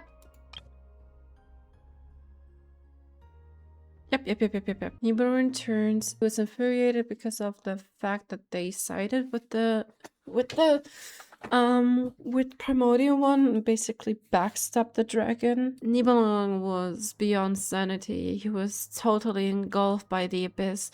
He did, and thus began the War of Funerary Flame, a battle for dominance between Nibelung and the heavenly principles. Discord would soon emerge between the 3 moon sisters. One would voice the opinion that they should follow Nibelung, for it was he who first hung the moons in the sky. One would voice the opinion that they should follow Nibelung, for it was he who first hung the moons in the sky. Another would argue that taking sides in the conflict would only bring the world closer to ruin. There was no telling where it would lead. Especially since their creator had returned, bearing the perilous power of the abyss. Nibelung would eventually discover their disloyalty. He had all 3 imprisoned before transforming the moons into weapons with which to fight against the heavenly principles. Oh, okay. They were weaponized against the heavenly principles? This is so terrible. What? Weapons? Yes. The very moons that had once defended the planet became instruments of death and destruction, striking terror into the hearts of all living things. But then again, weren't they did wield the power to control over time and life and space and death. Their tale is so, like, their story is so tragic. It is really, really sad. Born to protect, died as a weapon. And although the heavenly principles and the three moon sisters had once been at peace, it now seemed that the moons posed an unacceptable threat to Teyvat. It is possible that the heavenly principles did not know of the goddess's imprisonment. If so, the weaponization of the moons would surely have been viewed as an intentional breach of the peace agreement. What happens then? Regardless of who knew what, when, the heavenly principles shattered two moons and flung the other beyond the skies. Oh, okay. So that's what really happened in the end. This is so sad. Whether the goddesses managed to escape Nibelung's captivity after his fall, nobody knows. But this much is certain. From that day on, the moons no longer belonged to Teyvat. The rejections slowly drained their power until eventually they passed away. Whew. This is horrible. So that's the full story. You say the moon ceased belonging to Teyvat from then on. Why then would Columbina be born here? That is perhaps due to the lingering connection between the Frost Moon, which was not shattered, and this world. You could see it as the three sisters' dying wish. They never desired war. All they ever wished for was to protect this land. Oh man. Okay, now this also explains why the world is rejecting her existence. So Nibelung turned them into weapons. They had no will at all. All that have imprisoned the three moons had once been at peace. It now seems that the moons pose an unacceptable threat to Teyvat. I see. If the final fate of the three goddesses is as you say, then Columbina faces the same grave danger. Our investigation has yet to bear fruit. We must hurry. Yeah, you're right. Let's keep going.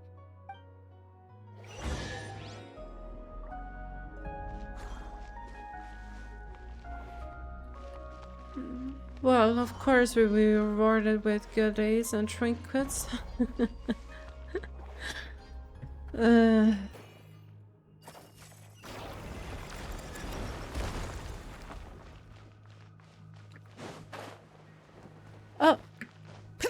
Oh, we cannot go there. Why do the creators of this world no longer show mercy upon their people? Remember his words. We must change our fate with our own hands. Remember his words, we must change our fate with our own hands. Should we trust him to keep his promise? We have to. There's nothing else we can do. Wait, that's odd. Who is he? Is something wrong? No, not really. It's just that over 30 possibilities emerged in my head, so I can't be sure who he is. It's been too long. My memory isn't as sharp as it once was. Okay. 30. Wow. Impressive. The shelves are stacked with books, of which none are related to the birth of the new moon goddess, and there's no mention of Columbina.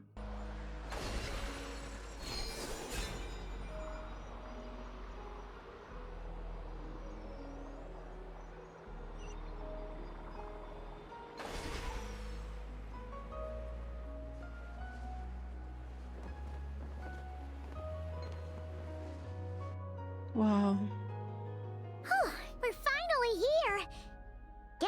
We'll need to activate this thing? Is that the gate? Indeed.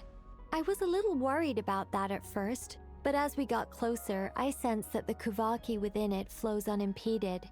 It should be functioning normally. Wow. The only issue is how to activate it. It's looking a little worse for wear. What about the cores from some of the other devices we've seen? Can we repair it using those? In all likelihood, yes. I imagine that would have been the Hyperborean's backup plan. Let's look for some cores. What about the cores from some other of those community?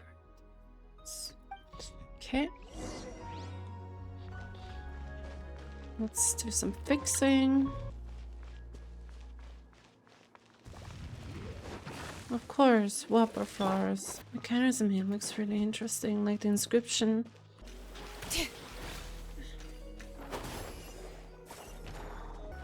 Paimon found a core! But how do we get across? Walk up, then jump down. Oh, okay. Oh yeah, any manuscripts?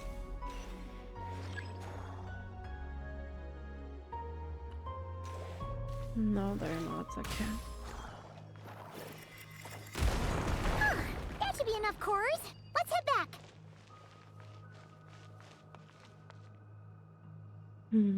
Some scrolls, but we cannot read anything here.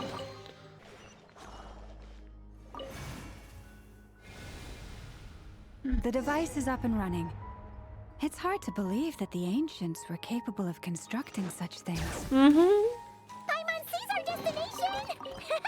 It's right up ahead! Yes, let's go. Can't help it but always think about Columbina's quote. The future, in the water that the future mirrors the past. Do I still have to finish? I'm so scared. 1, 2. Not so many as I thought. Oh, oh look, the moon. Oh, it kind of looks like the place where the moon mirror was hidden, you know? Wow.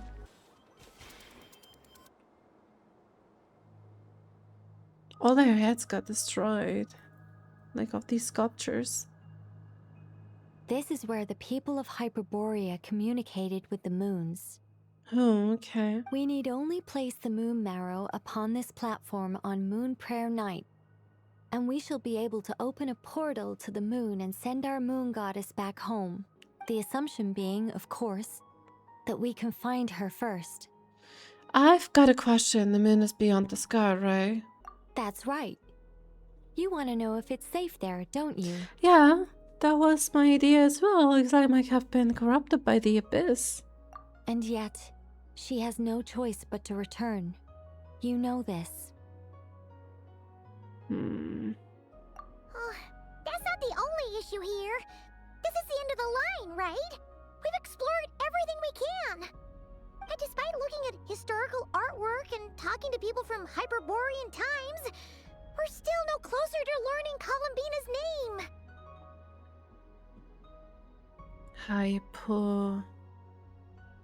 No.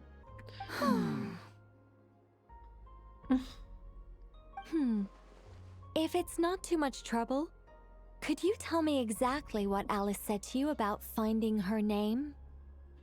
It's like an anchor. Oh, sure. What she said was... Then your first job is to find it. As a moon goddess, I'm sure she must have a name she identifies with. Neither Columbina nor Kuutar is her true name, and she's never really accepted either of them. Yeah, but it seems that she adopted the name Columbina rather than Kuutar. Is it not also possible that she has never had a true name? Not at any point in history? That would be a hard pill to swallow. But at this point, we may have to accept that that is the truth. No one knows how she came into being, and she certainly doesn't have parents in any sense that we're aware of. Perhaps she was never granted a name at all. So we can grant her a name just as we did with Mini Durin. We bestowed him upon the name Mini Durin. Does that mean there's no way to get Columbina back? She's just gonna disappear and there's nothing we can do about it? I wonder what if Columbina has to be, you know, the catalyst. Like, she has to accept that name. Huh? Wait, why all this pessimism? Was it the way I phrased this question? You all seem to be taking this in completely the wrong way. She's so cute. What do you mean by that? Well, just because she's never had a real name in the past doesn't mean she can't have one now. What? Think about what Alice said again. She never once said that you'd have to find a new name, did she? Are you saying what I think you're saying? You want us to grant her a name? Yes. Names are anchors that connect us to the world. If she doesn't have one already, then all we have to do is create one, no? It's like... yes. Traveler, when you first arrived in Teyvat, do you think you would have turned around if someone behind you shouted, "Hey, Tumaini"? Alright, name. No, I wouldn't. But what about now? I understand what you mean. Life is a long journey. Even the friends and family by our side can change over time. Yep. When people call you by different names, what matters isn't so much the words themselves, but what they symbolize. But what they symbolize. Yeah, what they symbolize. Their meaning. Associate this name with you, you know. It's so beautiful. And of course, whether that resonates with you. Mm-hmm. The fact that Tumaini means hope is so beautiful.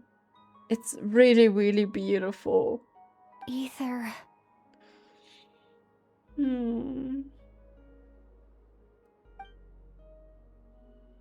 So, close your eyes and picture the moon goddess in your mind.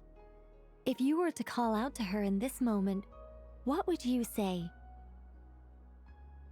Columbina. Columbina. Columbina.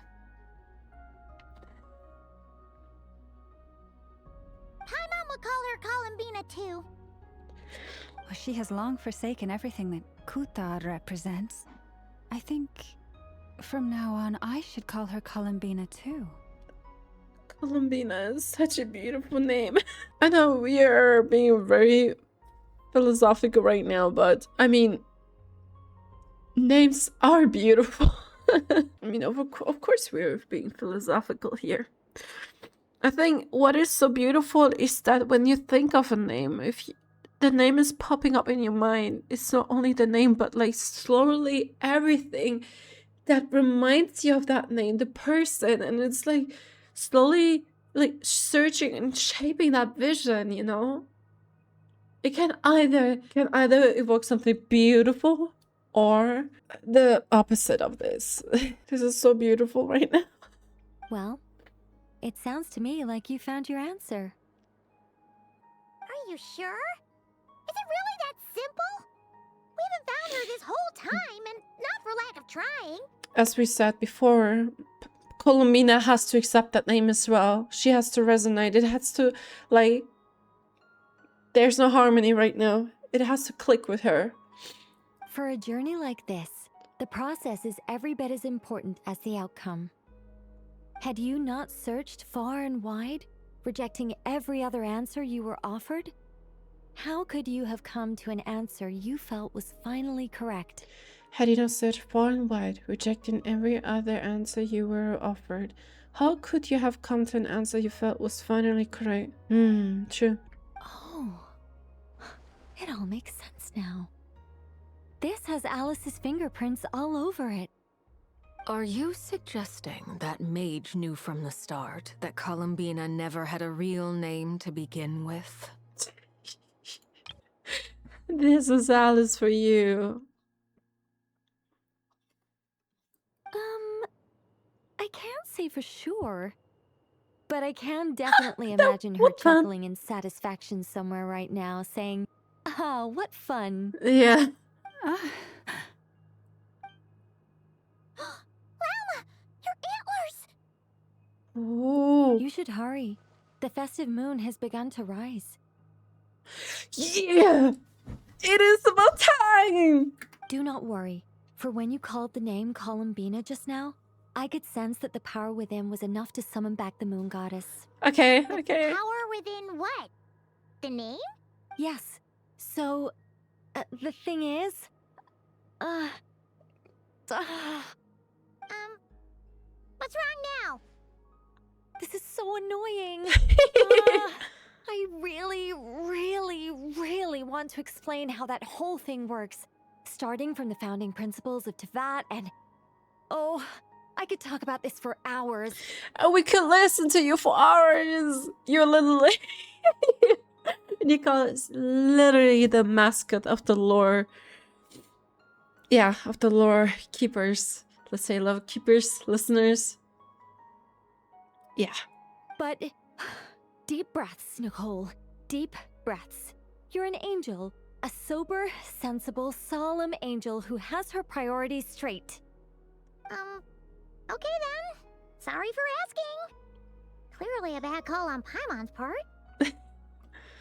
Oh, the antlers. Anyway, you all need to hurry. Last thing, remember how it felt when you called out that name. Then it is agreed. By the name Columbina, we shall find her.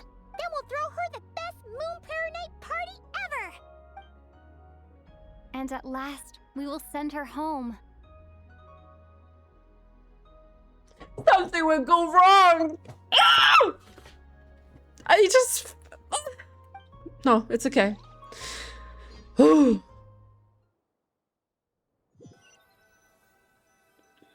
Silvermoon Palace or Silvermoon Hall?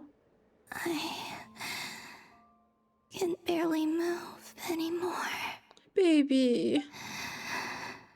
My consciousness is fading away. Have they come back out? I'd love to see them one more time.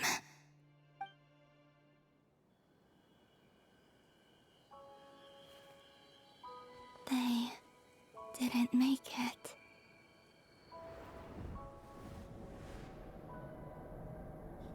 Could you tell me your name? My name is... Columbina!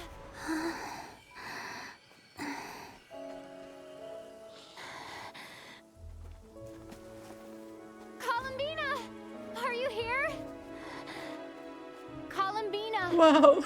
That's the name you gave when we first met. And it's what I've called you ever since. Columbina. It's a fine name. Beautiful. I have many fond memories of Columbina, and so do all of your friends.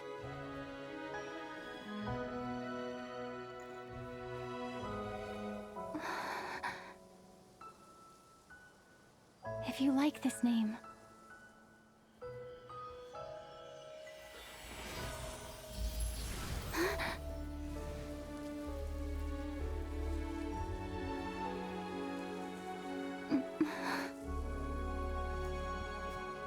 looking for me?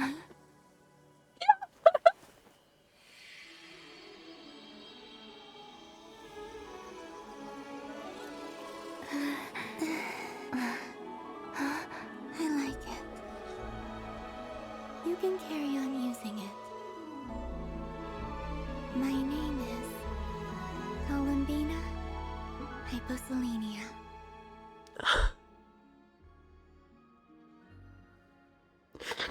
Columbina Hyposelenia. That's a wonderful name. Oh, my eyes are burning. Columbina Hyposelenia. She accepted that name. She adopted it. makes me wonder, like, Hyposelenia. Hypo, is it because of the iridescent moon? Or is it that Columbina made up that name? Well, she's back now. I never thought that Columbina would become my real name. But after I met you and my other friends, the things that this name stood for slowly began to change. It's just like with Durin as well. Not that I'm trying to say that Durin used to be bad, but the residents of Mondstadt used to be horrified or scared whenever that name came up. No, it does not evoke bad and traumatic memories of what happened back then in Mondstadt, but rather I can help but think of that sweet little boy, still very coy and shy, but it's trying its best to, well, blend in society and slowly but surely learning how to interact with humans. Yeah, that's quite a feat, because humans, we are very complex. Alright, I just took a breath there, but Sri Lanka will always be a life lesson, and definitely the place to, like, the experience with Mini Durin applies to that as well. It's like actually like a foreshadowing. Premonitions tell me something's gonna happen. We are so sure that Dottore is up to something. He will most likely appear. It went from being a Fatui code name to something my friends call me. Yeah. How much she's changed since we first met. She never used to share her innermost thoughts. What is it? Why aren't you saying anything? I love her! She's so cute! I'm just so happy for you. Thank you. So, where's everyone else? Already gathered? We can go and meet them very soon. Everyone went to different places to try calling your name. Aww. Great. I'd like to thank them as well. Everyone's done so much for me. Searching for my name, entering those ancient ruins. Bina always was by our side. Huh? Wait, so you were... Yes, I was there. Not physically, but my consciousness was still holding on. I followed you the whole way. Starting from when?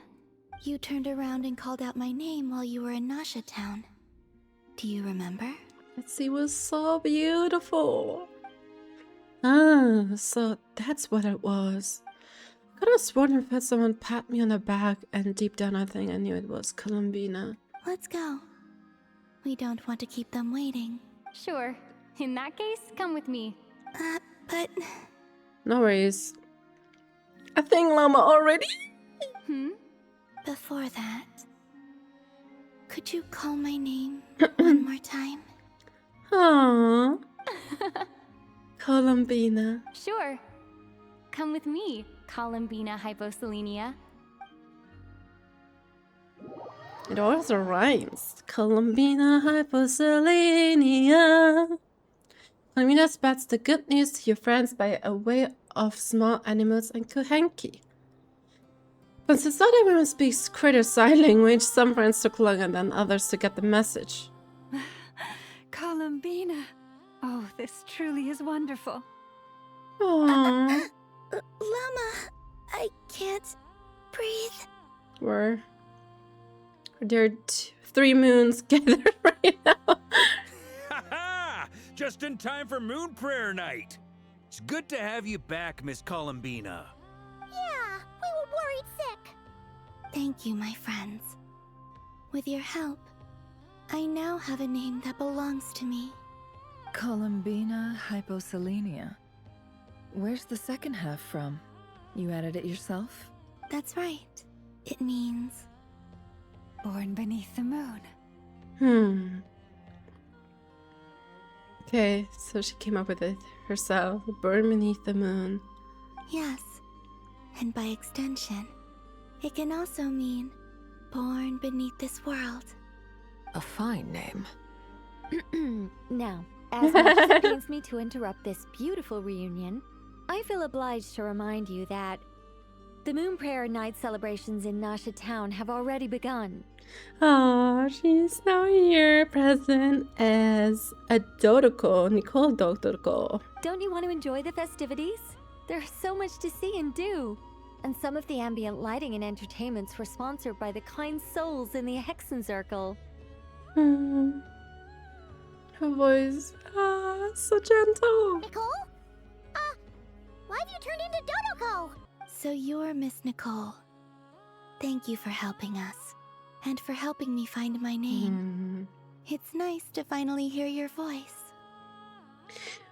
I just noticed that Columbina doesn't mind that she's literally speaking to her in her mind. You're quite welcome. Guiding lost people to hidden treasure is what we Seelie do. And if you ask me, spiritual treasures are far more precious than material ones. Chests are all well and good, but this was what it's all about. So satisfying. She's so adorable.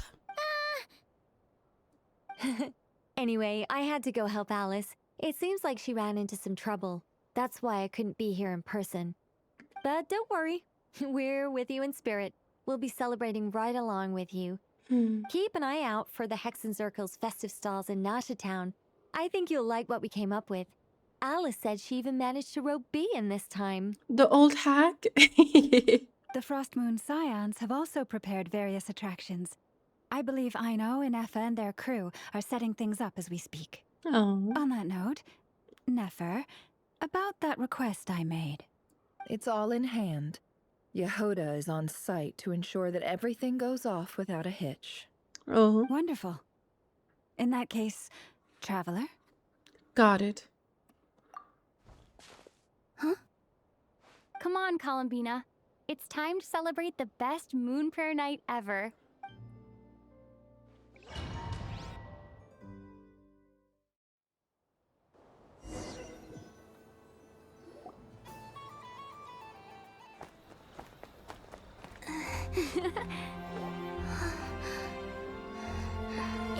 Oh, look, it's their sculpture made by... Hey, young lady.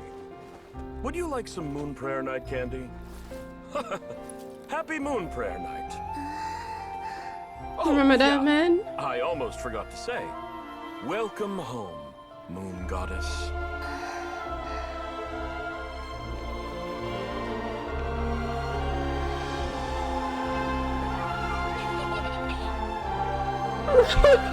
The customs. Welcome home, Moon Goddess. Welcome home, Moon Goddess.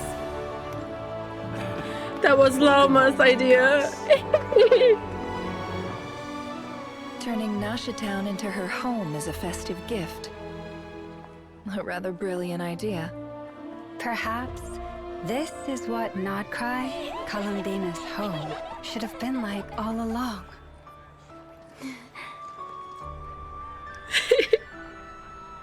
Thank you for the gift. I like it a lot. This is so beautiful.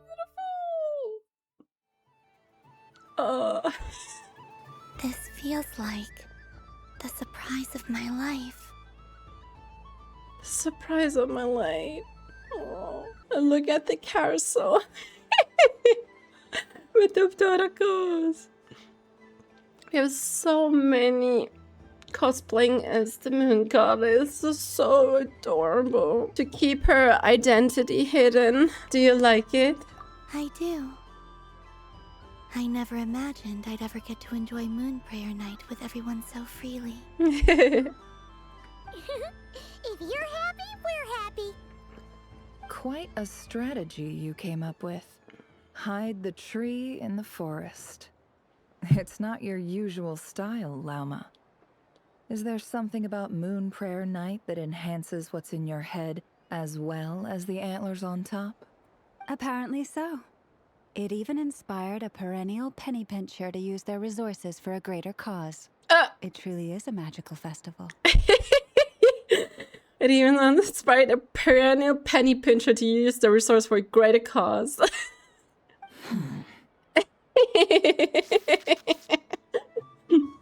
Both of them remind me of Sakura and Ino from Naruto. I see it now. This bickering is actually a sign of a strong relationship. Huh? What's everyone doing here? Celebrating? Oh, Miss Columbina, you're back. Yes, I'm fine now. Thanks for your concern. How's your progress with Alice's assignment? Very well indeed. I've never heard her sound so excited. Isn't she always quite excitable to what that, you know, the experiment is about? Or like the assignment? Not like this. This time her excitement seems more serious. Seems like she's had a major breakthrough. She said she'll contact us once she knows more. In the meantime, we're free to relax and have some fun. Enjoy the time off while it lasts. I have a feeling that our next task won't be so simple. No worries, Wanderer. The feeling is mutual. Well... I should go. I still have a few things to attend to at the Frostmoon Scion stop. And I think I'll take a look around. With any luck, this once-in-a-year festival will come with once-in-a-year opportunities. Hold up a second. Where's Varka? I believe he made a beeline for the flagship the moment he entered Nasha Town. Wow, it was a drunk yard. That's Mondstatters for you. They know what they want when festivals roll around. Goodbye for now, Columbina. I hope you have a wonderful night. I will.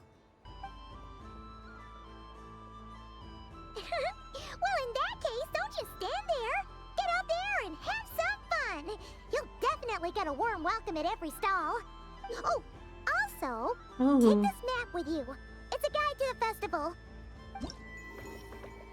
Ooh, this is cool. So we can attend every stall, I assume. And it also gives some goodies. Nice. Head to the Frostmoon Science booth area and talk to Jahoda to play Frostmoon Science balloon modes. Okay. The Frostmoon Scion stall is over here. Lauma's invited a whole bunch of cute animals to celebrate too. Over there is the Hexen Circle section. Alice seemed more excited than anyone about this festival, so she insisted on making it a grand affair. Oh, and then there's the Nasha Town local specialties, including... Actually, forget that. Better if you go check them out for yourself. Thank you. It looks like a lot of fun. Enjoy your moon prayer night. You're not coming with me? We'll be around. But don't you want to browse by yourself for a bit first? It's fine, don't worry, we'll be nearby. Yep. If you find something you like and want to try it out together, just give us a shout. We'll be right with you. Otherwise, just relax and enjoy yourself. There's so much on offer, so try to experience as much as you can. And don't forget to stuff yourself with all the delicious festival food. We will probably run into each other while we're browsing. All right then. Off I go. Have fun. Where should I go first? This must be the mage's stall. It feels like I've entered a fairy tale. How lovely. I love it whenever we're playing as Columbina. Especially because, like, you know, it just feels different. And her gate is so beautiful. Very unique and special indeed. Oh, oops. But I was aiming right at it. The scamming stall. Aw, what a pity. I saw it with my own eyes. You were so close. So very close. Not rigged at all. That's not true. It dodged out of the way right as I was about to snag it. Oh, look, our friends. I wonder if Patisara is also there. I'm sorry? You heard me. This paper frog can move. I swear! This must be Patisar, right? Oh, look, it's Stream! Dear, oh dear, what are you saying? How could a paper frog move? Unless you believe there really is magic in this world. Or some like friends are there, even those from the metropole. But even if I, the mere humble merchant that I am, knew such magic, surely I would not use it on a paper frog. I'd sooner give Mora legs, so it could walk right into my purse. Stop capping. My dear, dear customer, why not have one more try? This time I'll give you 12% off. A very generous discount for one of my most regular customers. She's bargaining with children. Just think about how much experience you have under your belt now. You're sure to win the next one. Darn. I used up all my coins. I'll be right back. Just gonna fetch some more from my house. Take your time, but don't take too long. This event is Moon Prayer Night only.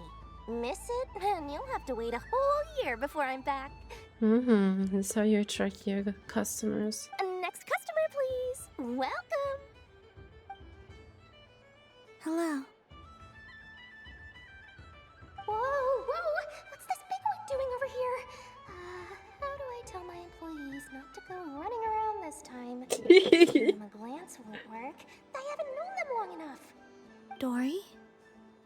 Why, hello there, Miss Columbina. Would you like to play my ring toss game? The rules are very simple, and it's easy to get the hang of. How much for a round? Oh, first time's free. Not a single mora. After that, well, we can cross that bridge if and when we come to it. But with your sharp skills, I'm sure you'll win all the prizes Sharp eye. in one fell swoop.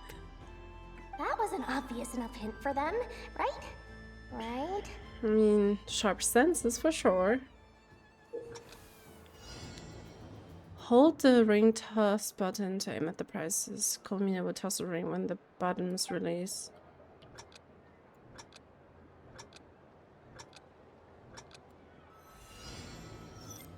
Here comes the ring! Ah, Patisara! Change tracks. Roselle, should we move or not? Just a tiny bit. All right, then I'll... Oh, sugar plums, not the clock hands. How do I move the legs again?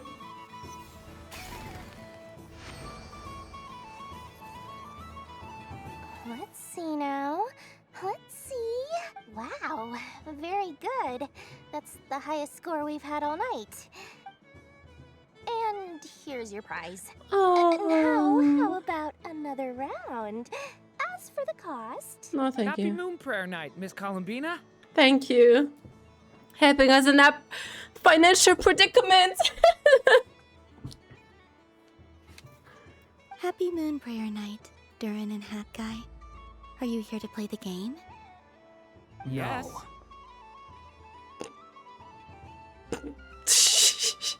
Those... they are polar opposites and it is so funny. Oh, I love it. I just noticed those percussions. I can't help but imagine the Kuuhenki play them.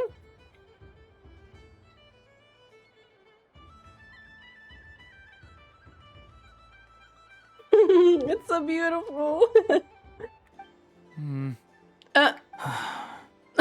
You said we were just coming here to say hello.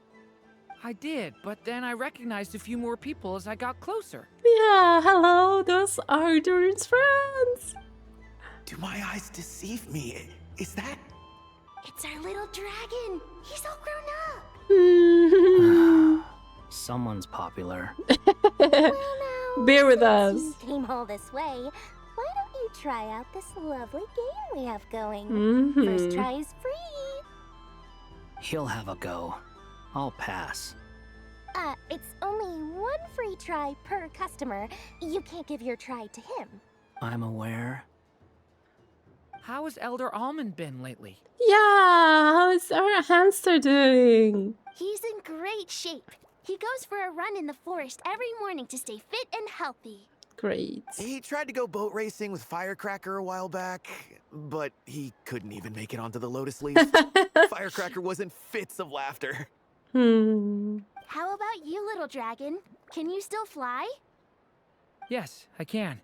Yeah, but it's not... It's incorporated in his combat stuff, but he uses his... wing gliders. Never mind. It's fine. But you've become less chatty. Has growing up been tough on you? We call that maturity. You know, the thing people sing about. The knight wields a sword of stone to defend those hearts that are made of gold. Stone is very heavy. That's what keeps them from talking too much. Oh, that's a way to look at it. That's awesome! I want to be a knight when I grow up too. Ring, here I come! Oh, the hat-wearing man. I never thought I'd see you again. You seem more determined than when I saw you last on the train. If you say so. Our Maritime Express conductor, right? Oh my god. It's been a year. It's been over a year. Oh my god. No, more than a year. A year and a half. This is unbelievable. Oh, I do say so. The people you once helped see it clearly. It's because you are once again on the right track. May the engine in our hearts propel us to the station of our dreams. I can move! I can move now, Roselle! What are you doing? Running into the rings like that? You got them all so quickly. I just find it so funny how Asnori and Rosa used to be in a fontaine near the crafting table, and now they're here. Well, as clocks, but now they're here in Nod Krai. And his daughter, do you see that? Our beloved star. I have never seen anything like this in all my travels. Is this guy actually an old friend of theirs? But how? They're origami animals and clockwork people from a fairy tale. Getting to know them would be quite an arduous task, unless they share a hometown? I have to get to the bottom of this. Next time I see the Great Mage Alice, I shall demand answers. Thank you, Dory. I had a lot of fun. Oh, you're very welcome.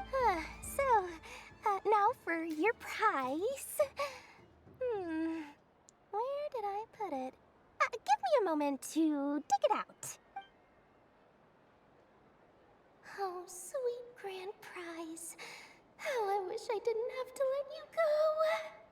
Good thing I've already turned a profit from the customers earlier in the night. Otherwise, I'd have wasted all my hard work. Hard work? Okay, I'm back. What? I leave for 2 seconds and someone's already claimed the grand prize? Oh, Durin's gonna give to this.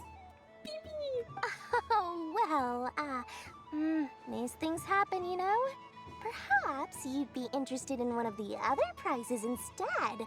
We've got all kinds of wonderful goodies here. Is this the thing you wanted? Here, you can have it. Huh? But... Don't worry about it. It will be happier with you. Aww. Oh, thanks so much, miss. I mean, Moon Goddess. Well, old habits die hard, Columbina. Oh, goodness gracious, Columbina. Give me strength. How am I supposed to make any more money from this child at this rate? Daddy, look! That's the game I was telling you about! Huh? What happened? Forget it. She is the Moon Goddess after all. I'll think of some other way to swing this. Maybe I can try to hook this new kid. Huh? Oh, Someone already won the grand prize. Where did the father go? He just disappeared. You can take mine if you want. What? Why? Why are all these bleeding hearts coming here to ruin my business? Happy Moon Prayer Night, everyone.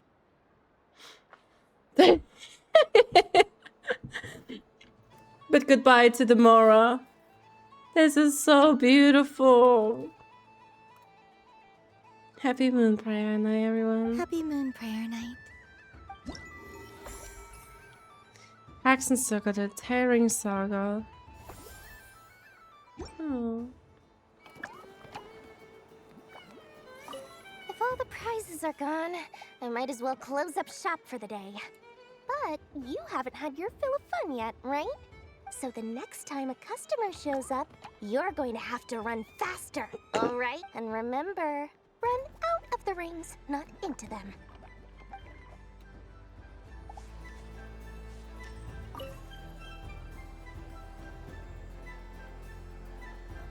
Come on, Citrus. One Hi, more round. Citrus. Just one more.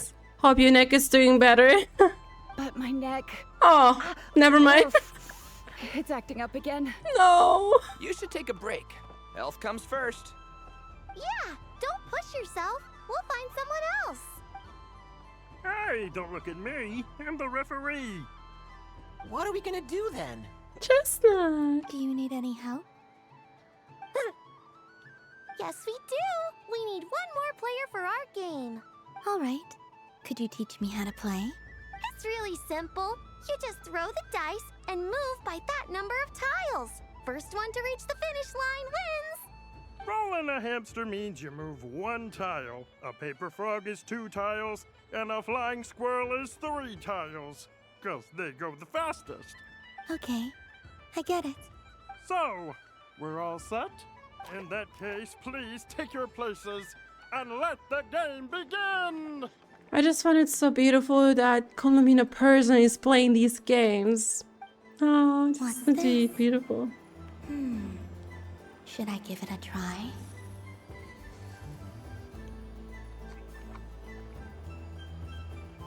Nothing lasts forever, right?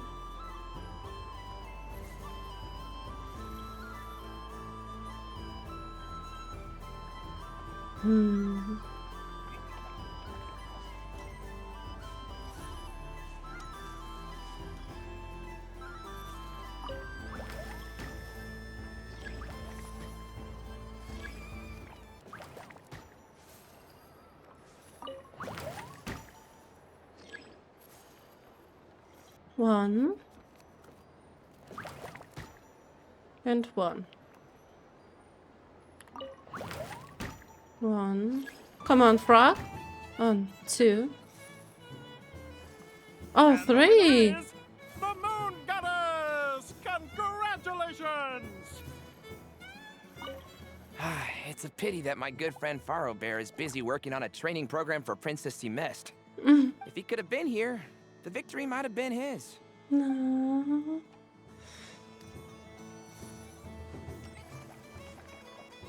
They didn't even one round. Look, there are Babylov, Nicole, and Alice. These water sounds effects are so cool. It's like she's walking on invisible water, like water that is invisible to the eye. I just noticed there are the icons of our fans, so you can talk to them. Done being a do-gooder yet? Thanks for coming here with me, Hat Guy. Are there any games you'd like to play? It's your turn to pick. I'll come with you. Why does that hamster think you've grown up?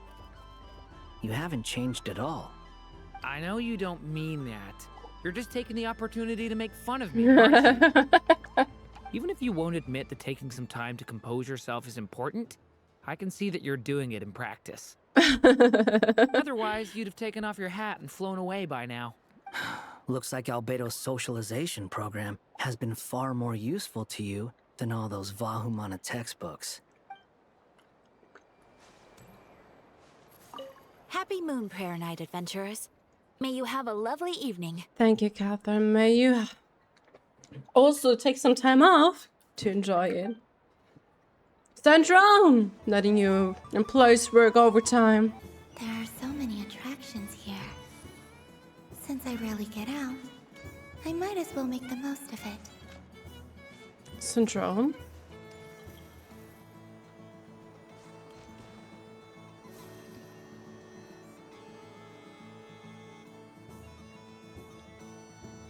Well, look who it is. I heard someone went and disappeared on us the moment we let her out of our sight. They looked all over for you. Frankly, I didn't think you'd be back for Moon Prayer Night. Of course. Were you worried about me, Sandrone? You would like that, wouldn't you? Do you even hear what you're saying? It seems to me like you disguised yourself with festive headgear, just so that you could come see me on Moon Prayer Night and make sure I'm okay. You didn't even bring Polonia with you. You? I thought you couldn't see. She has other senses to perceive her surrounding or her environment. No, honestly, this is so cute. Sandrone. Ketone. No, even Polonia. Imagine Polonia in a moon goddess's outfit. That would be kind of cute, right? With Slayers. I cannot. But I sense the confusion of those around us rippling through the Kuvaki currents. Based on what I know about you, let me guess what you're wearing. Is it cat ears? Shut up! I'm only here to protect the Fatui's interest in this territory. Running into you was pure bad luck. Really? But you were the one who asked Arlecchino to help everyone find my name. Columbina! Ugh, just one more word, and I'll unscrew your vocal cords. It's Columbina Hyposelenia now. Tell someone who cares. I've missed you, Sandrone. The whole time I was gone, I was thinking.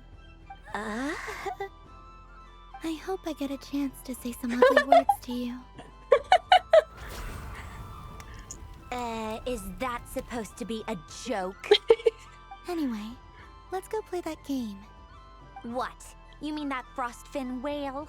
Yes. It's some kind of game where you get bitten if you step on the wrong tooth. Seems like fun. Who in their right mind would wanna... Because you're not a scaredy cat. Fine! You wanna play? Let's play. Don't complain when I kick your sorry butt. Lovely. Lovely. She just laughs that. Now that is a way to tease your family, your friends. It's so adorable, honestly. You old geezer! I'm gonna beat them the again. pants off you. Just you watch. I almost forgot. Sandrone? What is it now? You'd better not lose, or I'm going to beat your head in. What? She's learning. Allow me to demonstrate since I'm feeling so nice. You just step on the teeth, like this.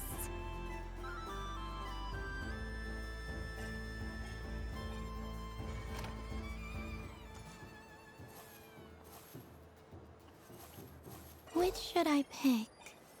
Your turn, Sandrone.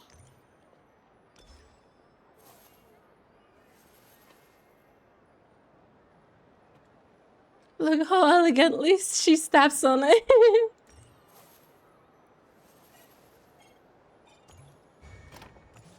Don't come crying to me if you get bitten.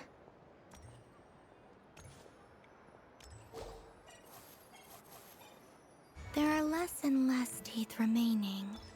Oh, the last one.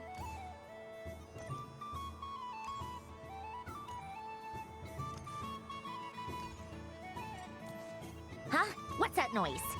Oh.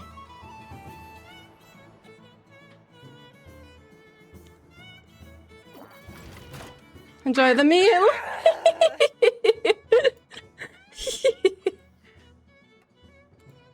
I think you might have picked a bad tooth, Sandrone. Oh. Shut it! Do you need any help? It seems like you're stuck. No! It's just a blasted toy! How is its grip this strong? They're so adorable! Oh, I love the chemistry. Stop laughing! Alright. Well, you lost. So just like I promised. Mm-hmm. Hey! What are you doing? Are you seriously? Hiya! Aww.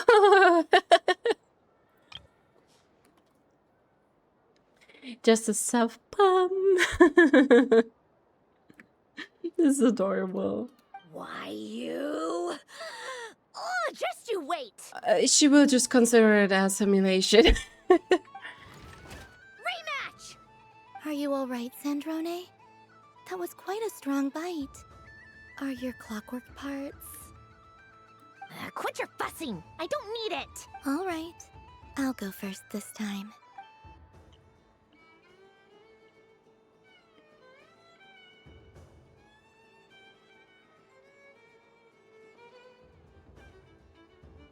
I see it now. She can sense which teeth are rigged. So I just need to avoid the same ones that she does.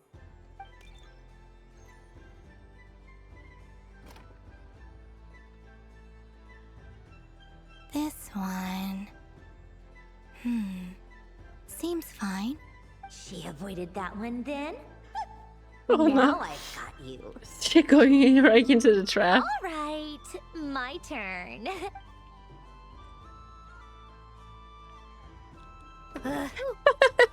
What?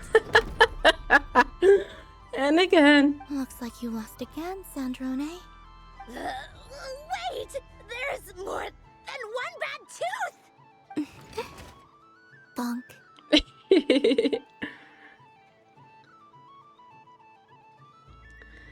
Oh, my muscles are paining.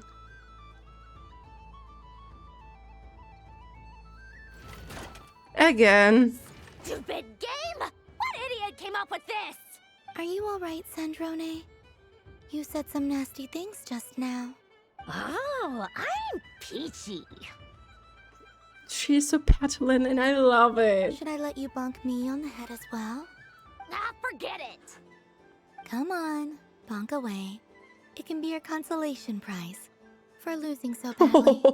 I told you, forget it. Gah, you've always been so annoying. No, you missed it. It was so quiet without her. When she was gone, you noticed that. Singing right outside my door, inviting yourself to my tea parties, going AWOL. And now you're off to the moon or something. Yeah, you know, she loses more and more people. Well, all those who used to play a role in her life are disappearing. Just like with Alan as well. Well, I mean, this marks basically, or the end of the Moon Knight's prayer will mark her departure, so I understand, Sandrone. Of all my days with the Fatui, the times I spent with you, Arlecchino, and Rosaline, they were my favorite. I will not forget them. Just as I shall not forget this moment.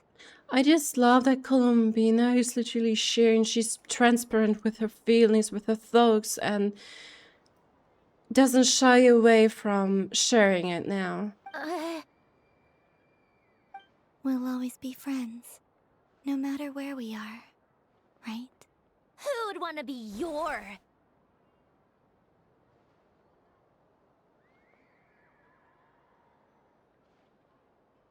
I'll miss you, Sandrone.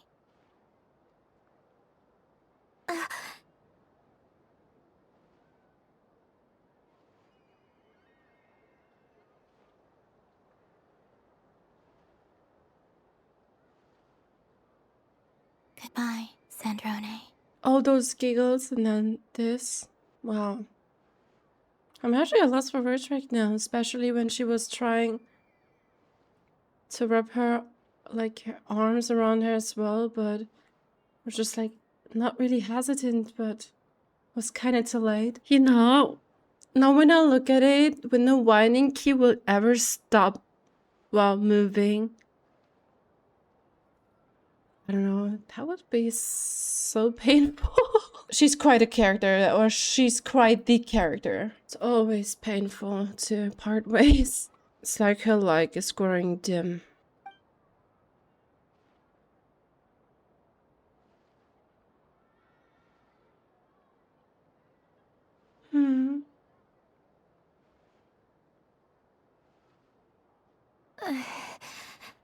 I'll miss you too, Columbina.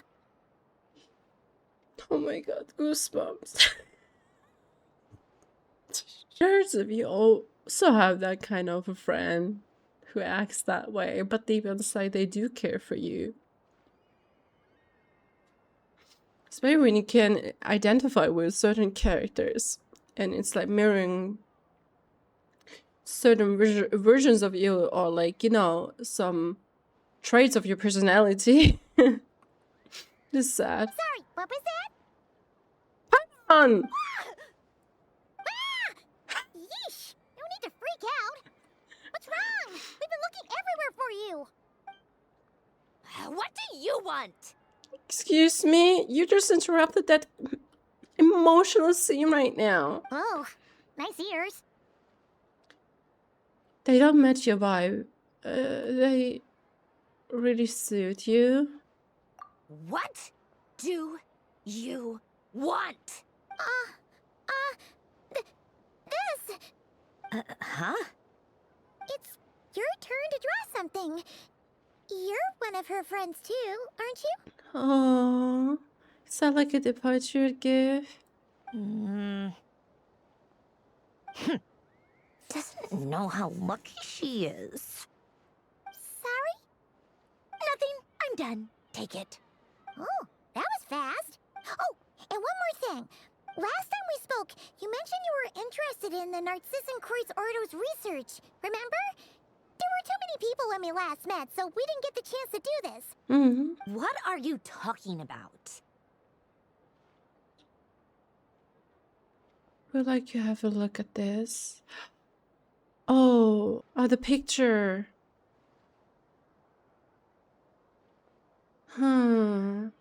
This is... Oh. Alain, Renee, and Marianne. And this, the sword? Huh. The Holy blade. A savior's plaything.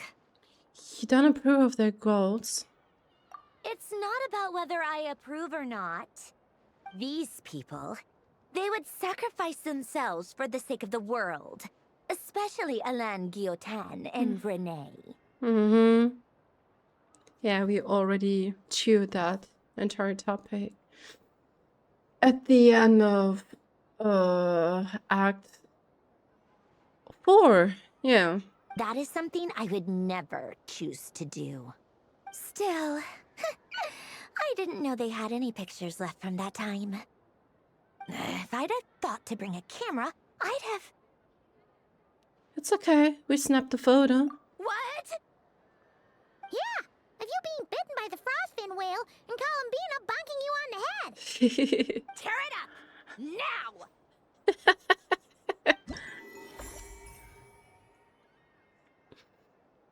ID the Frostfin Whale.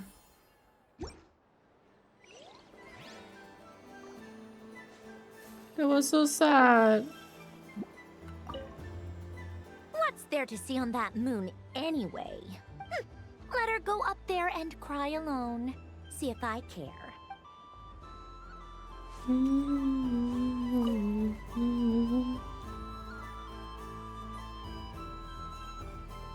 What is going on over here? It looks like fun. Hold it right there! You can't run away from me, Moon Goddess. Are you talking to me? Of course. Do you see anyone else here dressed up as the Moon Goddess besides me and you? Hey, come on. Call me by my title. Happy Moon Prayer Night, Moon Goddess. In And the same to you. Anyway, there's no time to waste. Get ready for the duel of a lifetime. A duel? Duel? Meet my partner, Stacco. Come on out, Stacco. The cues. Well, don't just stand there. Let's see your partner. Partner? Jahoda. Oh. So I need to select a partner and command them in battle. Partner. I need a partner.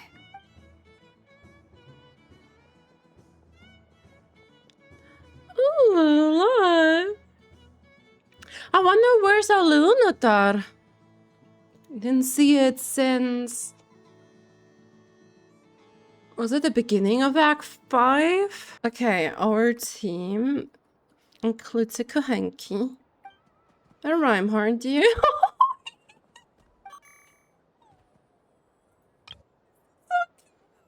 Look at it said it had its own hoof. This is so cute. In the poem. What do you call it? Bobina? This is so adorable. Whoa! Am I seeing things? Where'd you get a Kuuhenki? They're super rare. That's great. But you can only bring one partner to battle against me and Stacco. No ganging up allowed. They all look so eager to be picked. Which one should I choose? I hope she wants to choose the Kuuhenki. May I just say one more, dear? The like-in floaty Kuuhenki. Come on. The adorable robot. Oh, Gucci! I'm not sure what this bot is trying to say, but it seems very happy. That bow.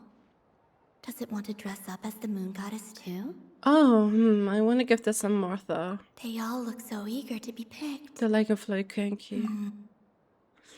This one usually lives in Nasha Town. She likes falling asleep to the sound of striking hammers. And I bet she's quite familiar with robots' weak spots. They all look so eager to be picked. This deer came to celebrate the festival with the Frostmoon Scions. It wants to help me with its antlers. They are its pride and joy. Oi. They all look so eager to be picked. I'm not sure what this bot is trying to say. Alright, I choose you.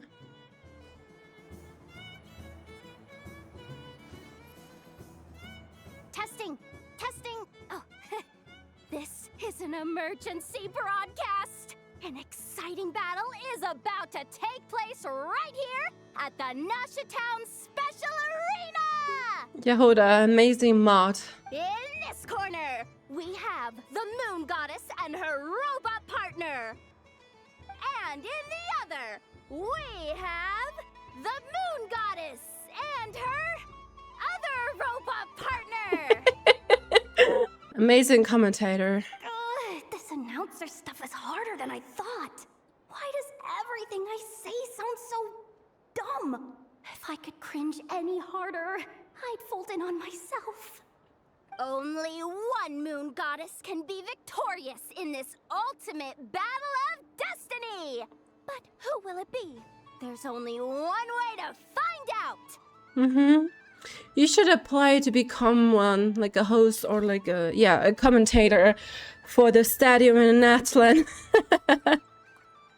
Now, without further ado, let the Battle of the Moons begin! I don't care who we're up against. Stacco and I ain't gonna lose. Beep beep. Let's strike first. Stacco, formation shift. Oh. Ho-ho-ho! The robot has kicked things off with a change of formation. But how will this affect the battle? Nobody knows. Cautious play from the opposing team. This Moon Goddess has come prepared. Where will it go from here? Okay then. Stacco, Maintain formation and enter your empowered state. Empowered state! There we go! Now we're talking! Absorbing the immense Kuvaki present on Moon Prayer Night, this lean, mean machine has greatly increased its offensive power! Here it comes! A Lockaberry! Oh, what could the Moon Goddess be planning now?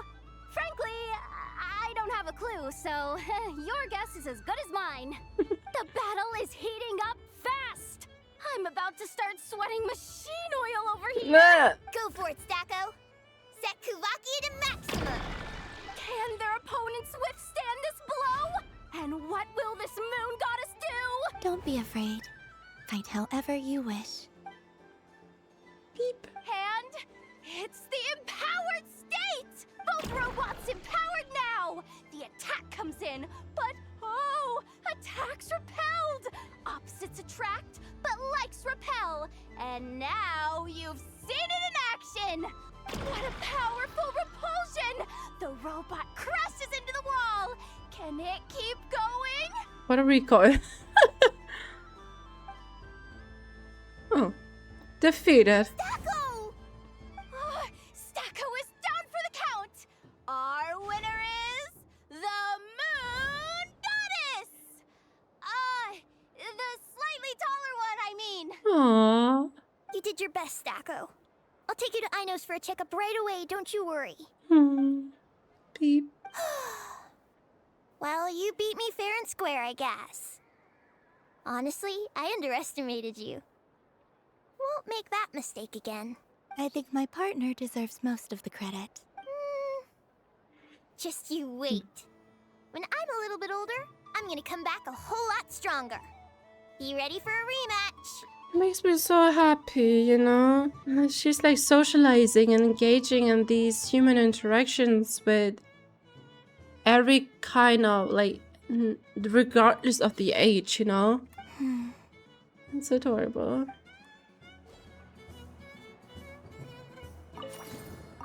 Is that our prize pool? Or our prize 20,000? Beep beep, defense booster. I'm gonna come back a whole lot stronger. Be ready for a rematch. You bet.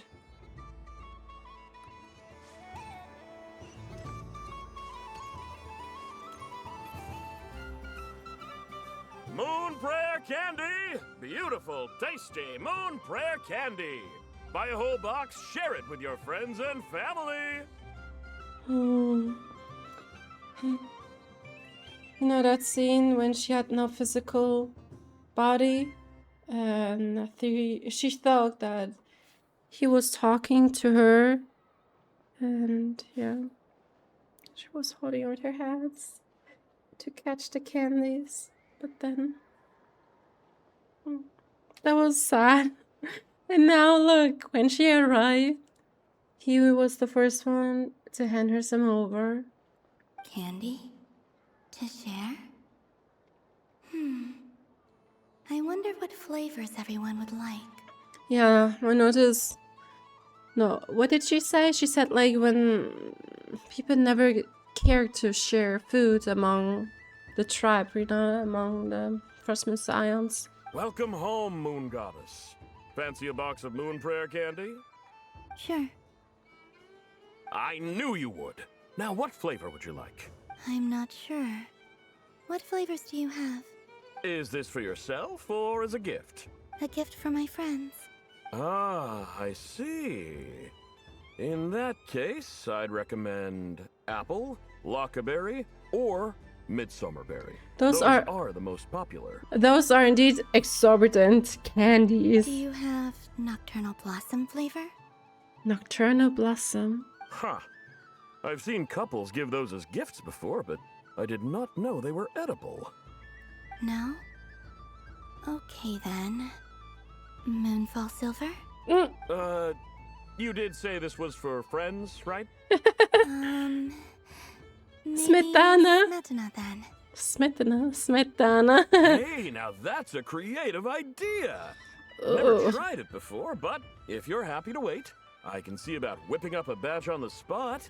I know my Russian husband would love these ones. While we're at it, you got any other ideas? Green grass, chrome kake, extra strong coffee. Columbina describes the flavors that come to mind.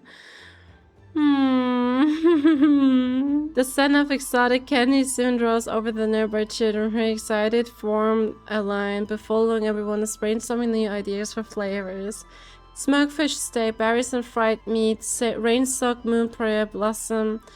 The star peppered with expectant gazes on every cell lets his courage soar free, and colorful candies are placed in a box one after another. Here you go. Every flavor you asked for is in there. Moon prayer candy from Columbina. Thank you. I should be the one thanking you. You brought me a whole bunch of new business. It's like a genuine blessing from the moon goddess. I hope you and your friends have a lovely night. Thank you.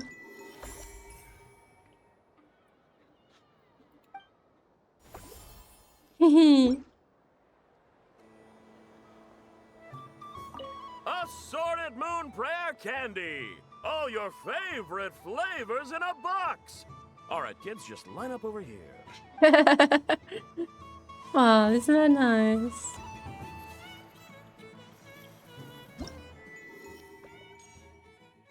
Thank you, Dory. I had a lot of fun. Assorted moon prayer candy. All your favorite flavors in the box. You better not lose. I'm going to beat your head in. That was so sad. Oh. The goodies.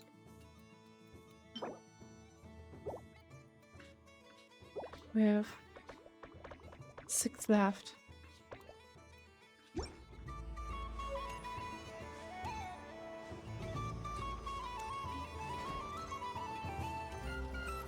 Oh, a lot of Kuuhenki.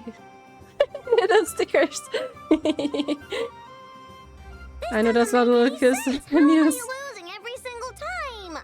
Wait, Inefa, you're cheating, aren't you? Yeah, that must be it. I am not cheating, I know. Uh-oh, sounds like Inefa's turning into a big baloney bot. I think it's time for some serious maintenance. Oh. Moon Goddess, help me. Miss Columbina, I know, is attempting to cheat. What the? I'm not the cheater.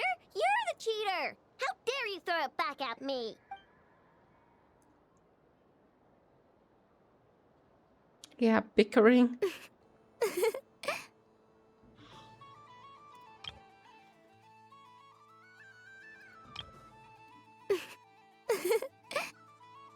She's so cute! Alright, fine. Let's all laugh at I know. Just you wait till I get home, because I'm gonna make a game bot that can win 100% of the time. Let's see you laugh when I come back and beat your butts. You'll all have your heads covered in stickers when I'm through with you. We came to check everything was okay after all that yelling, but, You look cute. What are you playing? Whatever it is, it sounds like cheating is allowed. Oh. Kuuhenki concentration. Each player starts with differently colored Kuuhenki. Each round, they draw 1 Kuuhenki from their opponent. When a player has 2 Kuuhenki of the same color, they make a pair and can be discarded. Any that can't form a pair must be kept. The round ends when a player can't form any more Kuuhenki pairs, and that player gets a sticker. Hi, Luonnotar! ooh, can 4 people play as well? That is fine, so long as the turn order is fixed beforehand. Alrighty then. In that case, the 2 of us will join as 1 team. Okay, but if you lose, you're both getting stickered. I don't want to hear any excuses. Sure. And if we win? If you win, only one of you gets to sticker someone else. I have taken to calling this. I know logic. Hey, lay off me, alright? Okay, so we're starting the game from scratch again, which means all my stickers so far don't count. Looks like Luonnotar is the Kuuhenki of honor for this game. Anyway, let's go clockwise, starting from Inefa.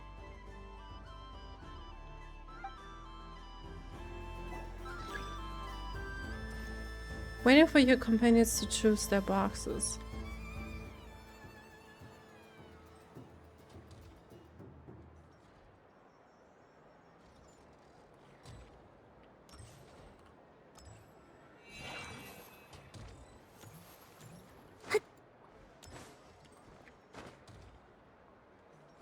Nice! That's a pair!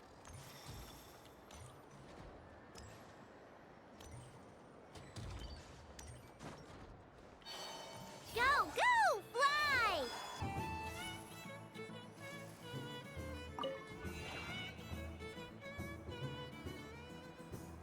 Go on.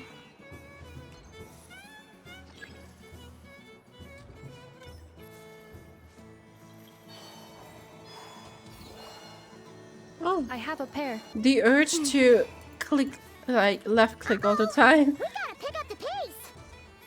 What I do not have Luonnotar? How? Phew,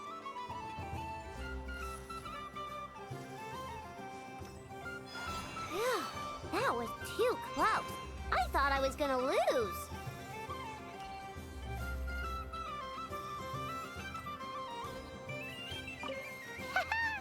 Let's see who's gonna be the unlucky one. You secretly hid Luonnotar in the box.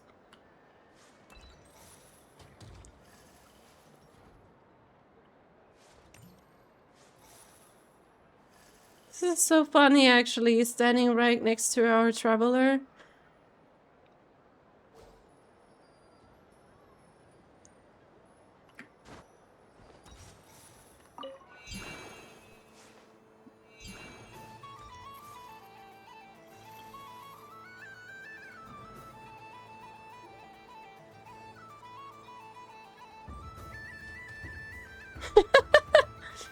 Let me pick a good one. What's it gonna be? You're looking very pleased with yourself there. What happened to being a huge Grumposaurus? I won. Duh.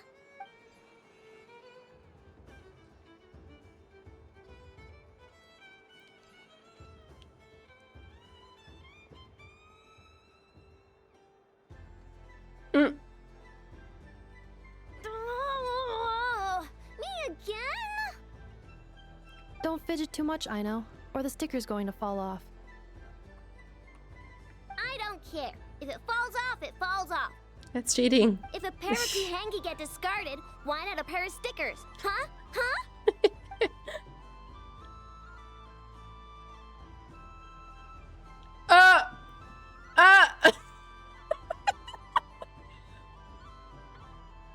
Did we win? Oh. I've lost. Oi, baby, it's fine. Don't cry.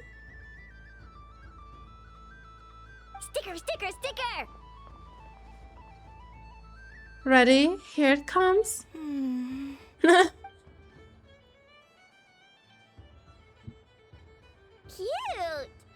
You think so? Shame. I can't see it for myself.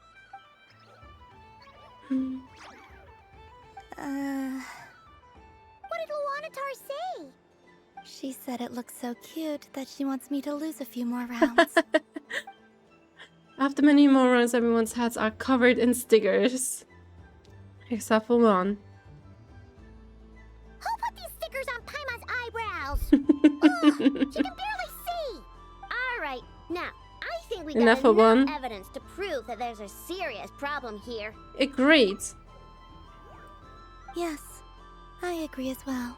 The culprit is... Ineffa! Culprit? What did I do? Quit acting dumb, Ineffa! You're not wriggling your way out of this one. I've been watching you. Not only did you remember whose side Luonnotar started at, but every time someone drew a Kuuhenki, you were logging it and calculating every last possibility. Which Kuuhenki pairs were gone, who had what color Kuuhenki in their hand, even our facial expressions. You were keeping track of it the entire time. Well, is that truly cheating? being a robot comes in handy eventually. Exactly! Why I know said. Putting aside the fact that running calculations is not against the game rules, do you have any evidence to support your allegations? Your eyes were shining. But that's not against the rules either. So she admits it. She certainly does. Alright, We're pushing you to the edge. grab a sticker. It's time to get enough of back. But take that!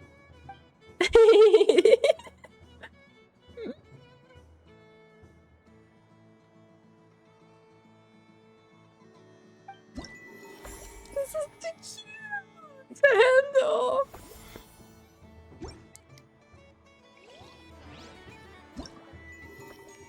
Quit acting dumb, Inefa.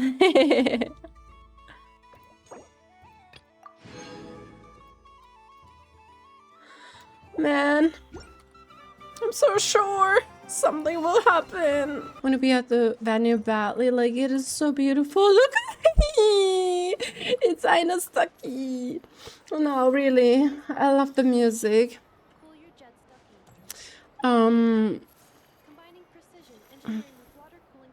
Yeah. It is so beautiful and I love the medieval music. Brother! Yeah, because we are Columbina, we can understand them. Brother, I've been just through a breakup. Console me, brother. Ease my aching heart. What was it you told me a while back? The scent of love is in the air. So I thought, but alas, 'twas but the scent of dirt in the ground. Oh yeah? Well, I'm sorry, but it sounds like your dumb nose was playing tricks on you.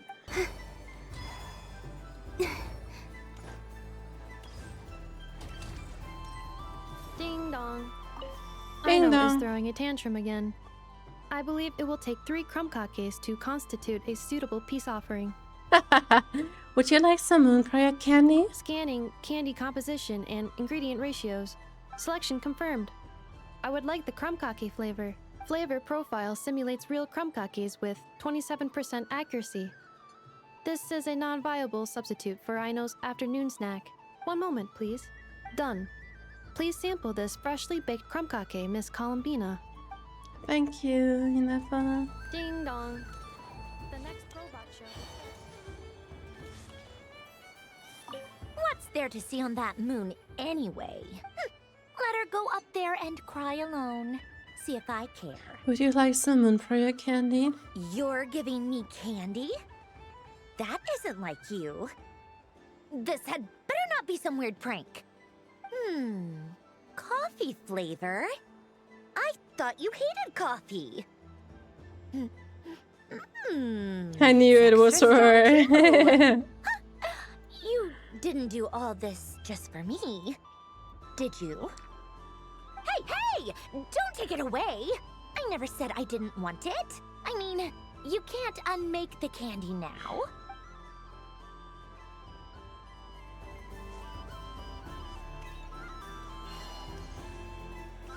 The robot show will now begin.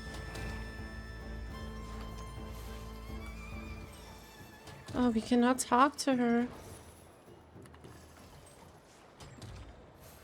Oh, Knuckle is here. Next up, we have Knuckle Duckle. This armed domestic robot utilizes multi-sensor fusion technology to provide 24-hour security and environmental parameter monitoring. Duster mode redefines the meaning of dusting, providing our companions with a holistic, thorough, and effective cleaning service for the long term. Advertising your own pro.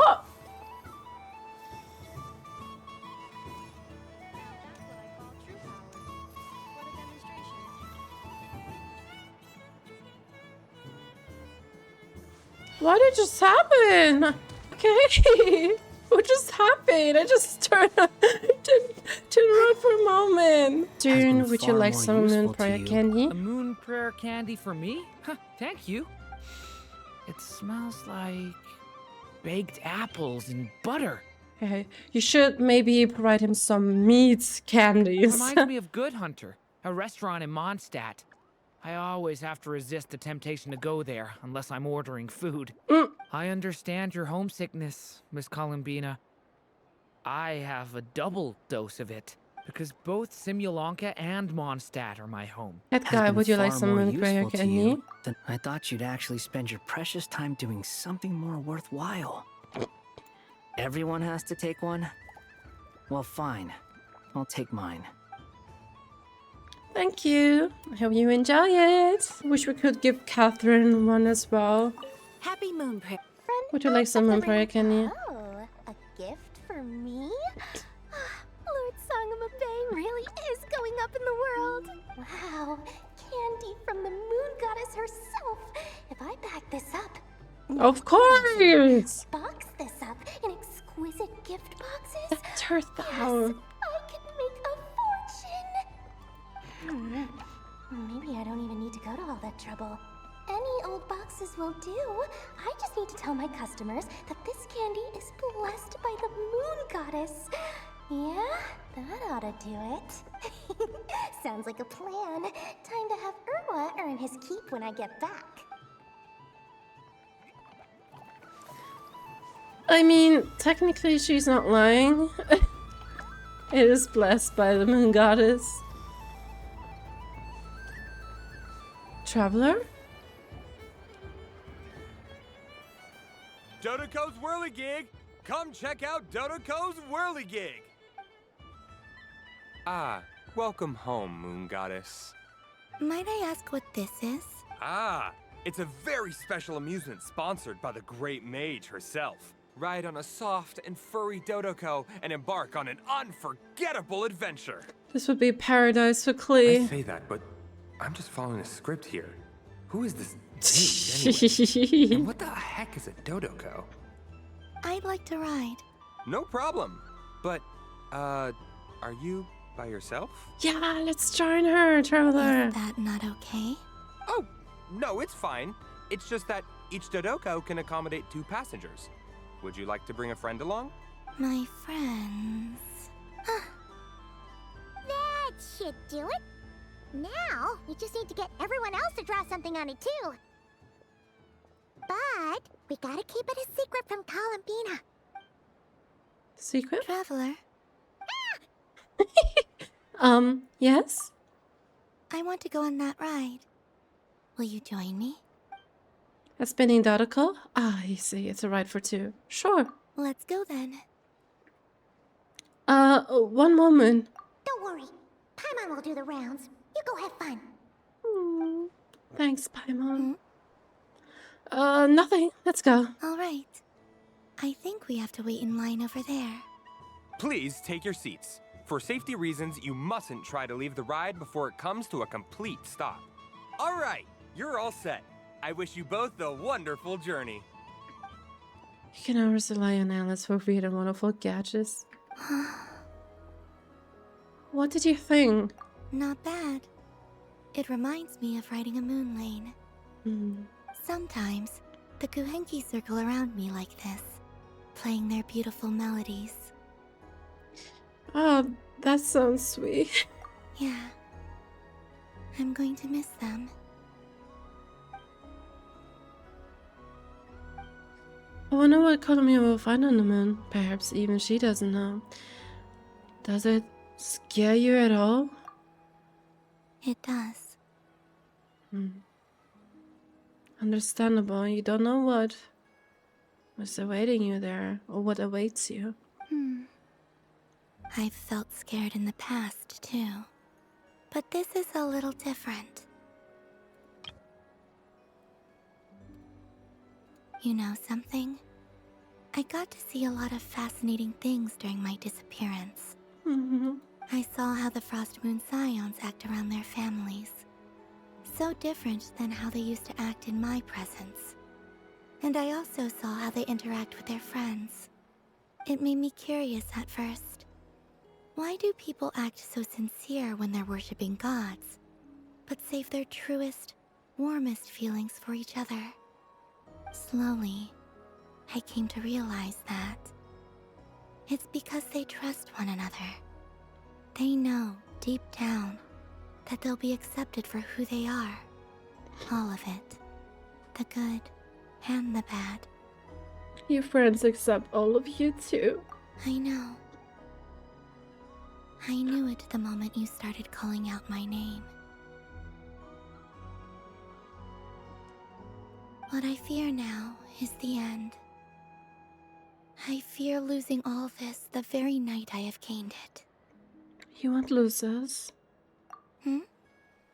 Even after you return to the moon, your friends will still be here. Yeah. We always think of you, Bina. Thank you for this conversation. Thank you for listening to me. Don't worry. This fear I have, and the unknown that awaits me, they cannot hurt me. Not when I possess a treasure far greater. I just want you to remember this version of me. The real me.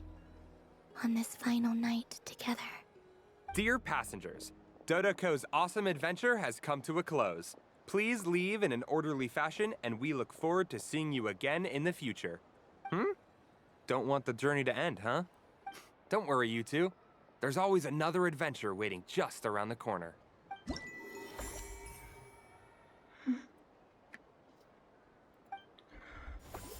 Aww, a heart. So this is the Frostmoon Scions area. It feels very familiar. But everyone looks much happier than usual. Tell me, you two, there's always another adventure waiting just around the corner. They're so beautiful.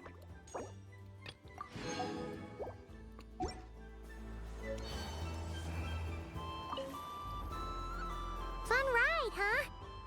You and Columbina looked pretty sad to leave. This isn't gonna make Paimon dizzy, is it? Would you like some infrared candy? Oh, candy for us? Thanks a bunch, Columbina. Don't mind if we do. Whoa, this one's intense. But it's so tasty. What about you, Traveler? How does yours taste? Like smetana, I think a very novel flavor. Oh, sounds good. Paimon's drooling now. Are there any more smetana candies in the box? Yes, I believe so. Okay, gotcha. Let's see. Have you tried any of them yourself? Paimon, could you just pick out 3 smetana flavored candies? Sure. This one, and yep, this one looks right too. Okay, that's 3.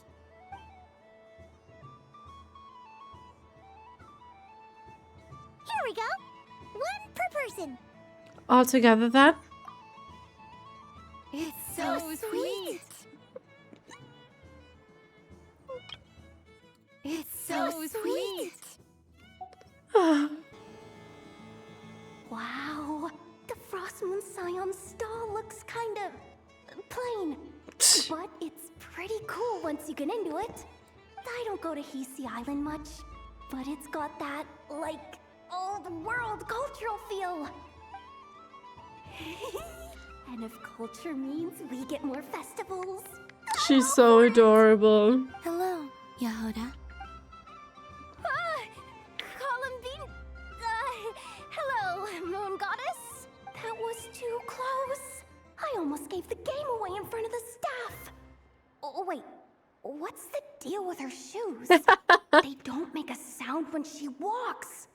I could do with a pair of those. No wonder why Arlecchino stopped playing hide and seek with her. She stopped sneaking behind Columbina. Yeah, I just want to point out the fact that I think we're recording now for almost 4 or 5 hours, maybe 6. The amount of time I've been taking a break in between is unbelievable. Like, compared to with last year's Interlude Quest, it only took like an hour, I guess. Do you like balloons too? Balloons?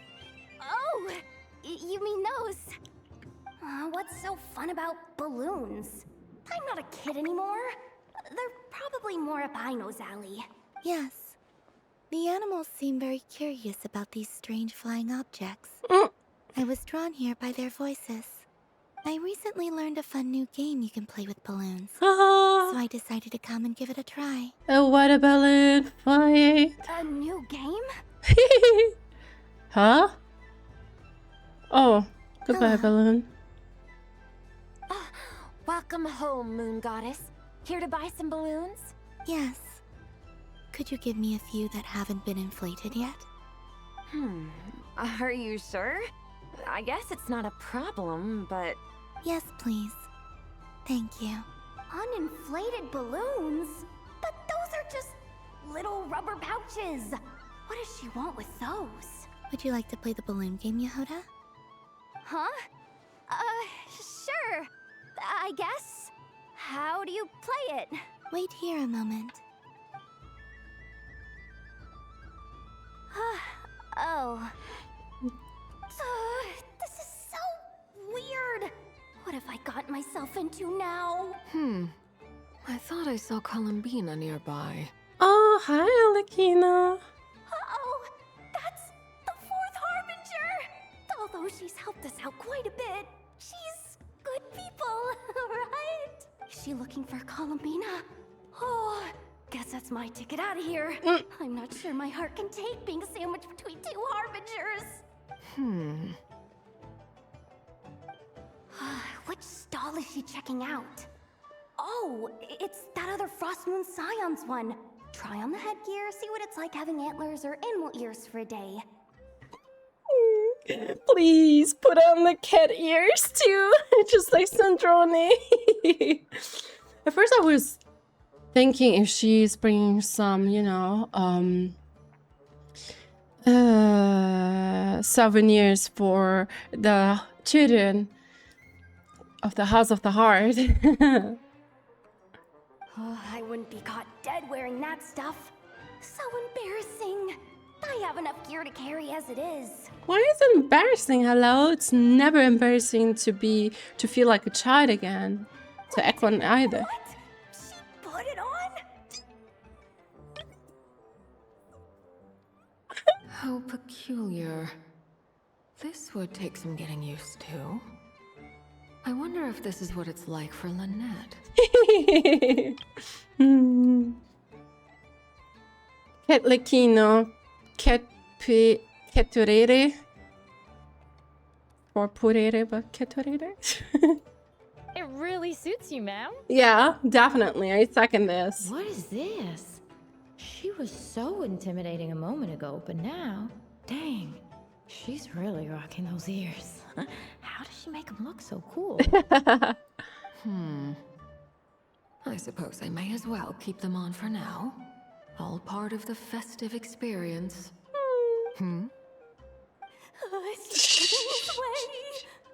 How do you do, Miss Jahoda? Oh, jeez. Don't talk to me while wearing that thing. Where am I supposed to look? Oh, hey there. I'm looking for Columbina. Have you seen her? She just... Huh? She fell down. Wait, is that what she meant by balloon game? Oh, she about to throw? Yeah. Ooh. Huh? No fair! How come I get caught in the crossfire? An ambush from the rear? Is this a declaration of war, Columbina? Would you like to play too, Arlecchino? Seriously? Are they gonna start some beef right here, right now? Sweet. Gladly. That said, I believe there is another who would like to join. Oh. Boss Nev! Thank goodness! You've got to get me out of here! Things are kicking off big time! Hello there. I'd like 10... no, make that 20 balloons, please. Uninflated. Are we composing teams right now? Yes. What? This is a big war now. Miss Moon Goddess, I hope you're prepared to pay the price for assaulting my employee. Welcome to the game, Nefer. Just to be clear, let's keep this a fair fight, okay? No strange powers, please and thank you. No Paimon Bloodfire, no Kubaki. Oh, look at her. Look at her facial expression. Naturally. Don't just stand there, Jahoda. Aren't you going to team up with me? Huh? Do I have to? Of course. Don't forget, the Curatorium has a reputation to uphold. Especially you were her only employee, official employee. I knew something like this was gonna happen. Oha!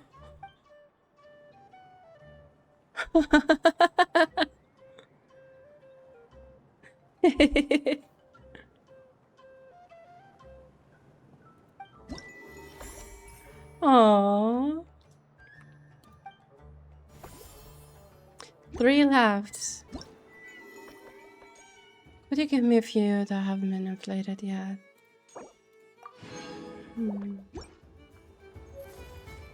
They executed that very well. I love it. Aren't you gonna sleep, Wink Ones? No way. This is Moon Prayer Night. No one sleeps on Moon Prayer Night. No one sleeps. No one sleeps. Sleep, sleep, sleep, sleep. Shush, be quiet. You're hurting my head with all that racket. Wait a sec. That's the Moon Goddess, the real Moon Goddess, and she's looking this way. Oh. Idiots! You're blocking her way! How many times do I have to tell you? When you spin around, look up the moon. The moon! Got it? Not at me. Do I look like a moon to you? Sorry, teacher. And again. Stop! You at the back. You behind the beat. This dance is supposed to be simple. Focus up or you'll be practicing this all night till next Moon Prayer Night. At this rate. Again.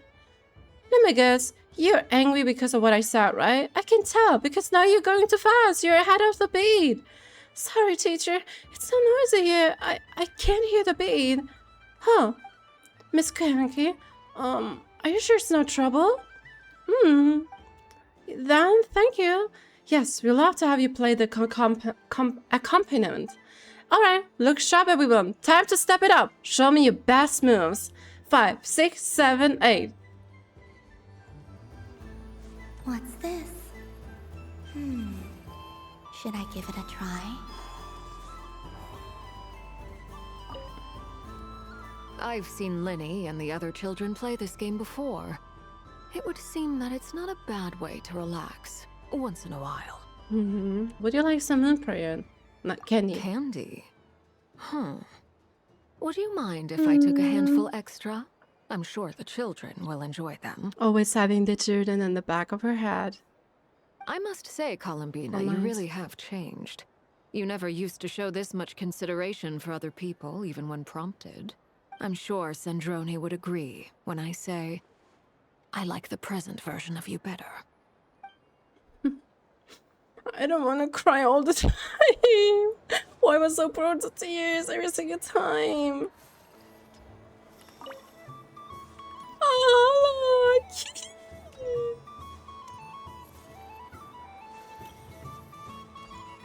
Look, Katheryne is here! Sunny days! I prefer sunny days. Ah, well, you are as warm as the sun itself, Moon Goddess. Very well. I believe your spirit animal has to be this most adorable chic badger. Wow! Thank you, Mr. Talking Magic Lamp.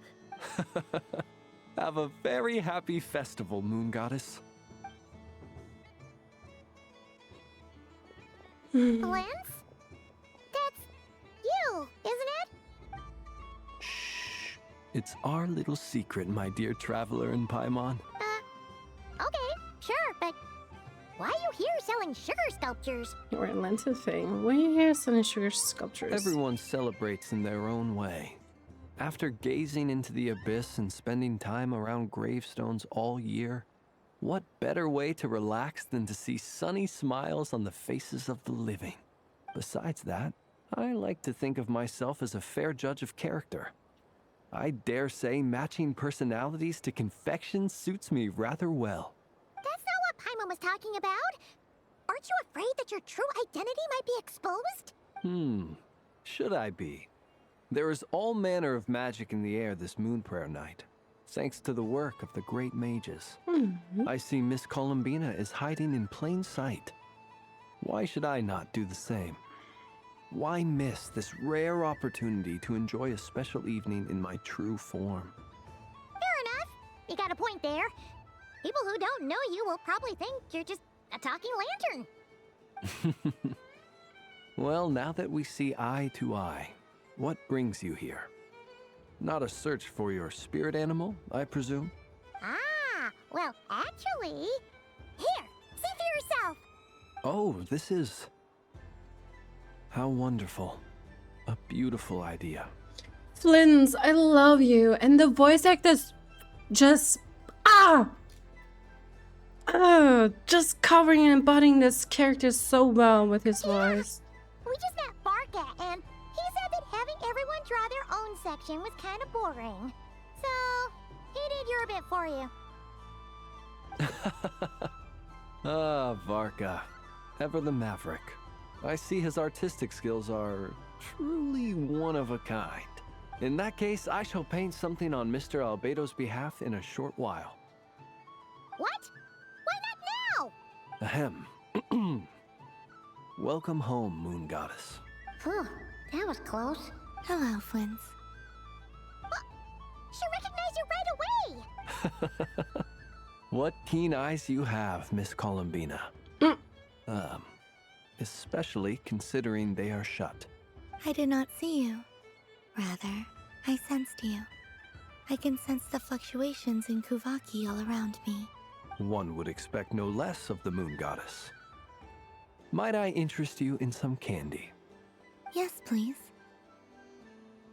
Excellent. I shall make some for you right away. Something the matter, Miss Columbina?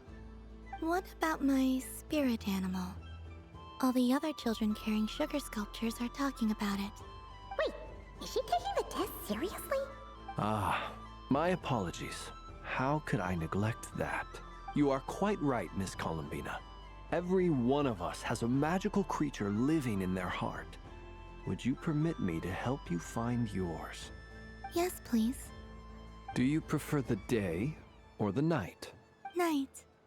Which of the 4 seasons is your favorite? Winter? Winter. Winter. Think of a perfect day. What is the weather like? Sunny? Rainy? Or perhaps cloudy? Rainy. Rainy in the morning. Sunny at night. What kind of answer is that? Forests, lakes, and open seas. Which do you prefer of these? Open seas. I like them all. Oh. Imagine you opened your very own shop. What would you sell there? Moonlight, I think. Wow! Paimon would totally shop there. How much would it sell for? It wouldn't cost anything. You'd just need to visit. That's the currency. Aha! I believe I know what your spirit animal is. Here. For you. Oh, it's a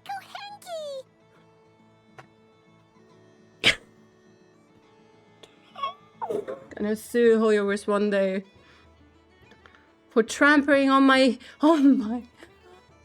feelings. Always play with it. Nah, honestly, Genshin Impact is an amazing game. Indeed. A free-spirited being with a deep love for all things here in Nod Krai, who selflessly lends her aid to as many people as she can reach. It is the perfect fit for you, Miss Columbina. Thank you. Flins, now I want to give this a try. It would be my honor. But you shall have to forgive me. We have known each other for quite some time. I doubt there is any answer I could give that would come as a surprise to you. So instead, would you accept this sugar sculpture as a token of our friendship? Of course. It's a lantern. Hey, why don't you two go enjoy your candy over there? Paimon wants to try out this spirit animal thing too. Right, Flins? Come on, play ball. I got this drawing done. But I want to hear Paimon's answers. But if Paimon's a complex soul. And we don't want your candy to melt while you wait, huh? Oh. Okay then.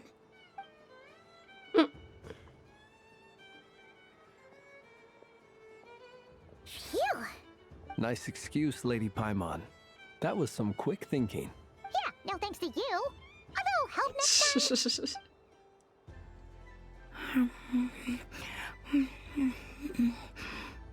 It's sweet. Is that Laka berry? I wonder what flavor the Traveler got. Wanna taste? This way, this way! It's the candy-selling lantern! I'm coming! Of course. Traveler, maybe we can share? Share? Yes. I found out recently that people share their food sometimes, so I'd like to try it. Or... is that a no? Yeah, she saw Katheryne and Limity sharing their candies or their berries. Oh no, we can do that, just don't take too big of a bite. Thank you.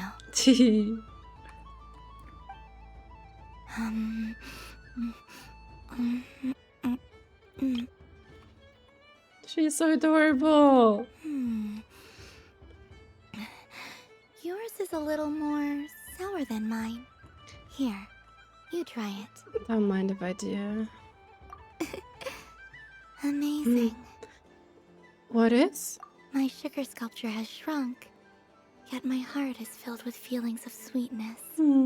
I will remember this feeling. Would you like another bite? Sure.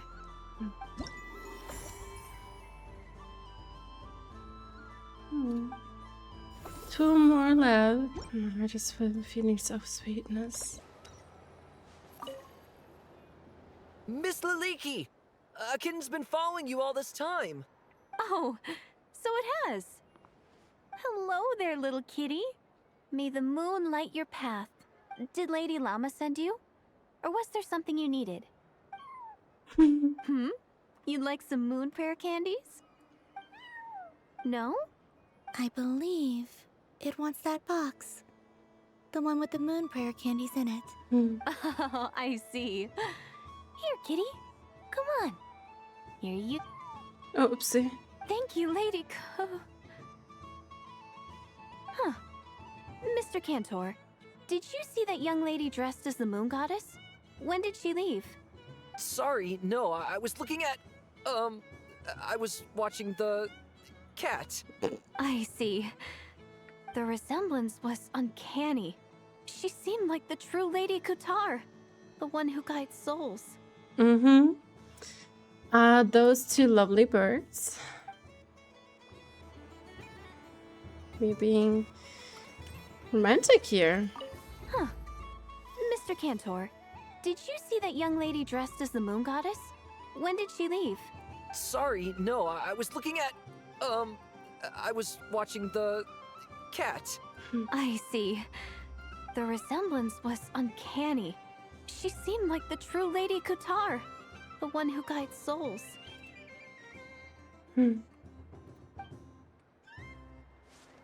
Music! I wish for a never-ending supply of Laka berries. What a humble wish. Probably Oh, written by a child. Katya! Of course she's here. Wouldn't be surprised. Katya. She is running the Speranza, right? Helka was the first one who told us about Katya, a retired adventurer who had to retire because of her injuries. Wow, her endless. Is that Lauma the Moon Center?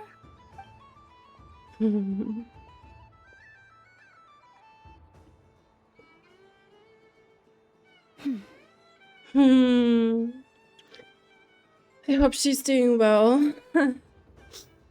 No, because of her sensitivity to Kavaki. Oh, look, it's glowing. Blessing those wishes.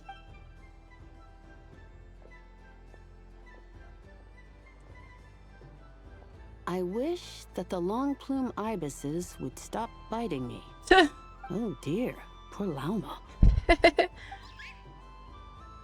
All right, I'll write that one down for you. I got it. While everyone else is celebrating Moon Prayer Night, you're as busy as ever. I don't mind. It's rewarding work. A good kind of busy. My antlers are at their heaviest tonight, and the Kuuvaki waves are especially strong. But as I help these dear friends hang their wishes up, I feel a great peace within myself that is hard to describe.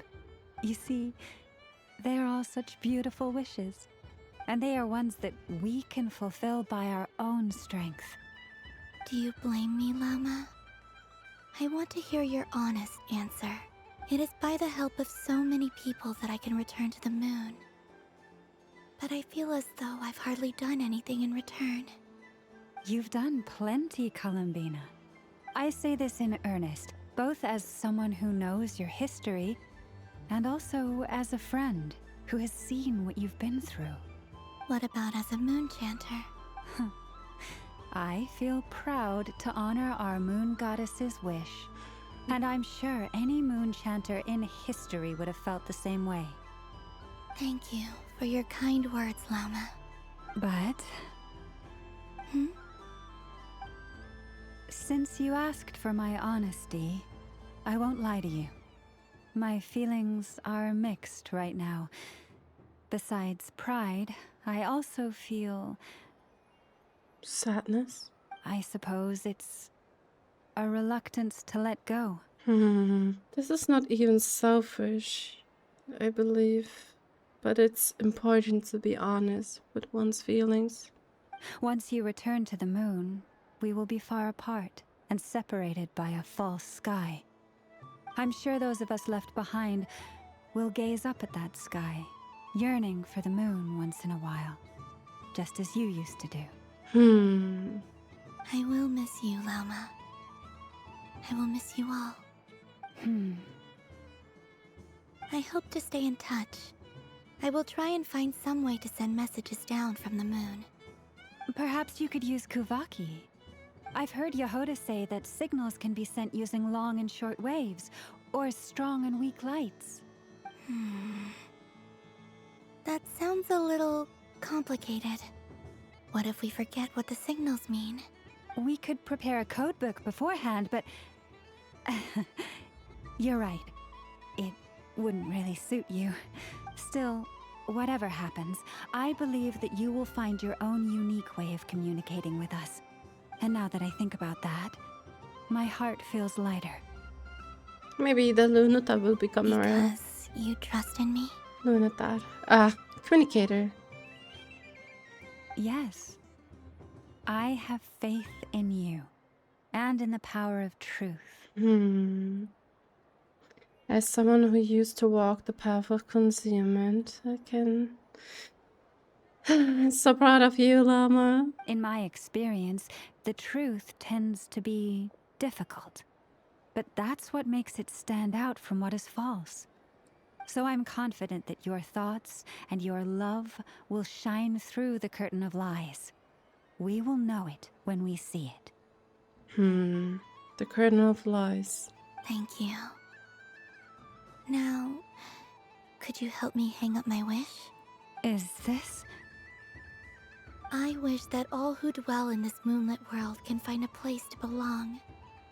And I wish that I shall one day see my friends again. It's 2 wishes. I hope that's not too greedy of me. Not at all. And I think you speak for us all with the second one.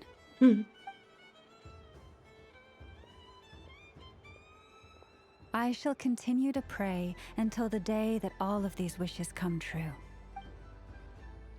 It's beautiful. No, honestly, I'm just speechless right now. It's just so beautiful. And I swear to God, if Dottore is about to blast during this...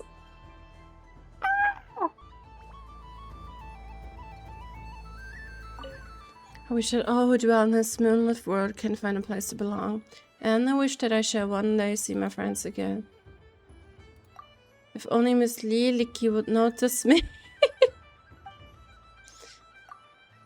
Hope things go smoothly on their journey with Traveler and that Columbina's travel goes well too. I want to adapt a human society more quickly. Durin. I really hope my boss gives me a raise.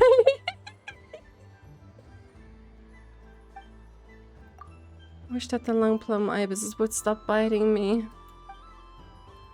I want to adapt to it. Yeah, okay. I think it will just repeat, right? Yeah. Leave. Would you like some candies? Yes. May everyone's wishes come true. Oh, look, the balloon is still with us. Would you like some moon prayer candy? Why, thank you. Don't mind if I do. Oh, my. It's so sweet. I'm so accustomed to plain, simple meals that this sweet treat is quite a shock to the senses. But I savor this moment in its entirety because it tastes like true friendship. Oh, Flins. Something about festive lighting always has a way of putting the warmest smiles on people's faces. Oh, Sophie! Major Surgeon Cersei! This is most thoughtful of you, Miss Columbina. Kindness exudes from your heart like benevolent moonlight. Forgive me, but I shall have to enjoy this gift a little later. I hope that the flavor I chose is not the only one of its kind. If others were denied the chance to sample such kindness as you have shown to me, it would be a great pity indeed. Aww. Please do. Just place over there.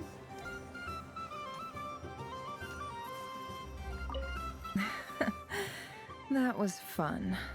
It's a shame Ashru doesn't like playing with water, or I'd have roped him in as well. Would you like some moon prayer candy? Oh, a gift? You shouldn't have, Miss Columbina. Very nice indeed. Candy is one of many luxuries that the desert folk could never afford. How I yearned for candy when I could not have it. Yet, now that it is readily available to me, I never seem to crave it. May your moon prayer night be one free from regrets. Thank you, Nether.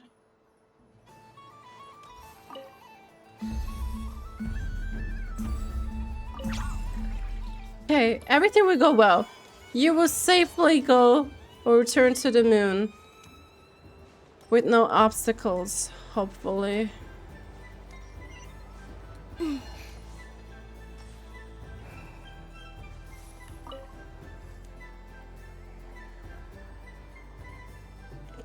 Those two. The Lord Skipper. Unfair. And the Lord Enjoyer. I mean, your voice goes right into people's heads. How would you explain that to the kids? You can't just explain it away as magic. Is something the matter? Ah, Miss Columbina. No, nothing you need to worry yourself about. Ah, impeccable timing. Stick around for a second, Miss Columbina. I need your input on something. This self-proclaimed Knight of Justice has yet to give me a satisfactory answer. I, for one, would like to hear your verdict on the matter. Yeah, let's be the judge. Hey, now, I left the flagship just to help you out, Miss Nicole. What's going on? So Alice and I are both using long-range remote control spells that work on similar principles, allowing us to attend this festive fair in Dodoco form. Long-range remote controls will work on similar principles allowing us to attend this fair in Dodoco form. Sorry, let me backtrack a little. While similar, there are some key differences. Alice, being a great mage, wanted her Dodoco to reflect something of her own charm and mystique. So she adjusted the way its tail moves when it spins around. An entirely gratuitous move, in my opinion. I hardly see how anyone is going to notice that. If anything, I'd say that anyone who stares intently enough at a Dodoco's tail to notice such a small detail is someone we ought to be highly concerned about. I only say this to emphasize that my question has nothing to do with tails. Now that we're clear on that, why is Alice's Dodoco permitted to interact directly with the children celebrating Moon Prayer Night, while mine is not? Your voice speaks directly into people's minds. See? Exactly what I said. Miss Nicole? Aw, baby! I can't stand it. I know that probably makes me sound like a whiny child acting out in front of their parents. And it's a little embarrassing now that I think about it. But hey, I've said it now, I can't take it back. That would be even more embarrassing. She's literally representing me. I'm resonating with her character so much. I cannot put it in words. Also, don't go reading too much into that analogy. It was off the top of my head. I'm actually an awful lot older than either of you. True that. Miss Nicole, are you saying that you'd like someone to play the game you've prepared? I'm not so invested in that. It's just something cobbled together using items I borrowed from Alice. She probably didn't even make them herself. The point is, I want to know everyone's thoughts after they receive their prizes. But as you've said, I can't just ask. I've been biting my lip for so long, and I've had no one to vent my frustrations on. I thought this was going to be a nice, straightforward festival where I'd get the chance to guide people to treasure. Well, can I play? I can't guarantee that I'll win a prize, but... You will? I'd like to try. Then what are we waiting for? Let the game begin! It's like they forgot I was ever here.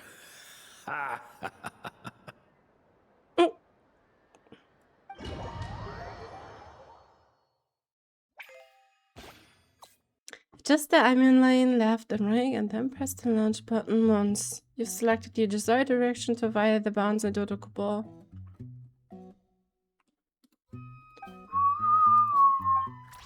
Oh, what is that one called again? Flipping. I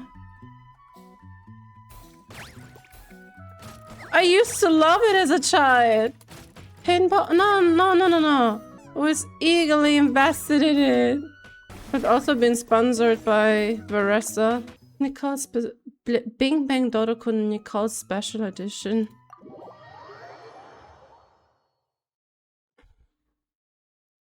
Congratulations, Miss Columbina!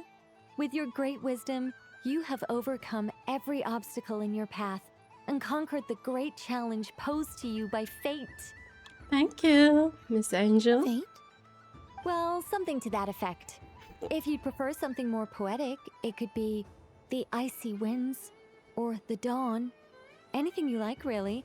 You could even go with the challenge posed to you by Dodoco, if that's what you're into. Anyway, you can take or leave my suggestions. Moving on. All my hopes are now resting on this. Can I open it now? Stop teasing me. Please, I'm begging you. No more talk. Just open it. Wow. What a lovely sculpture. Classic and cute at the same time. Thank you, Miss Nicole. Yeah, I'll always treasure it. Can only imagine Nicole to be an amazing artist. There we go. Music to my ears. You have my sincerest gratitude, Miss Columbina. Thank you for sharing your precious time with me and fulfilling my wish. Don't mention it. You've all done much to help me. And still, I'm the one receiving all these gifts.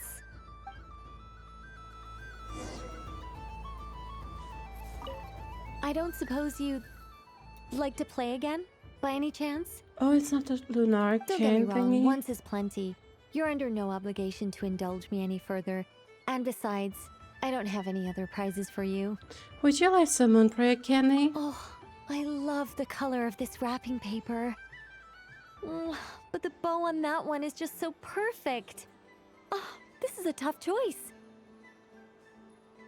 I just like how she noticed the minor details, and yeah, makes me happy that we can give something in return now. I know the wrapping paper doesn't affect the flavor, but it does set the first impression, which can influence your mood as you eat it.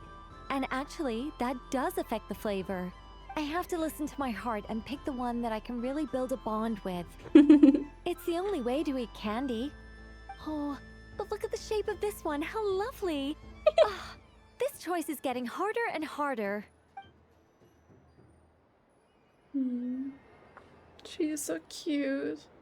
Thank you for this playtime. Let's talk to Varka. It'd be rude to just leave without saying anything. But at the same time, I don't want to barge into their lively conversation just to announce that I'm leaving. I guess I'll just wait a little longer. Huh? Albedo? This sketch is for you, Grandmaster. Oh, a gift for me. Thanks. Let's see what you've done for me. The North Wind left in the lurch. Mr. Albedo, would you like some impervious? Thank you. It seems I've picked lemon. It strikes a good balance between sweet and sour. This has piqued my curiosity. What if we were to add citrus and other spices, then enhance the flavor via caramelization? I wonder what the end product would be like. Perhaps I should take the time to try this out. Mr. Varka, would you like some impervious candy? Ooh, I get one too? Nice, thanks. What is that? Oh, it's so familiar. Don't tell me. Oh, I got it. It's like the candy jar dropped into a vat of today's boon. Seems I'm a proud recipient of today's Feast of the Moon, huh? Barbara! Hi! Welcome home, Moon Goddess. Hey. Oh, you're the genuine article. Alice was right. This moon prayer night was worth watching after all. Another one that talks. Greetings. Pleased to make your acquaintance. I am the Hexenzirkel member they call B. Barbeloth Trismegistus. Thrice as wise. Columbina Hyposelenia. Pleased to meet you too. Hyposelenia. A fine name indeed. Now then, Miss Columbina, do you wish to hear a mage's divination? Divination? The Frostmoon Scions used to ask me what would happen in the future. Is this like that? From the perspective of the one seeking answers, perhaps. As you look to your journey ahead, if you seek to understand the unknown, resolve your doubts, and soothe the confusion in your heart, divination could be for you. Let's head over to the fortune telling. Are those the Lunar Arcana cards? The unknowns on my journey. Of course, if one wishes to peer into fate, then hydromancy is the more precise option. Or just to bring that up. But that is a complex affair, and to relegate that majestic art to the status of a festive amusement would seem somewhat uncouth. Besides, it is sometimes better to not know fate with great certainty. Hence, I shall use the suitably festive Lunar Arcana to tell your fortune instead. It is more popular with the youth in any case. Lunar Arcana. Indeed. Unlike hydromancy, this will only display possibilities and trends. People like to think of themselves as creatures of agency and free will. Peering too far and too clearly into the future is detrimental to both body and soul. I'd like to give it a try. Of course you may. Come then, take a seat, Miss Columbina. Before we begin, are there any specific questions you would like to ask? Let's stick to general possibilities and trends, like you suggested. Ah, Very well. Then I shall use the basic Lunar Arcana deck. Now, try to relax. Cast your mind upon the things you have experienced and the things you are soon to experience. I will shuffle the deck. Would you like to cut the cards yourself? You do it. No problem. Now then, to make things easier for the Seeker, that is to say, you, I shall decipher the cards from your perspective. Start divination. Please, draw the first Lunar Arcana. This represents destiny and is the foundation for the divination as a whole.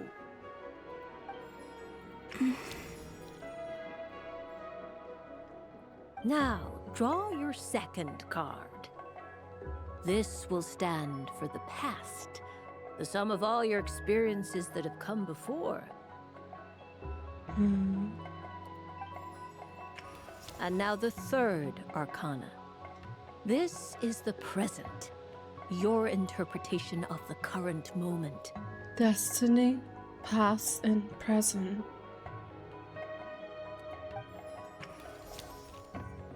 Finally, the Future? last card. This shall speak of the future, which... Oh. Oh. I have a Kuuhenkis. Kuuhenkis pulse? Fascinating. I've never encountered this before in my role as a diviner. Something has exerted an influence upon this card, causing it to leave its designated position. Someone or something else pulled the card. Was it the Kuuhenkis? Not the Kuuhenkis, the Luonnotar, perhaps? Never encountered this before in my role as a diviner. What do you make of this, Miss Columbina? Perhaps this is the guiding hand of fate in action. Of course, if you wish, you can choose to deny the validity of this card and draw the future for yourself. No, it's fine. Let's go with this one. A bold decision. I must say I'm looking forward to the results. Well then, let us flip the Lunar Arcana in sequence and see what emerges. Sure. Destiny. First, destiny. Yes, No surprises and the here. moon. The card that represents yours is the moon. Now that I glimpse over it, it has the shattered moon. It's a shattered moon. The bridge that leads to Celestia that is also shattered. Or like battered. The moon. Indeed. The moon can represent the truth at some times, but deception at others. False peace, destructive calamity, and the world-changing power that lies within.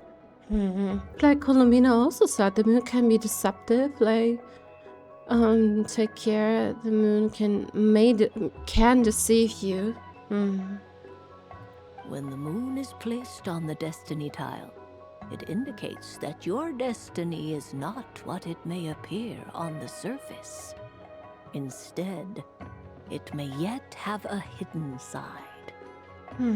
It symbolizes a journey through the fog, fraught with uncertainty and deception, where one must face inner challenges head-on. I don't understand. Patience, my dear. This is but the first card, which serves as a basis for the interpretations that follow. Our divination will only grow clearer from here on out. Now then, flip the second card, the one that speaks for the past.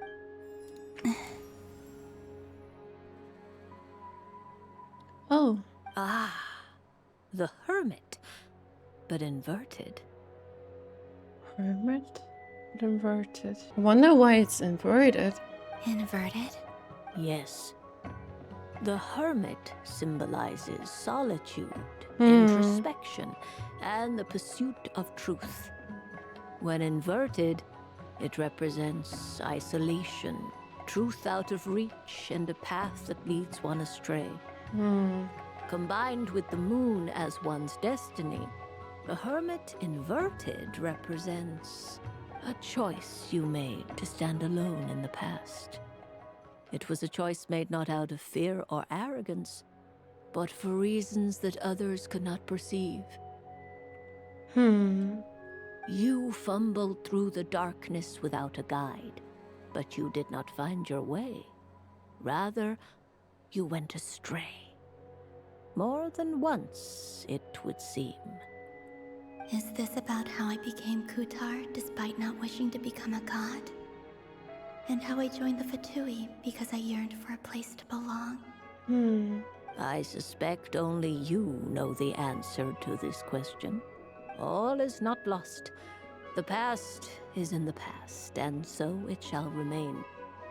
Shall we look into the present now?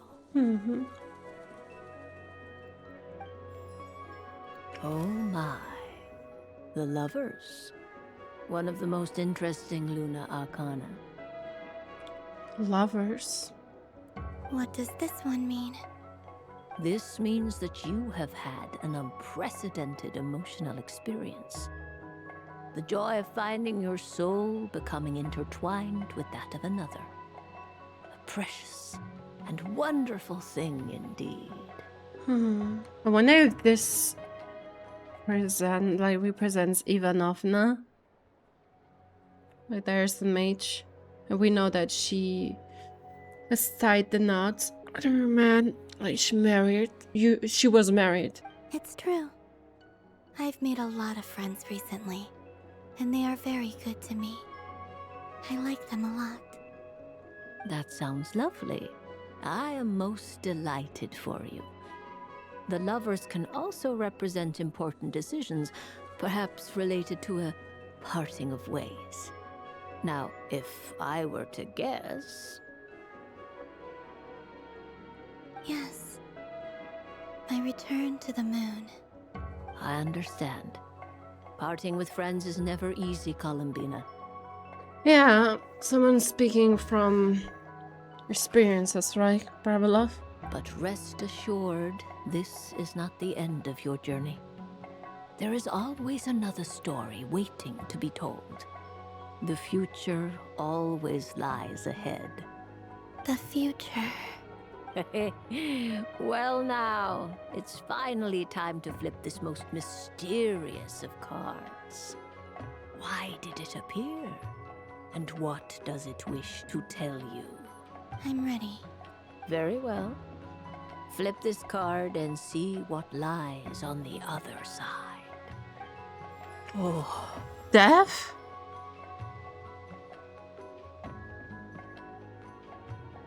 Ronova. Miss Barbalov? What is it? This card is death. That doesn't sound very good. It depends on how we interpret it.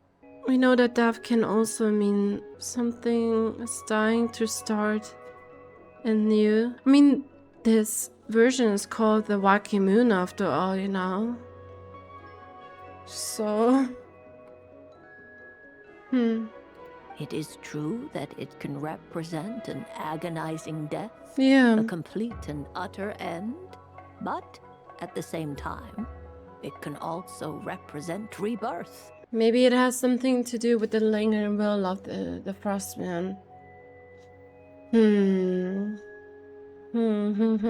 Yeah. Do not forget that your destiny card is the moon. That lends your future many different potential meanings. But it wasn't us who picked the card. If death spells the end, is it unavoidable? As I have said, divination can only display general trends. It is a rough guide, but it does not show predetermined outcomes. Allow me to summarize it for you. In the past, you may have lost your way, but now you have gained new connections and new strength. You now face an important decision, one that may bring about a great change in what is yet to be.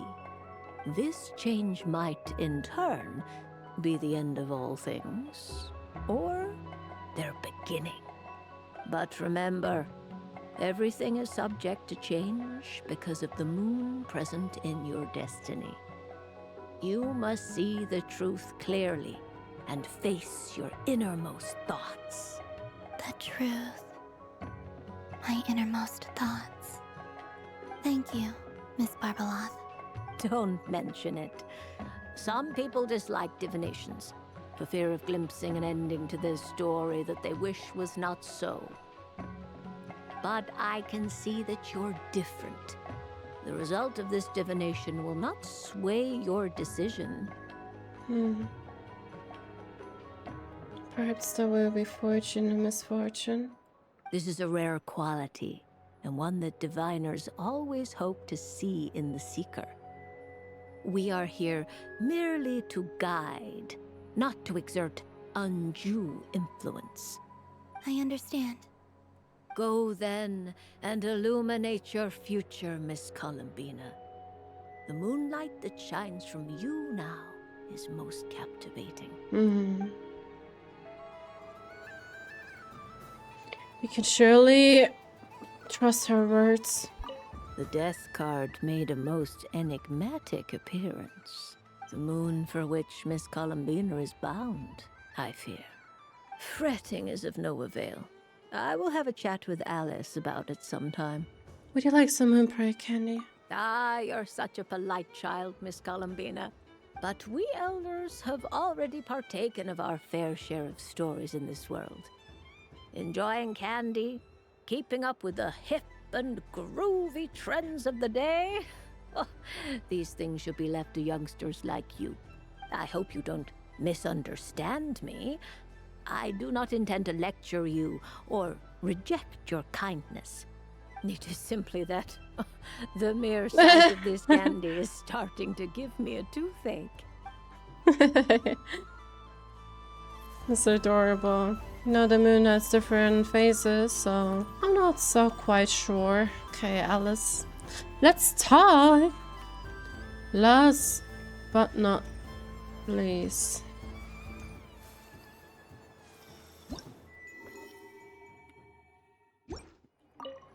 Mischievous Dodoco. A soft and furry creature that bounces and jumps. Welcome home, Moon Goddess. This one talks too. Allow me to introduce myself. I am a Dodoco from a distant archipelago, the most mischievous of all my Dodo brothers and Dodo sisters. When the going got tough, I powered through, and when I met obstacles, I boomed them away. That sounds like a lot of fun. Doesn't it just? Oh, but then the trouble started.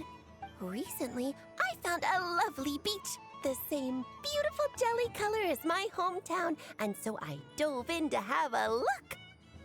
Only to find it overgrown with seagrass and nasty little spiky fish everywhere, looking to turn me into a Dodoco kebab.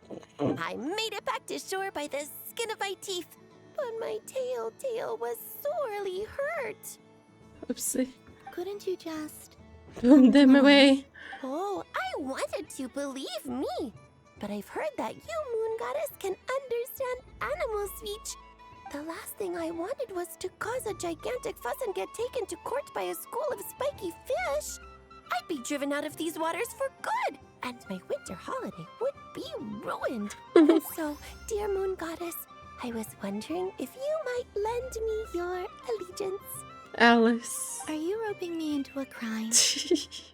Oh, let's call it a once-in-a-lifetime carefree adventure. Does that sound better? All the festival goers tonight are dressed up as the Moon Goddess. But there's nothing to say that the moon goddess can't disguise herself as a Dodoco, is there? Besides, this is your home. You should be free to be whoever you wish. I'm afraid I'm not well acquainted with Dodocos, Madam Mage. Oh, that's quite all right. We Dodocos are innocent, happy creatures with a free-spirited nature. Many, like myself, are mischievous troublemakers. Others are lazy souls who like nothing better than to lie down on a nice rock and take a nap. In our eyes, every creature who yearns for happiness and freedom is a Dodoco. But perhaps in yours, we Dodoco are a fluffier and more mischievous breed of Kuuhenki. Yes, that is a much easier image to follow. Oh, wonderful! Then let's play! Grab onto my tail and follow me into the sea! Time to settle some scores with the bad guys!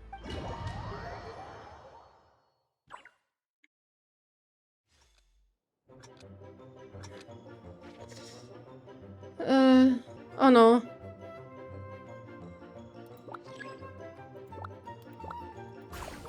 Ooh, oh my god, I'm blasting myself to death.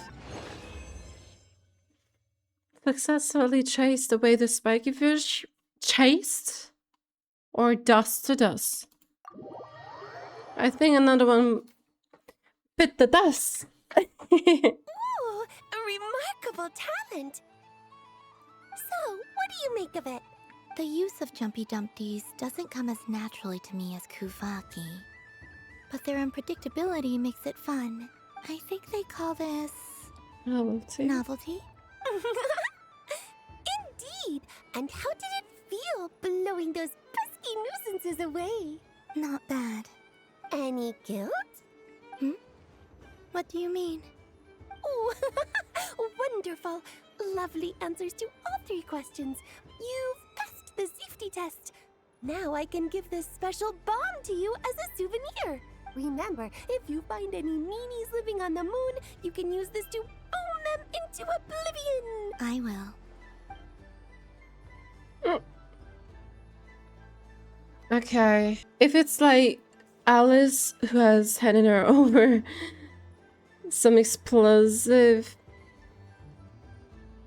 object, it will most likely come in handy, like this one pendant that has like a lot of Kuuvaki stored inside of it, and it helped us in the predicament when River suddenly appeared inside the chest, like in the first chest set. Oh, Moon Knight's prayer is drawing its end. The 3 Witches Festival booth. Moon Knight's prayer. Can we not check it out? Alice. Up for another round of fish blast? Oh, I mean of bye-bye bad fishies. Almost sounds sickly. Would you like some on prayer, Kenny? Oh, bless my fluffy tail. Dodoco has never seen candy shaped quite like this before. Why, it shines like a lovely crystal. Let the feasting begin. Oh, sweet as a tomato bathed in sunlight. Thank you very much. You truly are a friend to the Dodoco. Please share the rest with other people. I am sure everyone will fall in love with the taste of pure joy. Alice is so interesting. And we should definitely mark her words. Even if she's speaking in riddles, there's more to it that meets the eye. So we attended every attraction so far, right? Alright. Let's speak to the Traveler.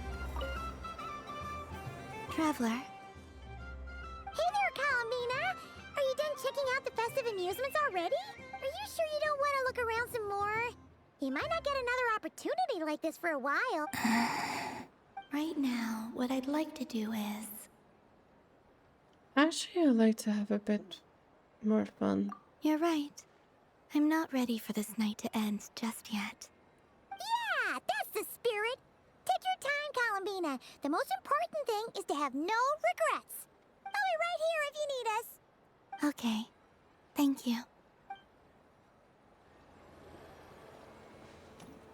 We will not. We want you, Raya. But no matter what will happen, it will be okay. Oh, wait. Welcome home, Moon Goddess. Would you like to try on some animal-themed headwear? I always hear Lauma saying how heavy her antlers are. I wonder how it feels. Let me give it a try. Oh my! It really suits you. Aww. It's a little itchy. And it's hard to turn my head. Should I keep wearing it? I will try a different one. How does this look? How does this look? How does this look?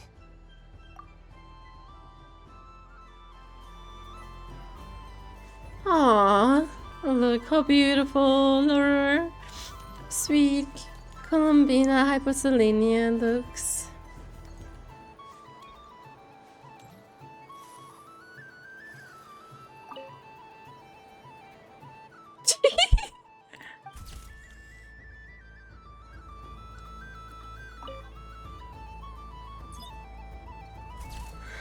And done!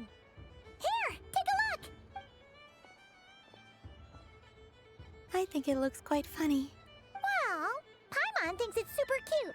It looks like a silly chic badger and a rhyme-horn deer that's about to fall asleep. Silly what way? I mean, those are precious memories to Paimon. Another piece to add to her collection or to her album. Silly in what way? Maybe I'll stand on the chic badger's side instead. It looks like we've attracted the attention of quite a few animals. Let's make room for them.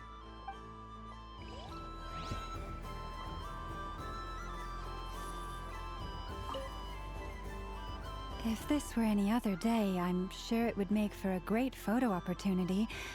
But Moon Prayer Night has rendered my antlers uncomfortably large.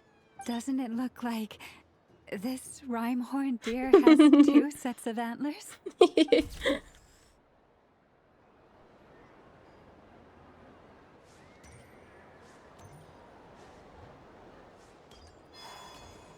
What's this? Should I give it a try?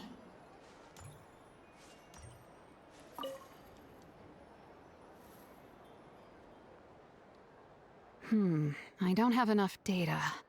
Need more samples. But who should I ask for help? Oh, it's collecting data. Is this one of the amusements? Or is it a research project? Bit of column A, bit of column B. I'm currently running some synchronization tests on these bots. Basically, you need to press the button to help them successfully obtain the treasure. But you've got to time it right. I'll record your data, which will be used to improve the robot's accuracy. But, ma'am, I mean, Moon Goddess, don't you think you should take your eye mask off first? There's no need. I will be all right. Okay then. Whatever you're comfortable with. Great. Then let's begin.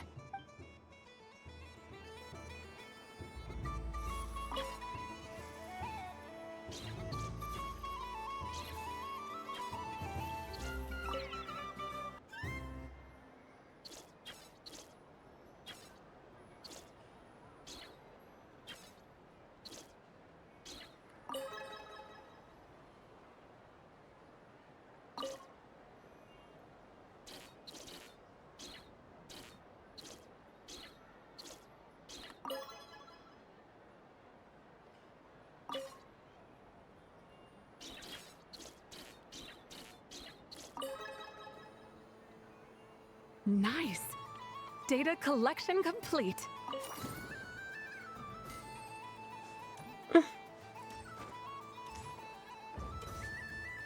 Wouldn't hurt to have some more in our pockets. Oh, look, there's Ashru! Aww. Oh no. Oh no, don't do that, Usher. Don't do that. No, no.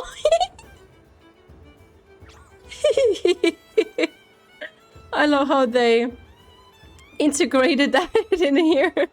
Yeah, as someone who has a cat or two kitties, I have to deal with that quite often. Oh no, I know. Would you like some kronkake? I'm never playing games with you ever again, Enougha.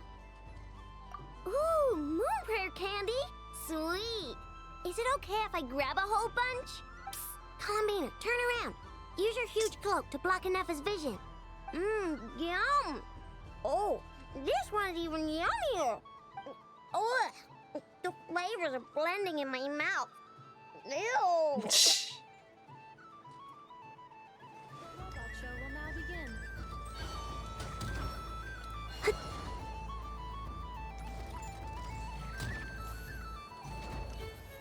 She looks so gorgeous. Cool your jet stucky. With the hat piece. Yeah, I think we are good now. Traveler, Paimon. Columbina! Finished with the festival already? I think I've had my fill. Really? You're sure you don't want to have a little more fun out there? Final answer. No, I don't want it to end, but...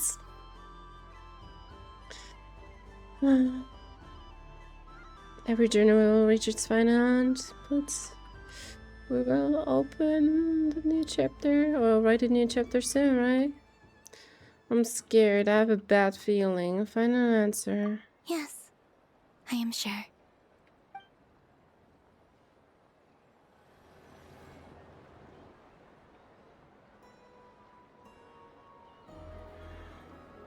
This was the most fun I've ever had on a moon prayer night. I don't want to bid goodbye. Everywhere I went, people were saying, "Welcome home," and there were friends at every turn. But it's so relieving to see Columbina doing better now. Unlike the previous times. Her state was weakened. I only wish it could last longer than one night.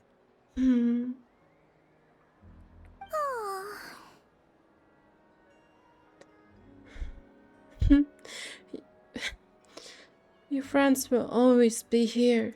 Yes, you're right. The moon prayer blossoms. Ooh, look! Look!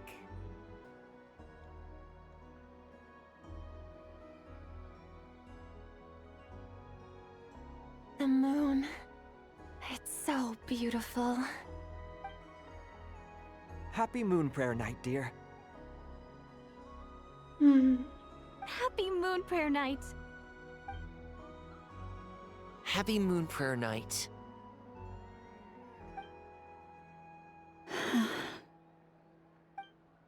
Aww. They know what it means. Huh.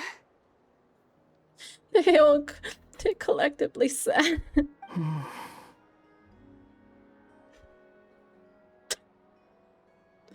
Even Wanderer.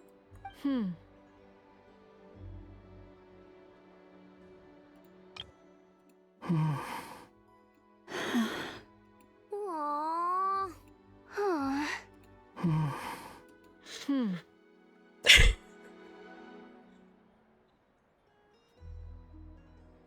I feel like a mess right now.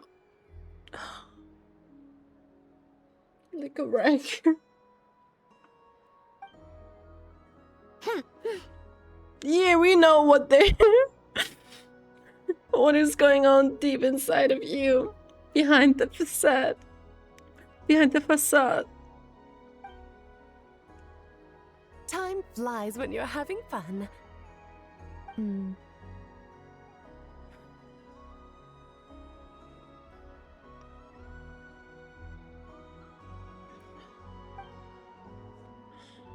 Oh. Looks like the time has come. Are those gems for like Kuuhenkis right now? I don't know. Columbina. You're heading off then? Yes, to the ruins you mentioned. And from there, back home to the moon.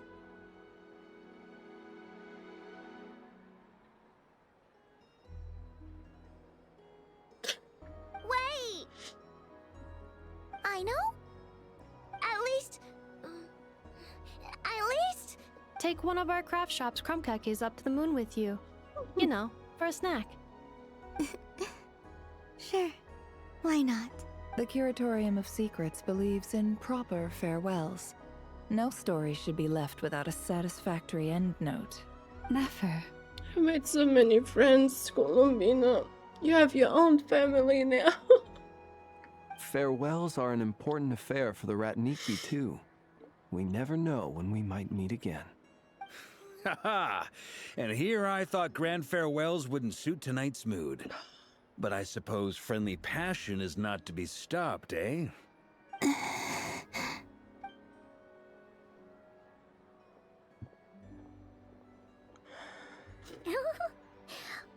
made a little something for you, Columbina. Ta-da! What is it? A Moon Prayer Night greeting card with drawings by all of your friends.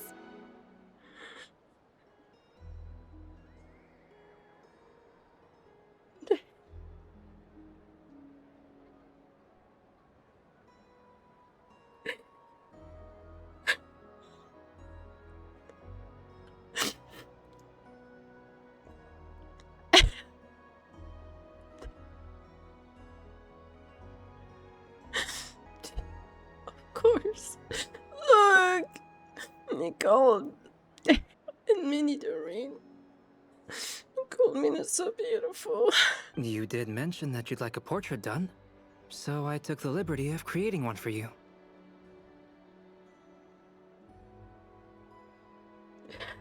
I was just about to ask if that was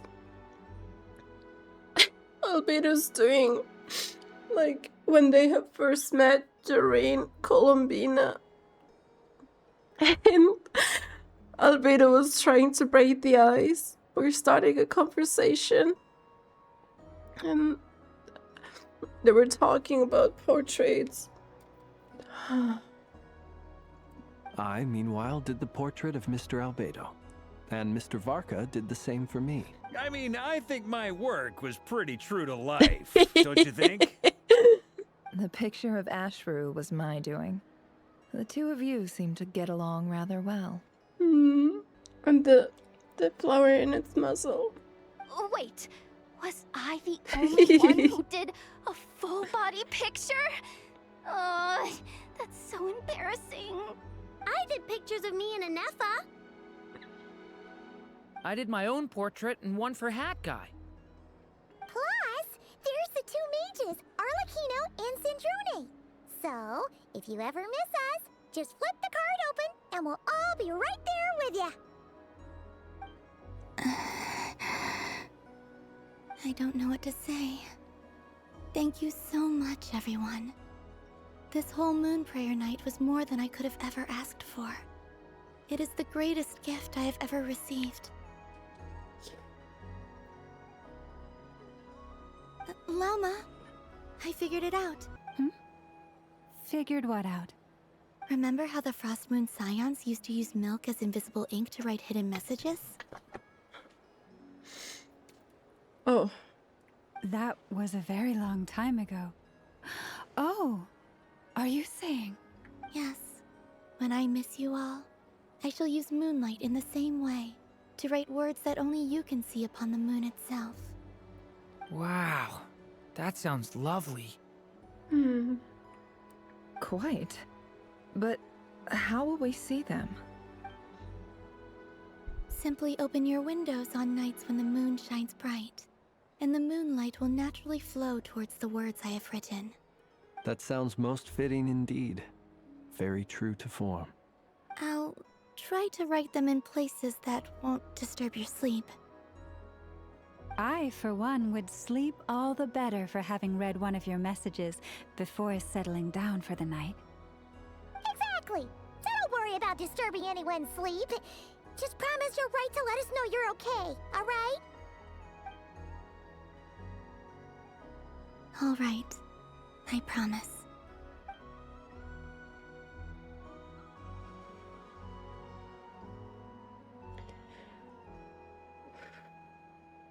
In that case, Columbina. I'm ready. Let's go. Stay with you to the end. So we're gonna escort her to the sanctum now. To the one part of that. We'll direct you to the moon beyond the firmament. Hopefully everything will go smoothly. Stay with you to the end. Very well. Let's go. I'm so scared. Imagine like Dottore will show up, or Riri, even if Riri is currently who knows where.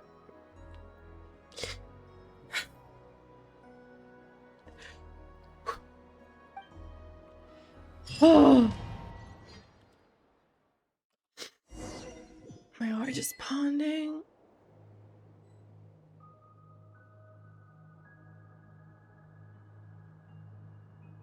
Set out on the path back to the moon. In just a few moments, I will be gone. I still don't know what to expect on the moon. Will I really be able to send messages to my friends? The Kuuhenki, the animals of Nod Krai. I'll never get to see them again. I wonder where I'll be when the next moon prayer night comes. 500 years, right? This is where the people of Hyperborea used to communicate with the moons.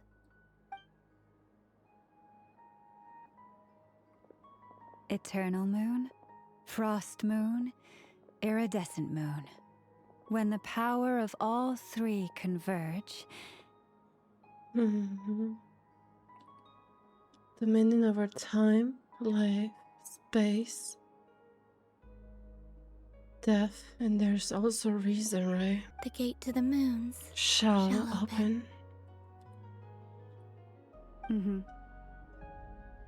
Moon marrow preparations are complete. Only the final step remains.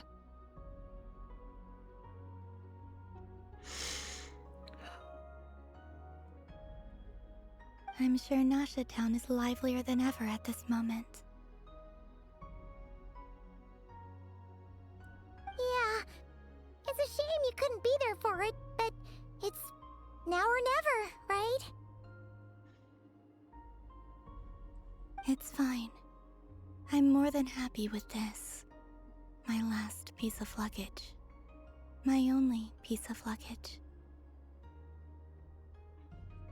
Like a cold shiver is running down my spine right now.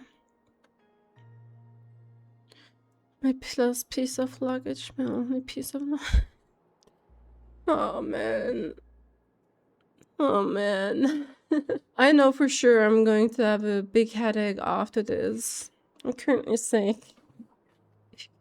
You couldn't tell before, but yeah. My nose is pretty stuffy. Okay. Farewell, Columbina.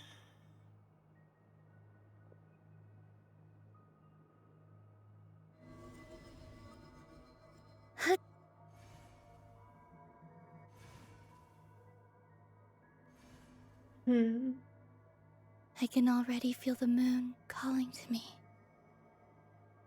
Wow.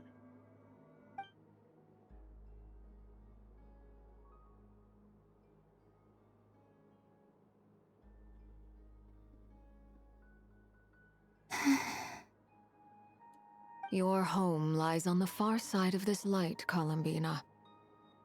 From now on, we will at last have a reason to pray to the true moon. Columbina. Yes?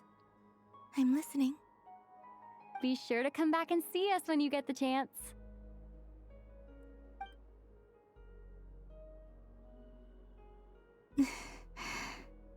Of course. Yes, I wonder if that one card is troubling her, you know? The death card. But if that chance doesn't come, then remember that you have friends on this planet. People who will miss Columbina. Yes, I will. Thank you for everything you've done for me. And remember, come night or day, the moonlight shall always connect us. Well then, farewell, my friends.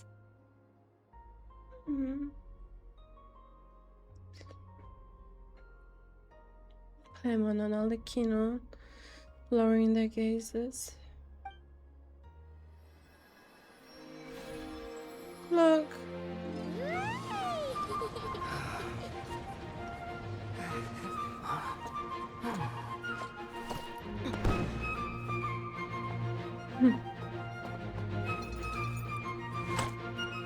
Of course.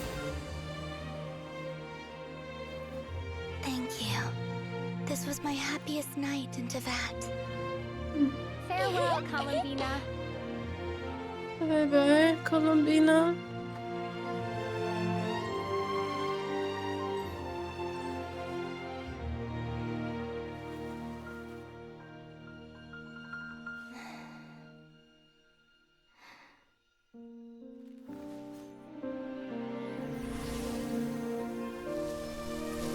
Oh, the petals.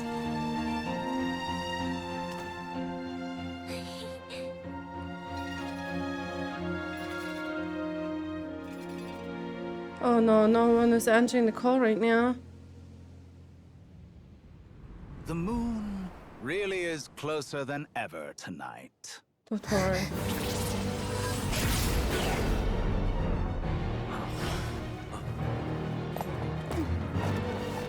Columbina. All 3 moons in one place.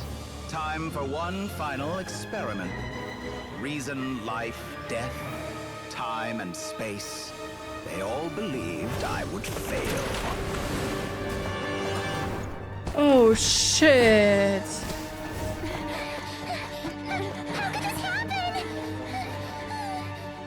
But Teyvat's primordial power never did belong to the throne of heaven.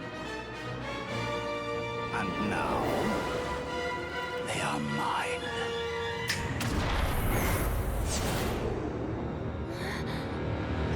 We're not affected because you're descender.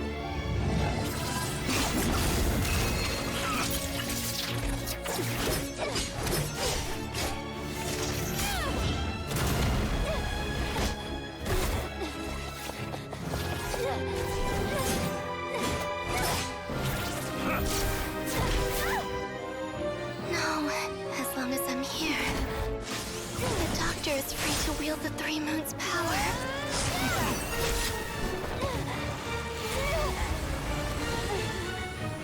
It's the only way. No, Columbina. I guess I won't be going home today. No.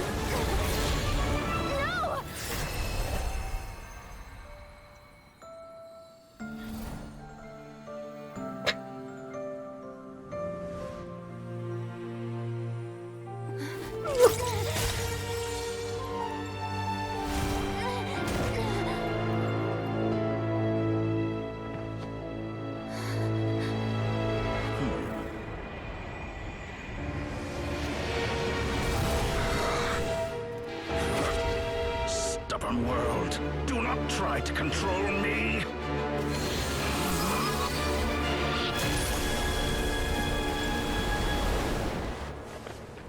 Columbina.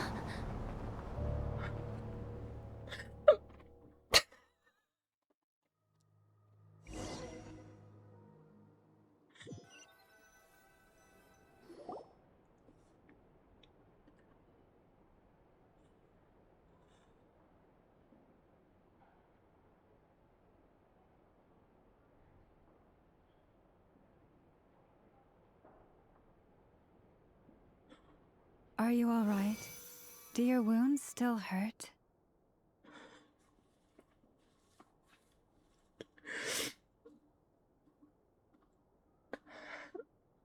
I had someone prepare a little medicine that could prove effective. Take it if you need to. Thanks, but I would rather talk about what just happened. Holy shit, of course he would make an appearance. Of course. And that was the last second. This word doesn't let her have some peace, right? No, not at all. Oh my god. I find it really interesting because the moon mirrors did act on their own, you know. That was like the iridescent moon's mirror was like emitting anger and rage, trying to subdue him. Oh my god. In that case, let me relate the contents of the call we made to Alice after the incident occurred. Freak it. Nobody could have answered it. Or nobody did answer it. That Dottore is a crafty one. He distracted the Hexen Circle by creating a huge fuss at Teyvat's borders. He distracted the Hexen Circle by creating a huge fuss at Teyvat borders. What? He could outplay the mages, even Alice herself. Pulling this is crazy. I'd assumed that the cause was an abyssal intrusion from the outside world, which in fairness is a rather common occurrence. Yeah. But after learning that you managed to influence the phantoms in Nod Krai, I realized that perhaps this interference could have come from within Teyvat instead. But we weren't able to change their fates. The music is so distorted, it's creepy. True, you couldn't change how their stories ended, but you did build some variables around yourself. Variables? Yes. Things you heard that you could not otherwise have learned. Ideas that would otherwise have never crossed your mind. All these things are variables. At first I thought he was like tampering with Imran's soul, but this cannot be it. Of course, most variables usually pale into insignificance with the myriad of possibilities floating around. But the moment you start treating them as building blocks and intentionally stacking them, that changes things. That's what Dottore did, and it's how he created the necessary conditions so that when you activated the portal tonight, it played right into his plan. However, we have no way of knowing exactly what he did. Yeah, we also need to ascertain Columbina's status. He distracted the Hexens by creating a huge fuss at Teyvat's border. I had assumed that the cause was an abyssal intrusion from the outside world, which in fairness is rather a common occurrence. But after learning that you managed to influence the phantoms in Nod Krai, I realized that perhaps this interference could have come from within Teyvat instead. But we weren't able to change their fates. True, you couldn't change how their stories ended, but you did build some variables around yourself. And that about sums it up. As I suspected, Dottore has disappeared completely. If it's any consolation, he wasn't able to control Columbina as he might have wished to. It's so sad because history kind of repeats itself. The moon goddesses used to be in prison once and now again, even if it was like two of their qualities wills, like the remaining power, and then Columbina in flesh. Yeah, she opened that moon gate and we do not know where it leads. Maybe she will end up bumping into Rerear. My god. To disrupt the doctor's plan, she escaped into the moon's reflection. What? She did what? Wait, didn't any of you see her do that?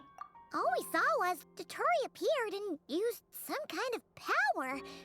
The next thing we knew, he and Columbina were gone, and You were falling into the sea. Yeah, he manipulated the time.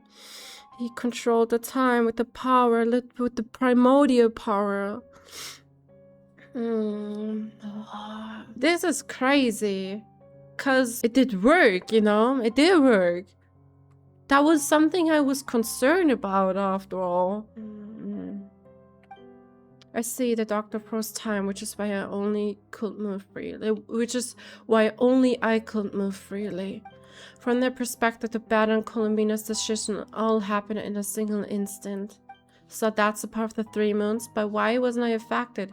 Is it because I'm a descender? So, Columbina intentionally opened the moon gate and escaped into the same mysterious world as Rerir and Thelindis. Oh, that scene looked exactly like the one cinematic with Rerir and Thelindis. I wonder if that was intentionally, or yeah, because if that was intentional, because it was strikingly similar. Sounds like bad news. Even that man that stands for hope. This must be why Dottore's been lying low this whole time. He was bidding time until he could execute his plan. Seen in that way, the Trilunar Syzgy and Rerir's emergence, Dottore might have been pulling the strings in both cases. According to Miss Alice, he is attempting to transcend his destiny and finish an experiment that only a god might complete. Told you, he has this unfettered desire to usurp the functions of the divine. An utter lunatic. Yeah. He's simply a lunatic scientist. Black and white. Wait a sec. Where's Hat Guy? Seems like he'd want to be here for this. He took off with the Dodo communication device after we spoke to Alice. He said he had a hunch that he wanted to investigate by himself. The look on his face was terrifying. I've never seen him like that before. It's like your blood is boiling is an understatement. Probably in frustration at the fact that Dottore was one step ahead. He was many steps ahead, despite his best efforts. And I'll see if he's the same way. I'm back. Hat Guy! I went to look for the Hyperborean phantoms again. I think I've gotten to the bottom of it. I got them to talk to Nicole on the other end of the communications line. Turns out, the history they describe is different from how Nicole remembers it. He. Remember when they said he? That was Dottore. That was Dottore. It was him. How did he manage that? It was him. And now it wasn't even clear who it was. And now it all makes sense. It's all coming together now. It was him. Really? But how? Surely Nicole can't have been wrong. I mean, even she was perplexed. Nicole herself, she was like, he? Who were they talking about? Because the phantoms are the ones who are deceived. They speak of a savior who appeared in their history. One who never should have existed. This savior promised to create a new moon within the false sky, and even bring back their moon goddesses. Foolishly, they believed in him, and told him everything he wanted to know about the moons. Oh, they're so gullible though. Is that gullible or just desperate? He's cunning. Like he simply doesn't care. All he does care about are his goals. It's not even like that he has no modus, because it is curiosity that drives him forward, you know, or towards achieving this, what he has been doing for many years. And on top of that, it's still his segment, right? Wouldn't be surprised if he had like created new ones. It's obvious that this was Dottore's doing. Now you mention it, the first time we entered the Hyperborean ruins, we heard the phantoms discussing their history, and I remember Nicole commenting that something sounded a little strange. But Dottore shouldn't have been able to get in there in the first place. He didn't. Nicole said that this was an anomalous state triggered by disruptions in the causal connections between phantoms from the same era. The variables that Dottore put in place were substantial enough that they even affected phantoms that he never met. And this all without tampering with Irmin's soul. So it's not that their memories were unclear. They'd been tampered with. Yeah. That's exactly the possibility Dottore was trying to manufacture. He turned these variables into knowledge and engineered the situation so all that knowledge would fall into his hands. Well, he surely fooled you as well, Varka. When you headed to Amsvatnir. Ah, it was Amsvatnir, right? Now I got it. That's exactly the possibility Dottore was trying to manufacture. He turned these variables into knowledge and engineered the situation so all that knowledge would fall into his head. And he manipulated them, okay?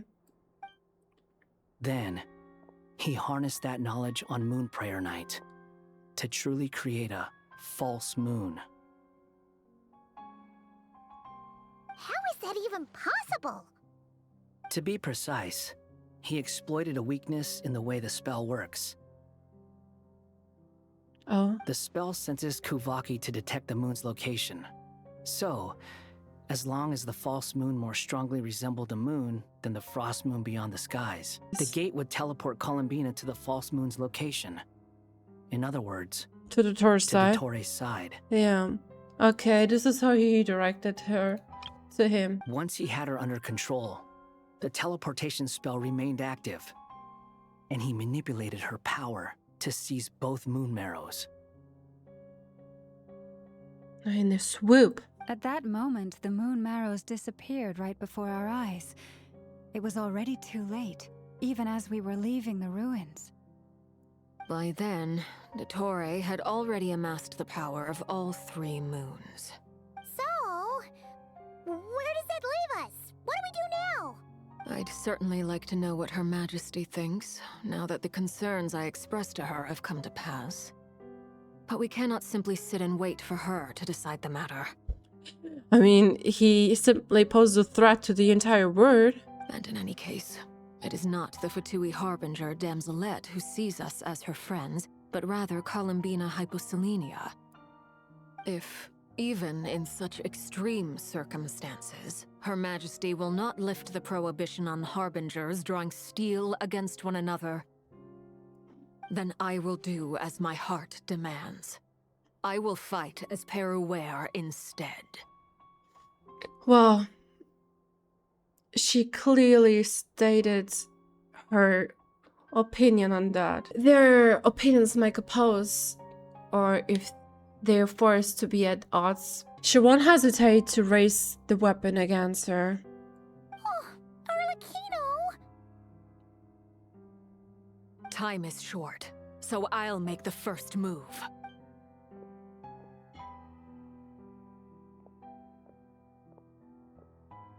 Whew. Even Arlecchino seems to be losing her cool now. Sure, she feels partly responsible for this, and so do I.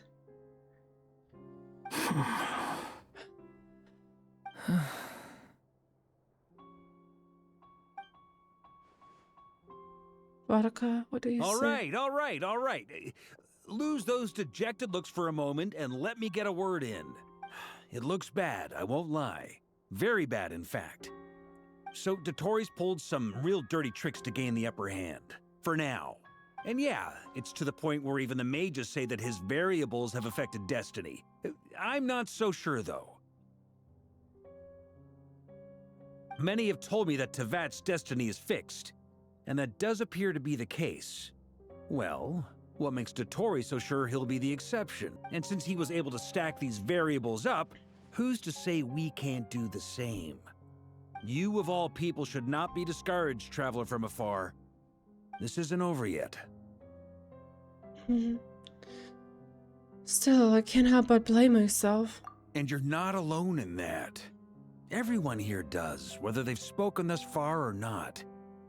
But none of us are the type to sit back and wait for the sun to shine again. That's exactly how a knight should roll. If they knock you down, you get back up and get back in it. Don't forget, Honorary Knight, you're a legitimate member of Mondstadt too. Varka's right. This is far from over. Dottore's already way overdue a butt-kicking given his past shenanigans. And after this, he's earned himself a double dose. That's what I'm talking about. How's everyone else feeling? I'll use Kuuvaki to investigate Columbina's whereabouts. I'm not ready to give up either. Leave the intel gathering to me. Whatever happens within Nod Krai's borders, when the Curatorium of Secrets wants to be in the know, we always find a way. Aino and I will do all we can to support you. We will attempt to reverse engineer Dottore's actions and seek a breakthrough that way. Alice and Nicole are busy dealing with an emergency at Teyvat's borders, so they can't return just yet. But they're both very angry about this. They've asked Albedo and me to act on the Hex and Zirkel's behalf and do everything in our power to fight back against Dottore. Now I wonder if you will become our own main or final foe in this series. Are you ready then? We're going to have to conduct a lot of research, even in the early stages. I'll do my best. As for me, I'm pretty familiar with Dottore's way of doing things, so I can try to predict his next move. I'll help with your investigation. Nice! Looks like we have our basic division of labor. I'll get in touch with Flint's and Itlua, get them to have a chat with their Starshiner. It couldn't hurt to bring the Lightkeepers on board as well. At the same time, I'll pass on instructions to the knights present in Nod Krai to assist the Lightkeepers and other organizations in ensuring the safety of those living here. Understood. We've got to be prepared for anything, yeah. As long as Columbina's gone, he can't do anything anyway. Yeah! We'll show him! This is why she resorted to that. Columbina. That's it then. Good luck, everyone.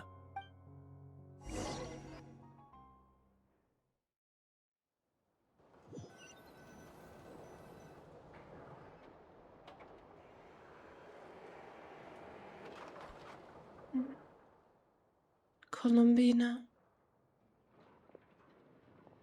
I never thought that Columbina would become my real name.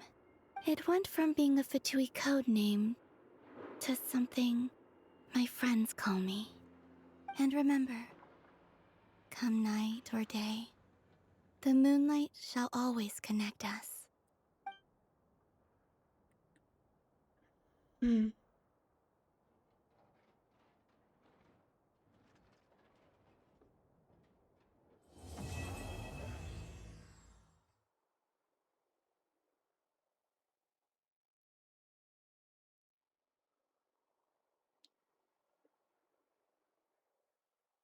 Oh.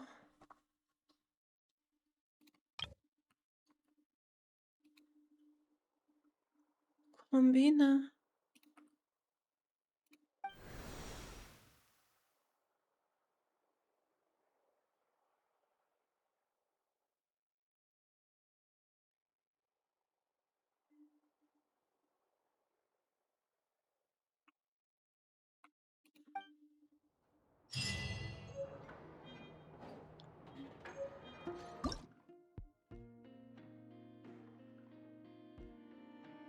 I'm at loss for words right now. I mean, I seen that totally coming, but that way, I really do wonder what just happened in that one frame. She just disappeared. It crossed my mind that I have not checked the Silvermoon Hall after the completion of Act 6, and yeah, there's like a mini quest, I believe, like an afterward. Go to the Silvermoon Hall. It's sad that the Silvermoon Hall is now bathed in silence. The state of it is so sad. It makes me wonder how the Kuuhenkis are feeling, like Luonnotar and Sandrone as well.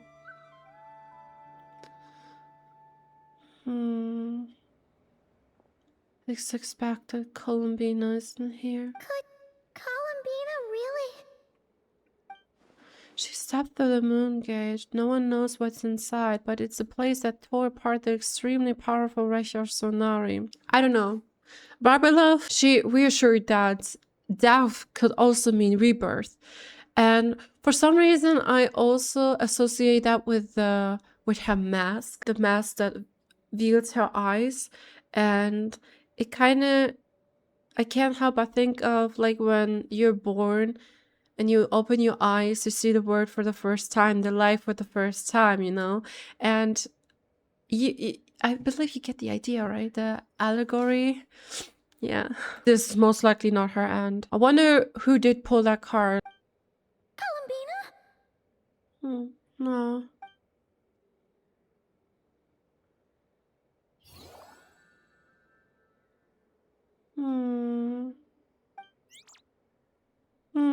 Oh, it's you.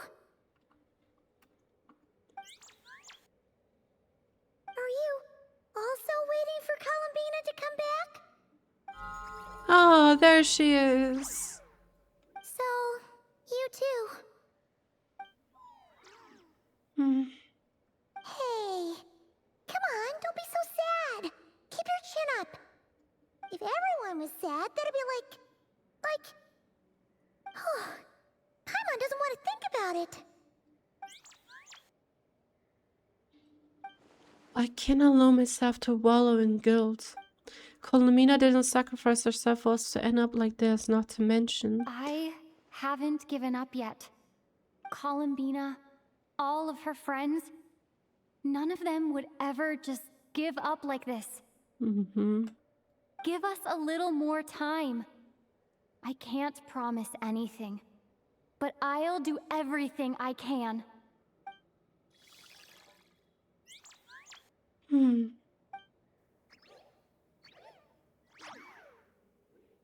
Are they cheering for us?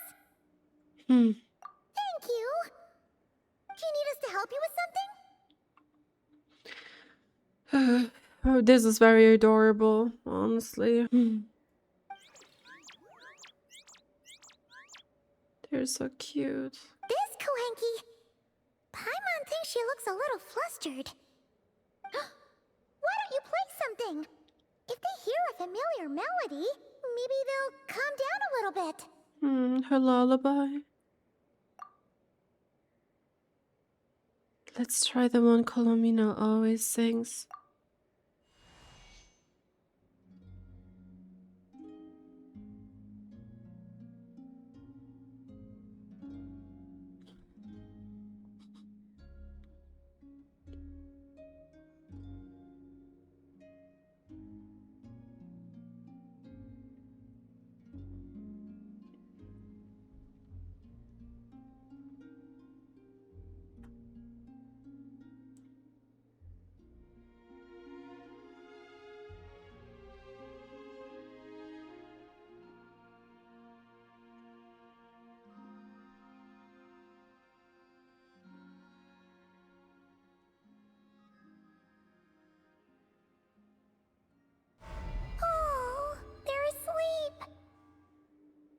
Looks like they haven't had a good rest in a long time.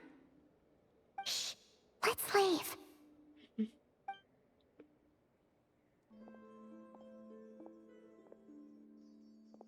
Oh. Sandrone. Sandrone! What are you doing here? What? Am I not allowed to take walks now? She hasn't returned. Thought as much. No such thing as a free miracle, you know. Hey, which way are you headed? Paimon means we don't see much of each other. Maybe we could join you for a bit. Let's not. I'm not in a good mood today, and don't have anything nice to say. Besides, comfort is the last thing this place needs.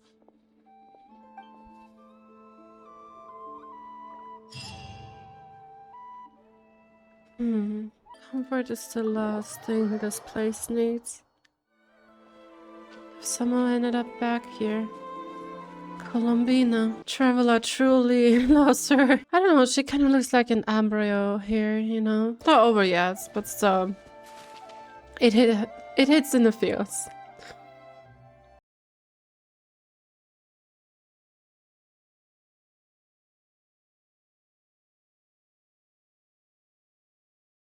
Well, here we are again. Oh my god. Oh my god. This interlude, superb, honestly. No words can describe how good it was, really. The emotions spoke for themselves. Well, that was surely an emotional roller coaster, and I really do not even know where to begin. Honestly, I have no idea. From the moment when Columbina lost her physical power or a body to witness the world for a very last time before bidding goodbye to the world was deeply sad. Yet also a crucial moment for her, I would say. It gave her a chance to witness the world again and see that times have changed and that people do really care about her, and they gave it their best to find her name. And in the end, Columbina was that name she ended up choosing for herself, like adopting. One that used to be a code name, now tied to lovely memories and shared by her friends, and also an anchor to the word Teyvat. Everything seemed to go well, but in the blink of an eye, things turned for the worse, or perhaps for a reason. After all, in the fleeting words of the iridescent moon's marrow, she said that everything happens for a reason. Dottore truly proves himself to be a cunning and weak character, a lunatic scientist driven solely by curiosity, utterly indifferent to the consequences of his actions, and, disturbingly enough, everything unfolded exactly as he had planned. One particularly interesting moment was Alice's introduction. Not only did she break the fourth wall, but she also used magic to change her name from !! To Alice. Quite the mage, isn't she? Well, she explained that long before the primordial one cast a shadow upon Teyvat, it was the three moons who originally held authority of the laws of nature. To prevent discord and imbalance, they agreed to share their power equally rather than consolidating it into a single entity. When the three moons are connected, their power reaches its peak, a phenomenon she called Trilunar Syzgy, which last occurred during the funeral year around 6,000 years ago, I believe. Alice assumed this to be one of the factors behind the appearance of so many phantoms. As it turns out, however, Dottore was responsible. He created chaos at Teyvat's borders to distract the Hexen Circle while executing his true plan, redirecting Columbina to himself and thus gain the powers of the three moons. Just as Durin had repeatedly altered the environment of the phantoms to the point where the phantoms themselves realized they were trapped in a loop, Dottore exploited these variables to extract information from them. Think of phantoms as interactive records. Their fates cannot be changed, as they merely replay what once happened, yet their memories were altered. They came to believe that Dottore was their savior, one who would create a new moon within the false firmament. Trusting him, they revealed everything they knew about their history, about the moons, the teleportation spell, and how it worked, etc., etc. Although there had been some foreshadowing, the revelation was still deeply unsettling. Dottore managed to deceive the spell by creating a false moon himself, storing an immense amount of Kuuhenkis in a place that more closely resembled the moon than the real one behind the firmament. That is how Columbina was lured to the false, the treacherous moon. With this, Dottore gained possession of both moon mirrors and Columbina herself, imprisoning her through what appears to be repurposed King Dasher technology. I believe Dottore created a localized space, a room, governed by the Lunar Power, defining its roots himself and effectively freezing the time within it. I believe the Traveler not only remained unaffected because of their being as a descender, but more because of the blessings. Columbina's blessings. To put an end to this, Columbina opened the mysterious moon gate once more and leaped into it. The iridescent moon marrow reacted violently as if attempting to suppress Dottore, yet he acted swiftly and vanished as well. That scene was really heartbreaking. Like, everyone was giving it their, or like did their best to send Columbina off with a lovely and tender memory, only for it all to be torn away. Or maybe not.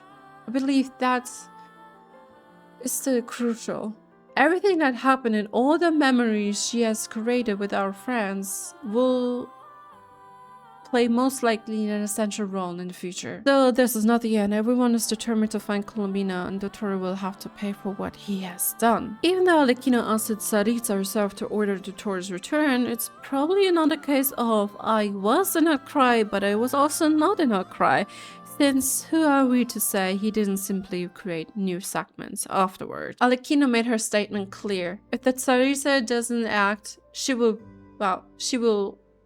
fight for Columbina on the name or in the name of Pereira, in her name. Even Sandrone, although she once or many times disagreed with Renee's and Elaine's decision to sacrifice themselves for the world, one has to wonder whether she still holds that belief. I will admit, my head has been spinning for a while now, because like, that was a hard pill to swallow. There are so many unclear points. For instance, does the moon gate really lead to the moon?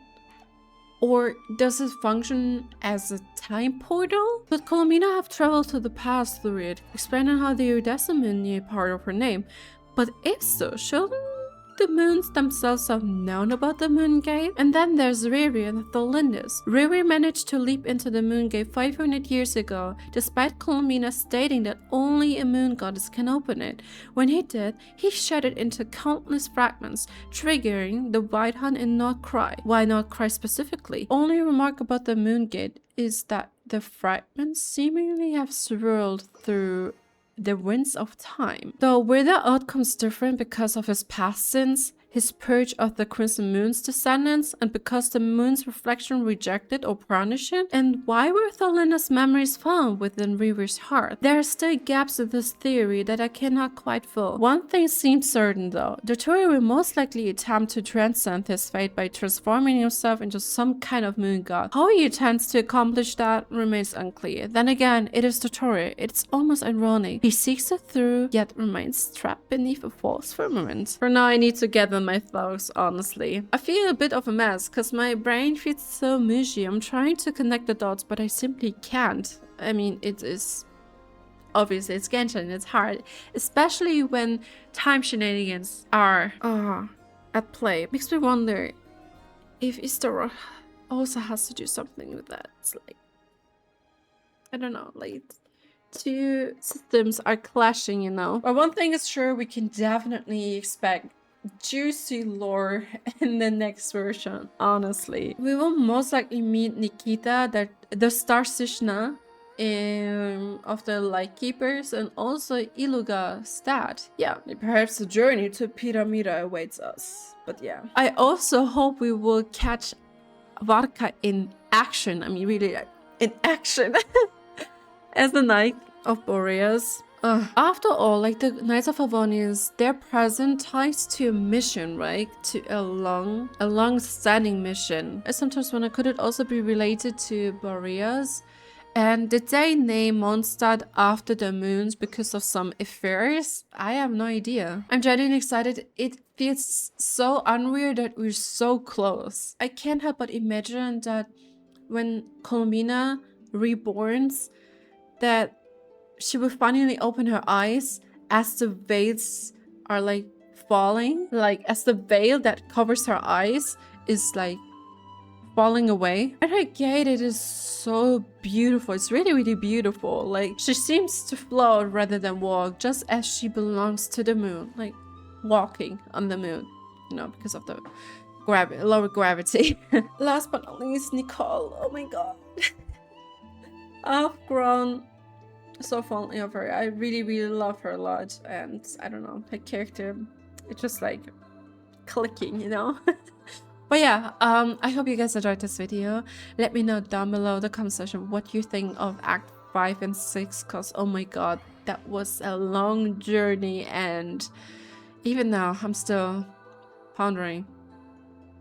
Yeah, I'm still like, I'm definitely in a pensive episode kind of. It's so hard to digest this, but yeah, I'm really excited.